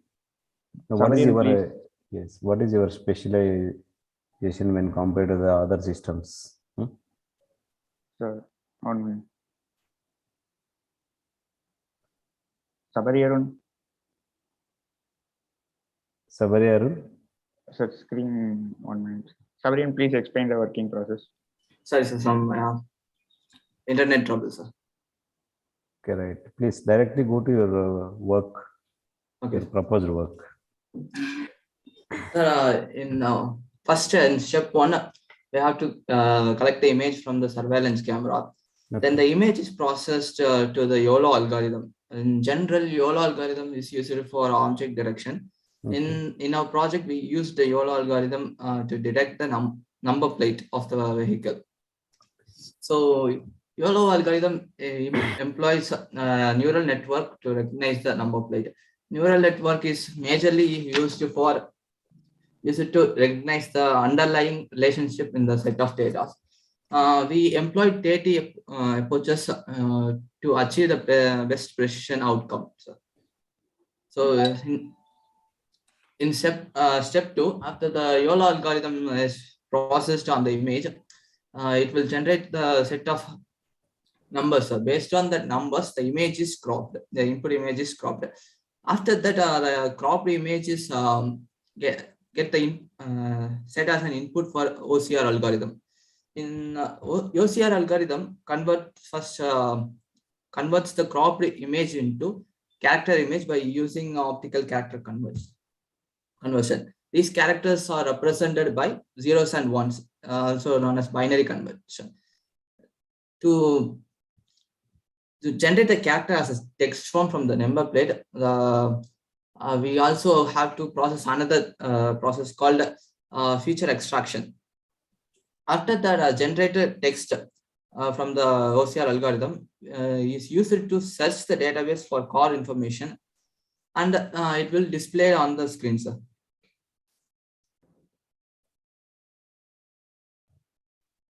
Sir. Okay, right. Continue. So these are some results of the program. First, when we input the image, we have to apply the bilateral filter to identify the edge detections. After the edge is detected, we can identify the number plate, and it will be highlighted as the image represents. Then then we can crop the highlighted image. Based on that image, text will be generated using OCR algorithm, and the search. After the text is generated, search query will be processed. Then if the database contains the owner's information, it will be displayed on the output, sir.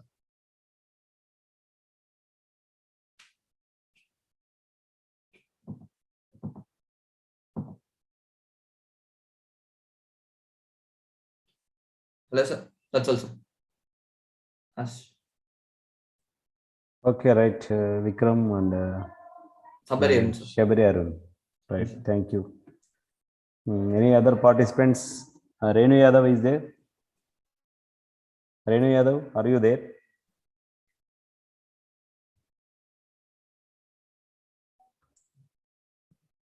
So shall I stop? You stop here.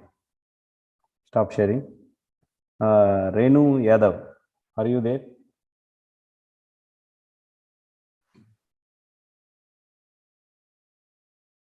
Okay.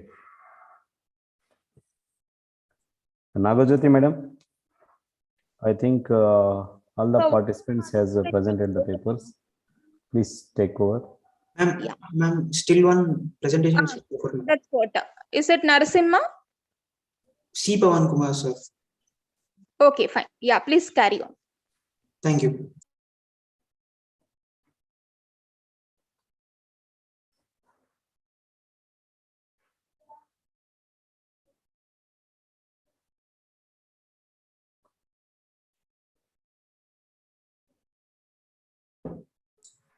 Good evening, everyone. This is Akhil Alguri, Department of Tripoli, Kakatiya Institute of Technology and Science, Warangal, and our title is Power Loss Analysis of 7-level Modified Cascaded H-bridge Inverter. And coming to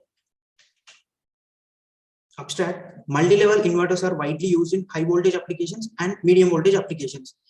And in multi-level inverters, there are mainly 3 types, like flying capacitor type and diode clamp type, cascade H-bridge inverter type. Here we are using Here we are referring cascade H-bridge inverter. A conventional cascade H-bridge inverter uses 12 number of switches to produce a 7 voltage levels at the output of the inverter. So here certain issues are facing, like increasing number of components like switches. So in order to sort out this issue, a modified cascaded H-bridge inverter is used for 7 level voltage output. In order to drive this inverter circuit, here pulse width modulation technique is applied for firing 8 pulses to the inverter. Here we are observing the output in 3 different techniques, 3 different pulse width modulation techniques like phase disposition, phase opposition, and alternate phase opposition disposition technique are applied to this topology. And at the end, efficiencies and total harmonic distortion levels are compared and see which one is better. And this is the circuit diagram of modified cascaded H-bridge inverter, which consists 6 number of power electronic devices. S1, S5, and S3 are connected in such a way that their emitter is facing towards upward direction, and remaining switches are connected in such a way that their emitter is facing towards downward direction. With 2 voltage sources, this topology is type of asymmetrical type, where V1 is to V2 is 1 is to 2. For example, if I consider V1 as 100 volts, then V2 will be 200 volts. Let us go to the switching modes of operation of the circuit. This is the switching mode of operation for output voltage V0 is equals to V1 plus V2. So this gives the output voltage as V1 plus V2 when the switch S1, S5, and S3 are in active mode. So let us, if I take V1 as 100 and V2 as 200, then the output voltage gives us 300 volts. And this is the switching mode of operation for the output voltage V0 is equals to V2. So here S4, S5, and S3 are in on state. So the output voltage will gives us 200 volts. That is V2. And here the switching mode of operation for the output voltage V0 is equals to V1, where the switches S1, S5, and S6 are at on state. So it gives 100 volts. So we got 300, 200, and 100. And next, this is the switching mode of operation for output voltage V0 is equals to 0. Either S1, S2, and S3 or S1 or S4, S5, S6. Either these 3 or either the remaining 3 are on condition, then the output voltage will be 0. And this is the switching mode of operation for V0 is equals to minus V1, that is minus 100. And this is the switching mode of operation for output voltage V0 is equals to minus V2, that is minus 200, according to our example. And this is the switching mode of operation for output voltage V0 is equals to minus 300. So we got 300, 200, and 100, 0, minus 100, minus 200, and minus 300. With 2 sources and 6 switches, we can able to generate 7 different voltage levels. So this is the simulation circuit diagram of modified cascade H-bridge inverter with one subsystem which consists of pulse width modulation technique along with 2 scopes of output RMS current and output RMS voltage. And this is the pulse width modulation technique which is very important in this paper. And it since we need sinusoidal output, we are taking reference signal as sinusoidal, which is of 1 volt and 50 hertz frequency. And for example, if we need n number of levels, we need n minus 1 number of carrier signals. So ultimately we require 7 level output. So we use 6 number of carrier signals. Here the V1, V2, V3, V4, V5, and V6 and V7 are the go-to variables in a MATLAB, which represents the voltage levels of the output. So, for example, first reference in this area, first the reference signal is compared with first carrier signal. If the reference signal is greater than the first carrier signal, then V1 gets activated. And similarly, second one, if the reference signal is greater than the second carrier signal and at the same time less than the first carrier signal, then V2 gets activated. And third one, if the reference signal is greater than the third carrier signal and less than the second carrier signal, then V3 gets activated. Similarly, remaining 4 works. And this is the switching configuration at different voltage levels. So let us take one example. For few voltage levels, for every voltage level, 3 switches are need to be activated. So common switches are observed for every voltage level. So switch 1 is involving in first voltage level, and switch 1 is involving in third voltage level, and switch 1 again involving in fourth voltage level, and switch 1 is involving at 6th voltage level. So here we are taking as 4 voltage levels as one input to the OR gate, and further it is given to S1. Similarly, other switches are also given to trigger gate pulses to the inverter. And this is the waveform for voltage and current of the switch 1 and switch 4 respectively, which indicates the firing pulses of the firing pulses for the switches. And this is for switch 2 and switch 5. And this is for switch 3 and switch 6. Since switch 6 and switch 3 are complementary, it shows complementary type waveform.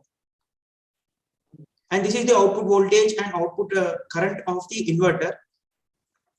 We can observe that 7 different voltage levels are obtained with this. Coming to power loss analysis, there are 3 different losses in every power electronic device. Those are conduction losses, switching losses, and blockage or leakage losses. Here we are considering mainly conduction losses and switching losses. In conduction losses, the losses due to switches along with losses due to anti-parallel diodes are observed, but the losses due to anti-parallel diodes are neglected due to negligible currents. So conduction losses in the switches is denoted by PCI. The below equation gives the conduction losses by switches. PCI is equals to mu C naught I average plus RC I RMS square.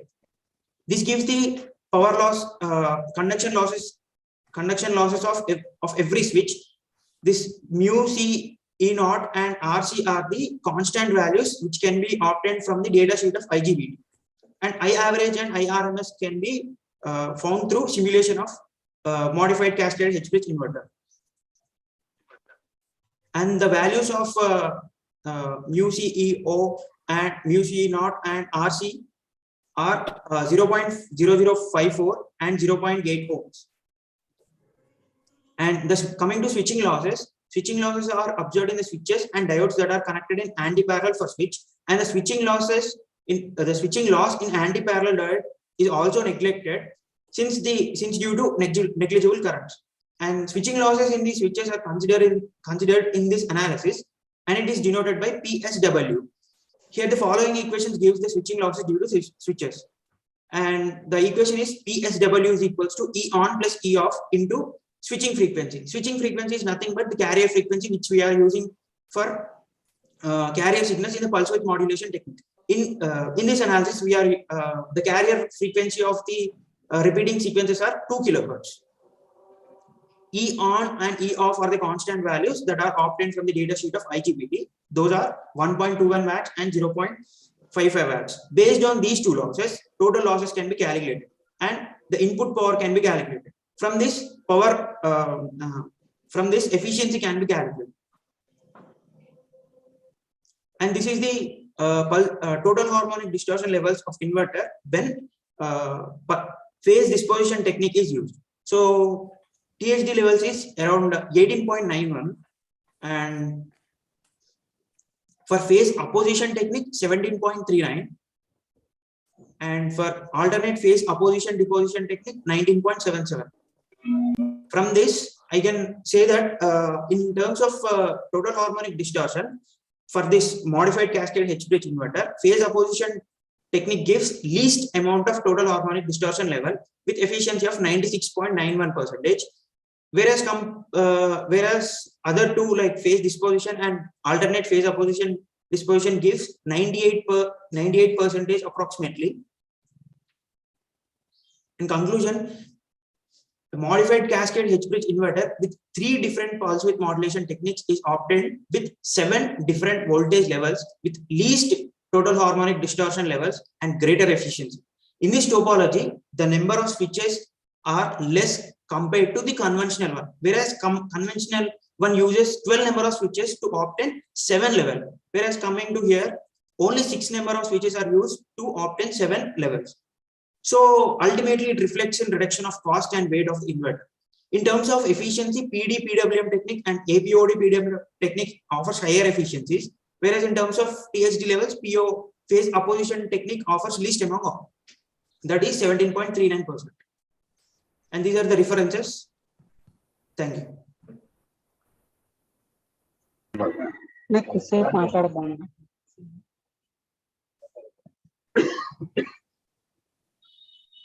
Thank you. Any queries Hello? from the audience? Hello. Okay, Srinivas. Right. Proceed. Can you suggest what is difference between cascade connection and series connection? Cascade means whole network is connected to the input of the next network. Series means the current in the secondary terminal of first network is equals to the second network of the first terminal. Okay. What is the different types of pulse width modulation techniques generally we are using in case of power electronics? Phase disposition pulse width modulation technique and phase opposition, alternate phase opposition disposition. Okay, in general practice, in case of our power electronics subject, we are using trapezoidal pulse width modulation technique and triangular pulse width modulation technique and sinusoidal pulse width modulation technique. Na? Yes, ma'am. Okay, these are the actual basic quantities. Na? These 3 comes under sinusoidal pulse width modulation. Yes, yes. I will ask one more question to you. Okay. And what is the function of base diode? Actually, in case of your switches, you are using in every switch, we are connecting one diode in reverse direction. Yes. Okay. But what is the function of that one? To prevent from reversal of currents and to protect the switching device. Okay, why can't go to other electronic components?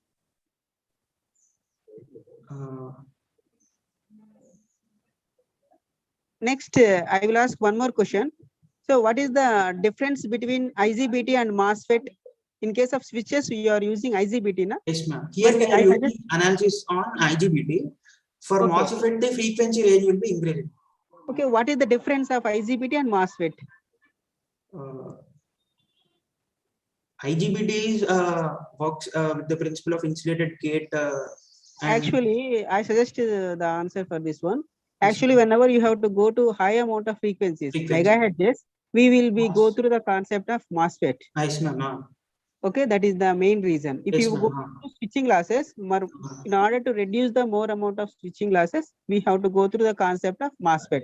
Yes, okay, and then one more concept I asked to you. What is mean by harmonic?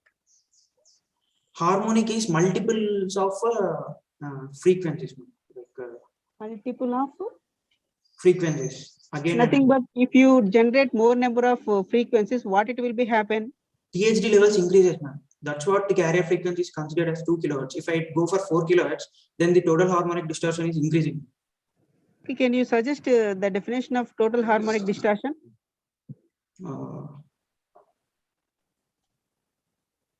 Okay, thank you, sir. Thank you. Okay, okay. Sir, I have questions, sir. Hello? Sure. All right. Kalarajan, yes, you can ask. Yes, sir. It is reducing which type of harmonic? Fifth type of harmonic, or seventh type of harmonic, or third? Fifth type of harmonic. Fifth type. Okay. And second question, do you have the software simulation of the? Yeah. Yes, I have done in MATLAB simulation. Okay. Can you show that in software by compiling and running of? Yes, why not? Can I show, ma'am?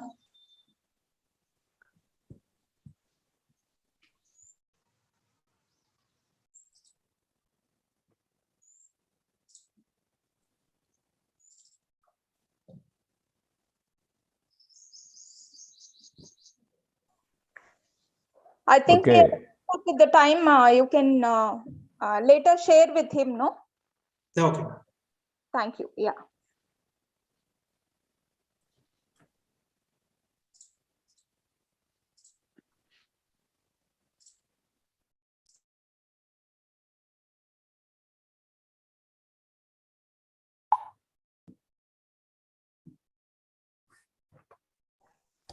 Yeah, we will move on to the last participant, the presenter, Mr. Narasimha Rao. Are you ready, sir?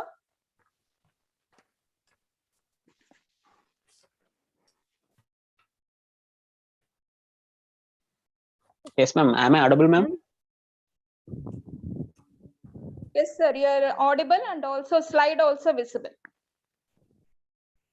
Thank you, ma'am. A very good afternoon to everyone and welcome to my presentation.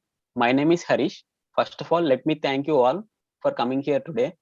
As you can see on the screen, today I'm going to give a presentation on power and energy balance calculations for cascaded H-bridge multi-level inverter using the different pulse width modulation techniques. And the authors are M. Narasimha Rao and myself Harish and K. Rahul, B. Vikram, K. Madhumati from Electrical and Electronics Department from Kakatiya Institution of Technology and Science. Abstract. Among the various multi-level topologies, the cascaded H-bridge multi-level architecture has been a good solution for high-power medium voltage application because of it has a lower stress on power electronic switches and harmonic reduction, and it has a modularity structure and voltage balancing and separate DC sources. For cascaded H-bridge multi-level inverter, phase shifted and level shifted pulse width modulations approaches are most extensively used. The power and also in this paper, the power and energy distribution in interface and interbridge are compared. This research presents a comprehensive evaluation of numerous PWM techniques in terms of total harmonic distortion in output voltages, and the simulation of a 11-level cascade H-bridge inverter in MATLAB Simulink is performed, and the results are shown. Coming to the introduction, in many applications, multi-level inverters are now successfully replacing the traditional two-level inverters, because in traditional two-level inverters, we have higher harmonic content and the output waveform is not sinusoidal. So when we use multi-level inverters, that can create output voltage that is closer to the sinusoid and reducing the need of filter. By increasing the number of levels, the total harmonic distortion will decrease when we use this cascade H-bridge inverter. Multi-level inverters are often employed in three different topologies. One is cascade H-bridge inverter and diode clamped inverter and flying capacitor inverter. And the major disadvantage of diode clamped inverter is output voltage is limited, and the max output voltage is half of the input DC voltage, and the more number of diodes are used in diode clamped inverter. And the disadvantage of flying capacitor inverter, the large number of capacitors make inverter bulky, and the inverter content is very complicated and poor efficiency in real power transmission. CHPI is the most promising topology for high power applications such as STATCOM and FACS and aerospace and photovoltaics. And generally, CHPI is made up of single phase H-bridge cells connected in series using a separate DC source. This structure is capable of creating high voltage levels at the output side. This topology operates at high switching frequency and produces a sinusoidal output waveform. The objective of this paper is to study the comparison of power and energy distribution of a three-phase cascaded H-bridge multi-level inverter for phase shifted and level shifted pulse width modulation technique, and to study the comparison of total harmonic distortion in the output voltages among these two types of PWM techniques, and to produce a sinusoidal waveform which has a maximize the power efficient with a lower level of harmonic content, and also it should reduce the distortion. And literature survey and review, the title is multi-level inverters, a survey of topologies and control and applications. The objective of this paper is to present the most modulation techniques like diode clamp inverter, capacitor, and cascaded H-bridge, with using the different types of DC sources, and emerging topologies like hybrid cells and soft switching multi-level inverters. And the modulation techniques that are explained in this paper is fundamental switching frequency and high switching frequency. Multi-level inverters research and development activities are experiencing explosive rate of growth, and there is other research and development in related areas such as high voltage, high power semiconductor device. And title is multi-carrier PWM strategies for multi-level inverter. In this paper, the multi-carrier PWM strategies for multi-level inverters are along with their modulation schemes or PWM methods are shown. For high power application, the multi-level inverter structures and PWM principle of diode clamp and cascaded inverters are and proved experimentally. Phase disposition modulation strategy can develop for a cascade inverter and decrease the output voltage harmonics. And this is the block diagram. This is the DC power supply and cascade H-bridge multi-level inverter and switching circuit. Generally, the DC power supply can be a symmetrical and asymmetrical. In our simulation, we have used 100 volt DC supply, which is symmetrical. In this cascade H-bridge multi-level inverter, we have used, for each phase, we have used 5 H-bridges. We are designed for 3 phase, so 15 H-bridges are used. Each H-bridge consists of 4 MOSFETs and 1 DC source. In order to trigger the H-bridges, we are using the switching circuit. The switching circuit generally 2 types of PWM techniques are used: phase shifted and level shifted. By operating this, the MOSFETs are switched. This is the overview of a single H-bridge, which consists of 4 MOSFETs, and these are triggered by the pulses. When switch S1 and S2 are turned on, the output voltage will be given as plus VDC. When switch S3 and S4 are turned on, then the output voltage will be minus VDC. When switch S1 and S3 is turned on, the output voltage will be 0. Similarly for S2 and S4 also. These are the switching patterns. We are designed for simulation for 11 level cascaded, so it should generate a voltages different in 11 levels. If you want to get 5 VDC, we need to switch S1 and S2 of 1 H bridge and S5 and S6 of second H bridge, and S9 and S10 switches for third H bridge. Similarly, here VDC will be, we are used 100, so we can generate 500, 400, 300, 200, 100, 0, minus 100, minus 200, minus 300, minus 400, minus 500. So here are the 11 different voltages that we are generated. The rest of the things will be carried out by my project teammate. Vikram, over to you. Types of PWM techniques. There are 2 types of PWM techniques. One is level shift and phase shift. In level shift, the carrier waves are vertically phase shifted. The carrier frequency is equal to the device switching frequency. In level shift PWM technique, each H bridge produces one part of the waveform, which produces the output waveform. In the level shift PWM technique, we find that the loss distribution is not same. The losses will differ in terms of switching and conduction losses. There are different types of level shift techniques. One is phase opposition disposition, and alternate phase opposition disposition. In phase opposition disposition, the carrier waves are vertically phase shifted. In phase disposition, if we have 6 carrier waves, the lower 3 are 180 phase shifted to the upper ones. In alternate phase opposition disposition, the 2 alternate carrier waves are 180 phase shifted. In phase shift PWM technique, each cell produces equal amount of waveform, which is 1 by n part of the output waveform. Combining the each cell waveform output, the total output is produced. In phase shift and level shift, almost they have same terms of harmonic performances. Next slide.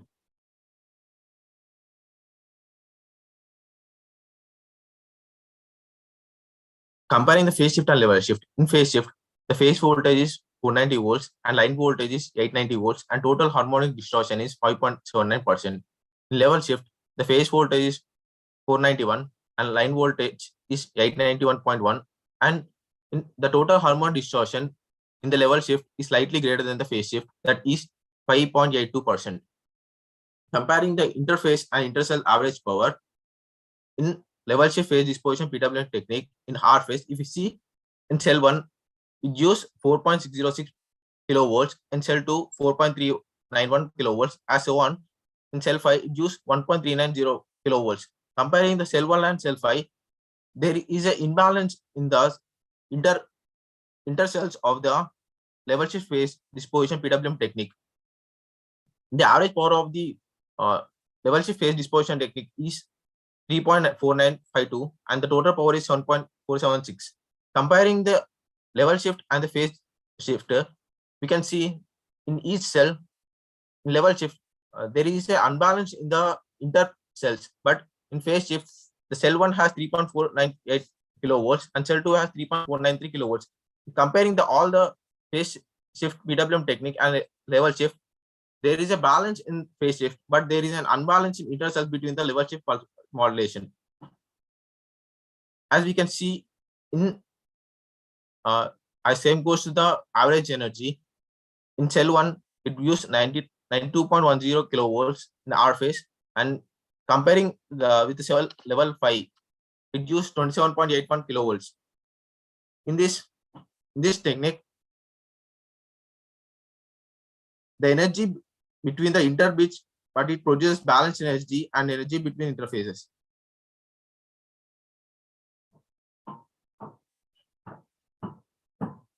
Conclusion: the different PWM techniques like level shift phase disposition PWM and phase shift PWM techniques have been applied in the cascade H-bridge inverter.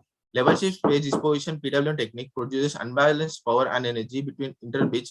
It produces balanced power and energy between interfaces. In phase shift PWM technique produces balanced power and energy between interface and interbridge. By comparative analysis of total harmonic distortion, for both the methods has almost similar low TDH values. However, the phase shift PWM technique method shows better performances.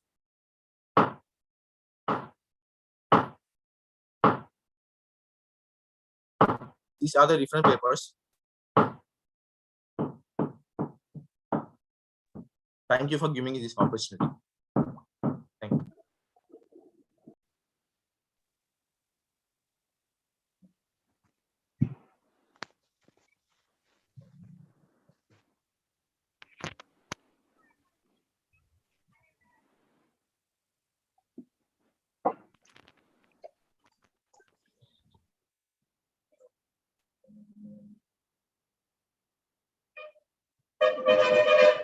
Thank you, team. Any other paper to be presented? Yes, ma'am. Hello, ma'am. Yes, please. May I know the name, madam? I'm Lakshmi, ma'am. Just 1 second, ma'am. I'm presenting my. Okay.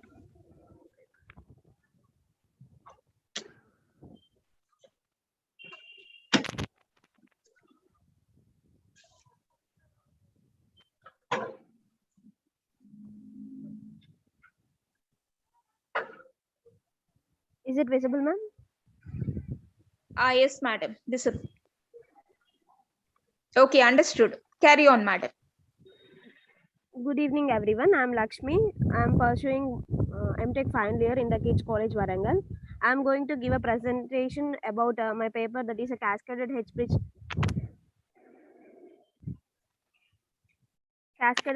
multi-level inverter with SOC battery balancing. And this is I'm working with Narsimha Rao sir, associate professor in the EEE department, Kids Warangal. And the main reason which is behind for going this project is the cascaded H-bridge inverter is consisting of several generally the renewable energy sources like solar and wind energy sources are intermittent in nature. And if we consider the PV system, in case of hotspots or partial shading conditions, the batteries are not charged equally, so there existing the difference in the state of charging of batteries. So to overcome that issue, an algorithm is used, and that is going to be presented here. And here this involves the changing of the switching pattern which is given to the inverter, and that is going to be simulated for both equal SOCs and different SOCs conditions. And this is about the literature survey. And this is the configuration of a cascaded H-bridge multi-level inverter. The number of H-bridges used is depends upon the number of voltage levels. And I have considered for the 5 level, so I have used the 2 H-bridges, that is consisting of 2 batteries, B1 and B2. And these are cascaded, these 2 H-bridges are cascaded and produces the 5 level output voltage, that is a 2 VDC, VDC 0, minus VDC and minus 2 VDC. And here the control algorithm is used is first the SOCs of the each and every battery is evaluated. After that, the battery which is having the highest SOCs turned on, that is going to be discharged first, and then the battery with second highest SOC is discharged next, and so on like that. The battery with the least SOC is discharged last, and so to achieve that, the switching pattern is generated as shown in the switching table, and depending upon the condition of SOCs, that is if SOC1 is equal to SOC2, one switching combination is used, and SOC1 greater than SOC2, the battery, the H bridge, upper H bridge is going to supply the more amount of voltage compared with the lower H bridge, and if SOC1 less than SOC2, then lower H bridge produces the supplies the more voltage compared with the upper H bridge. So like that, the batteries discharging can be controlled by using this algorithm, and this is the simulation diagram, and these are the simulation parameters. And I have considered the lead acid battery, and I have considered for different SOCs conditions, I have taken SOC1 is equal to 70% and SOC2 is equal to 30%, and these are the results, and I'm getting the 5-level output voltage irrespective of the SOCs of the batteries, and that those voltage levels are 24 volts, 12 volts, 0, and minus 12 volts, minus 24 volts. And this is the discharging of the batteries. By observing this figure, I have considered that SOC1 greater than SOC2. So the battery 1 is going to be discharged first. So it starts discharging first, and the battery 2, that is going to be discharged after some time. So it can be observed by using this waveform, and the battery 1 discharging characteristics are can be represented here with a blue color waveform, and the red color one represents the battery 2 discharging characteristics. And by using this, we can get the desired output voltage, that is a 5-level, what I have did, and also we can balance the we can control the discharging of the batteries and we can analyze the cascaded H bridge multi-level inverter performance for equal and unequal SOCs. And these are some references, and thank you, ma'am.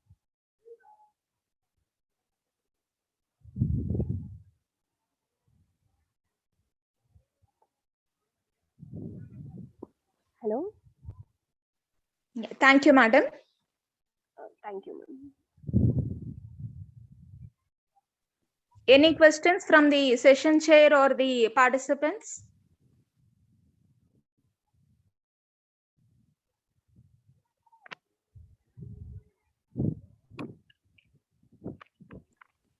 Okay, thank you, madam. You can stop your screen sharing. Okay, ma'am.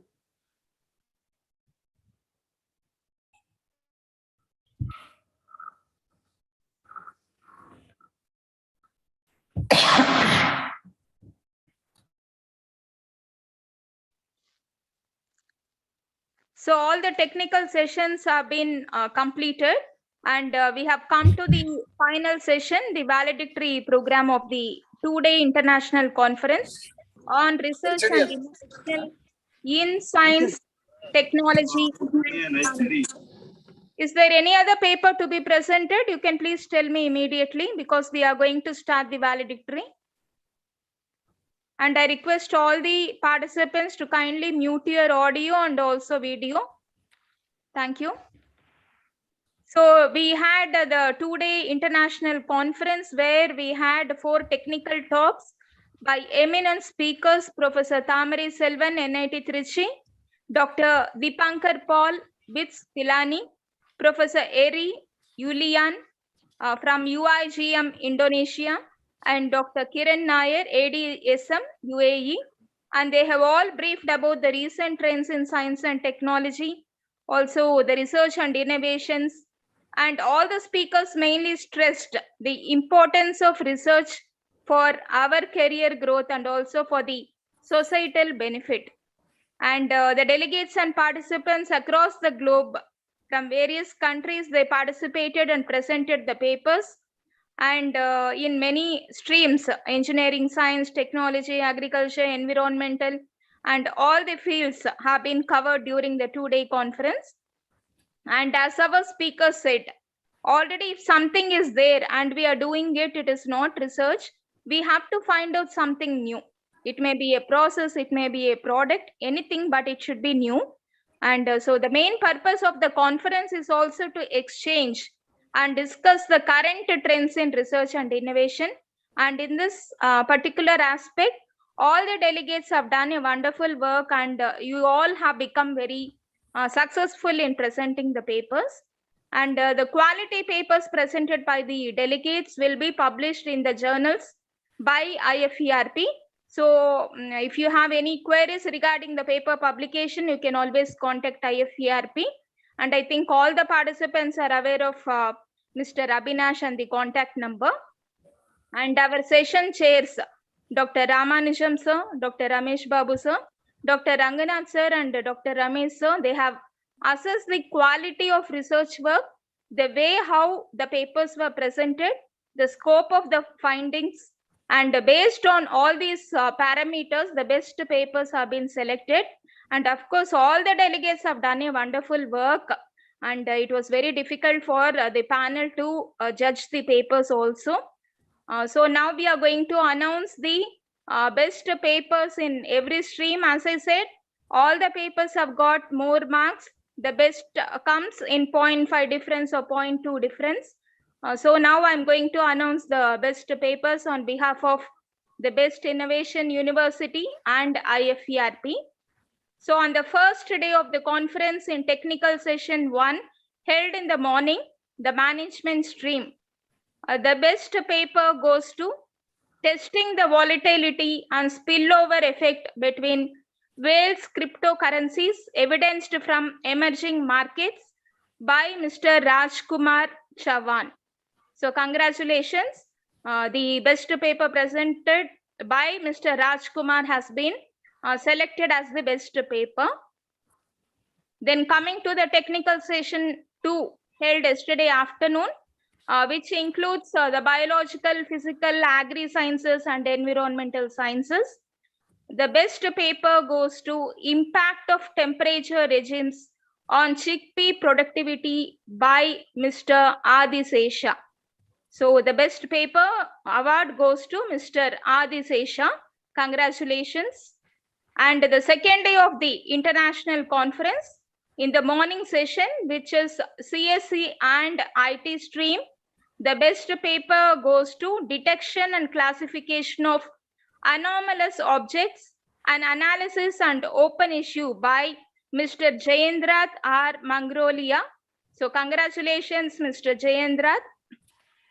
And the final technical session held just now, which includes engineering technology and mathematical papers.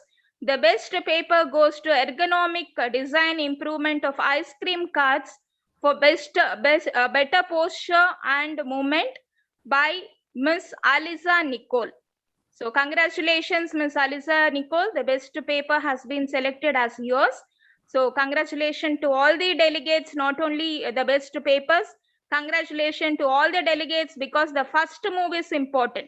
So you have presented very boldly and confidently all the papers. Excellent job done by you all. And all the certificates for presentation, participation, and best papers will be sent to you by IFERP in 1 week. So thanks to all of you. Now I invite our assistant registrar and the event coordinator, Dr. Bhaskar, to kindly present the vote of thanks. Thank you. Over to Dr. Bhaskar. Thank you, ma'am. Thank you, ma'am. So it has been our pleasure to host all the participants of the conference, and the participants were very enthusiastic, and I'm thankful to all the participants who joined the conference. We have been fortunate to have some of the eminent persons from academic and industry. I'm very much thankful to our keynote speakers, Mr. Rudra Bhanu Satpati sir and Professor Tamar Selvam Natarajan sir and Dr. and Dr. Eri Ulene sir and Dr. Kiran Nair sir and Deepakar Pal sir. I'm immensely thankful to Best IU Chairman Mr. Bharatlal Meena sir and Chancellor Ma'am Dr. Rupa Vasudevan ma'am and Vice Chancellor Dr. P. Chaudappa sir and our Research Director Dr. Nagjyoti madam and also IFER Coordinator Avinash. I take this opportunity to thank all the Chair Technical Committee, Dr. Ramanujam sir, Dean of Agriculture, and Dr. Ranganath sir, Senior Professor of Best IU, and Dr. Ramesh Maitre, Associate Dean, and Dr. Ramesh Babu, Dean of Engineering, and Assistant Professor Rakesh. My thanks also to go to the faculty members and Register Shajil Ahmed who gave precious time in organizing. I once again thank everyone whose contribution has made this conference a successful. Thank you. So thank you one and all. So Dr. Bhaskar sir has presented the vote of thanks.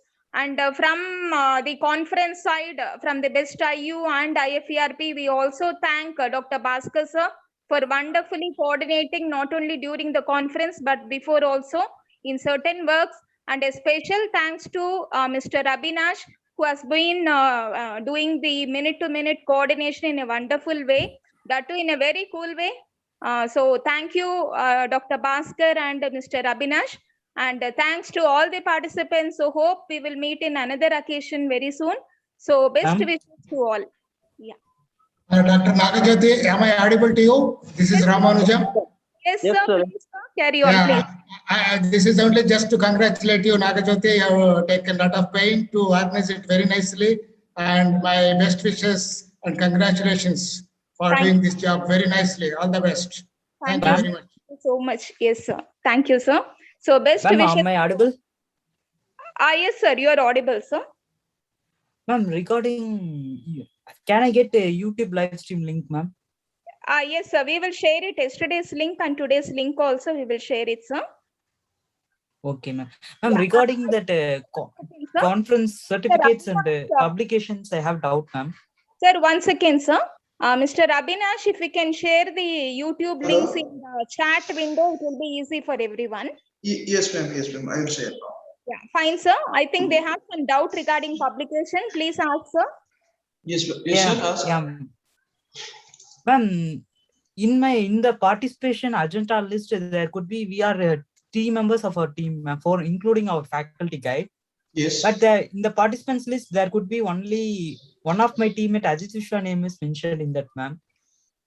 In agenda, we have counted only one author for presenting. But in certificate, you will all author will get certificate, sir. Okay, sir. Regarding publication, it mentioned that we need to pay 10,000 for our publication, sir. Mr. Kaliyarasan, you can contact. I think you have the number of Mr. Abhinash, so you can contact and find out the details, sir. Is it okay? Okay, sir. Yeah. Thank you. So thank you all the session chairs, coordinators, faculty members, and delegates. Wish you all the success in this happy new year. Thank you all. Thank you. Thank you, ma'am. Thank you. Thank you, ma'am and sir. Thank you. Thank you, ma'am.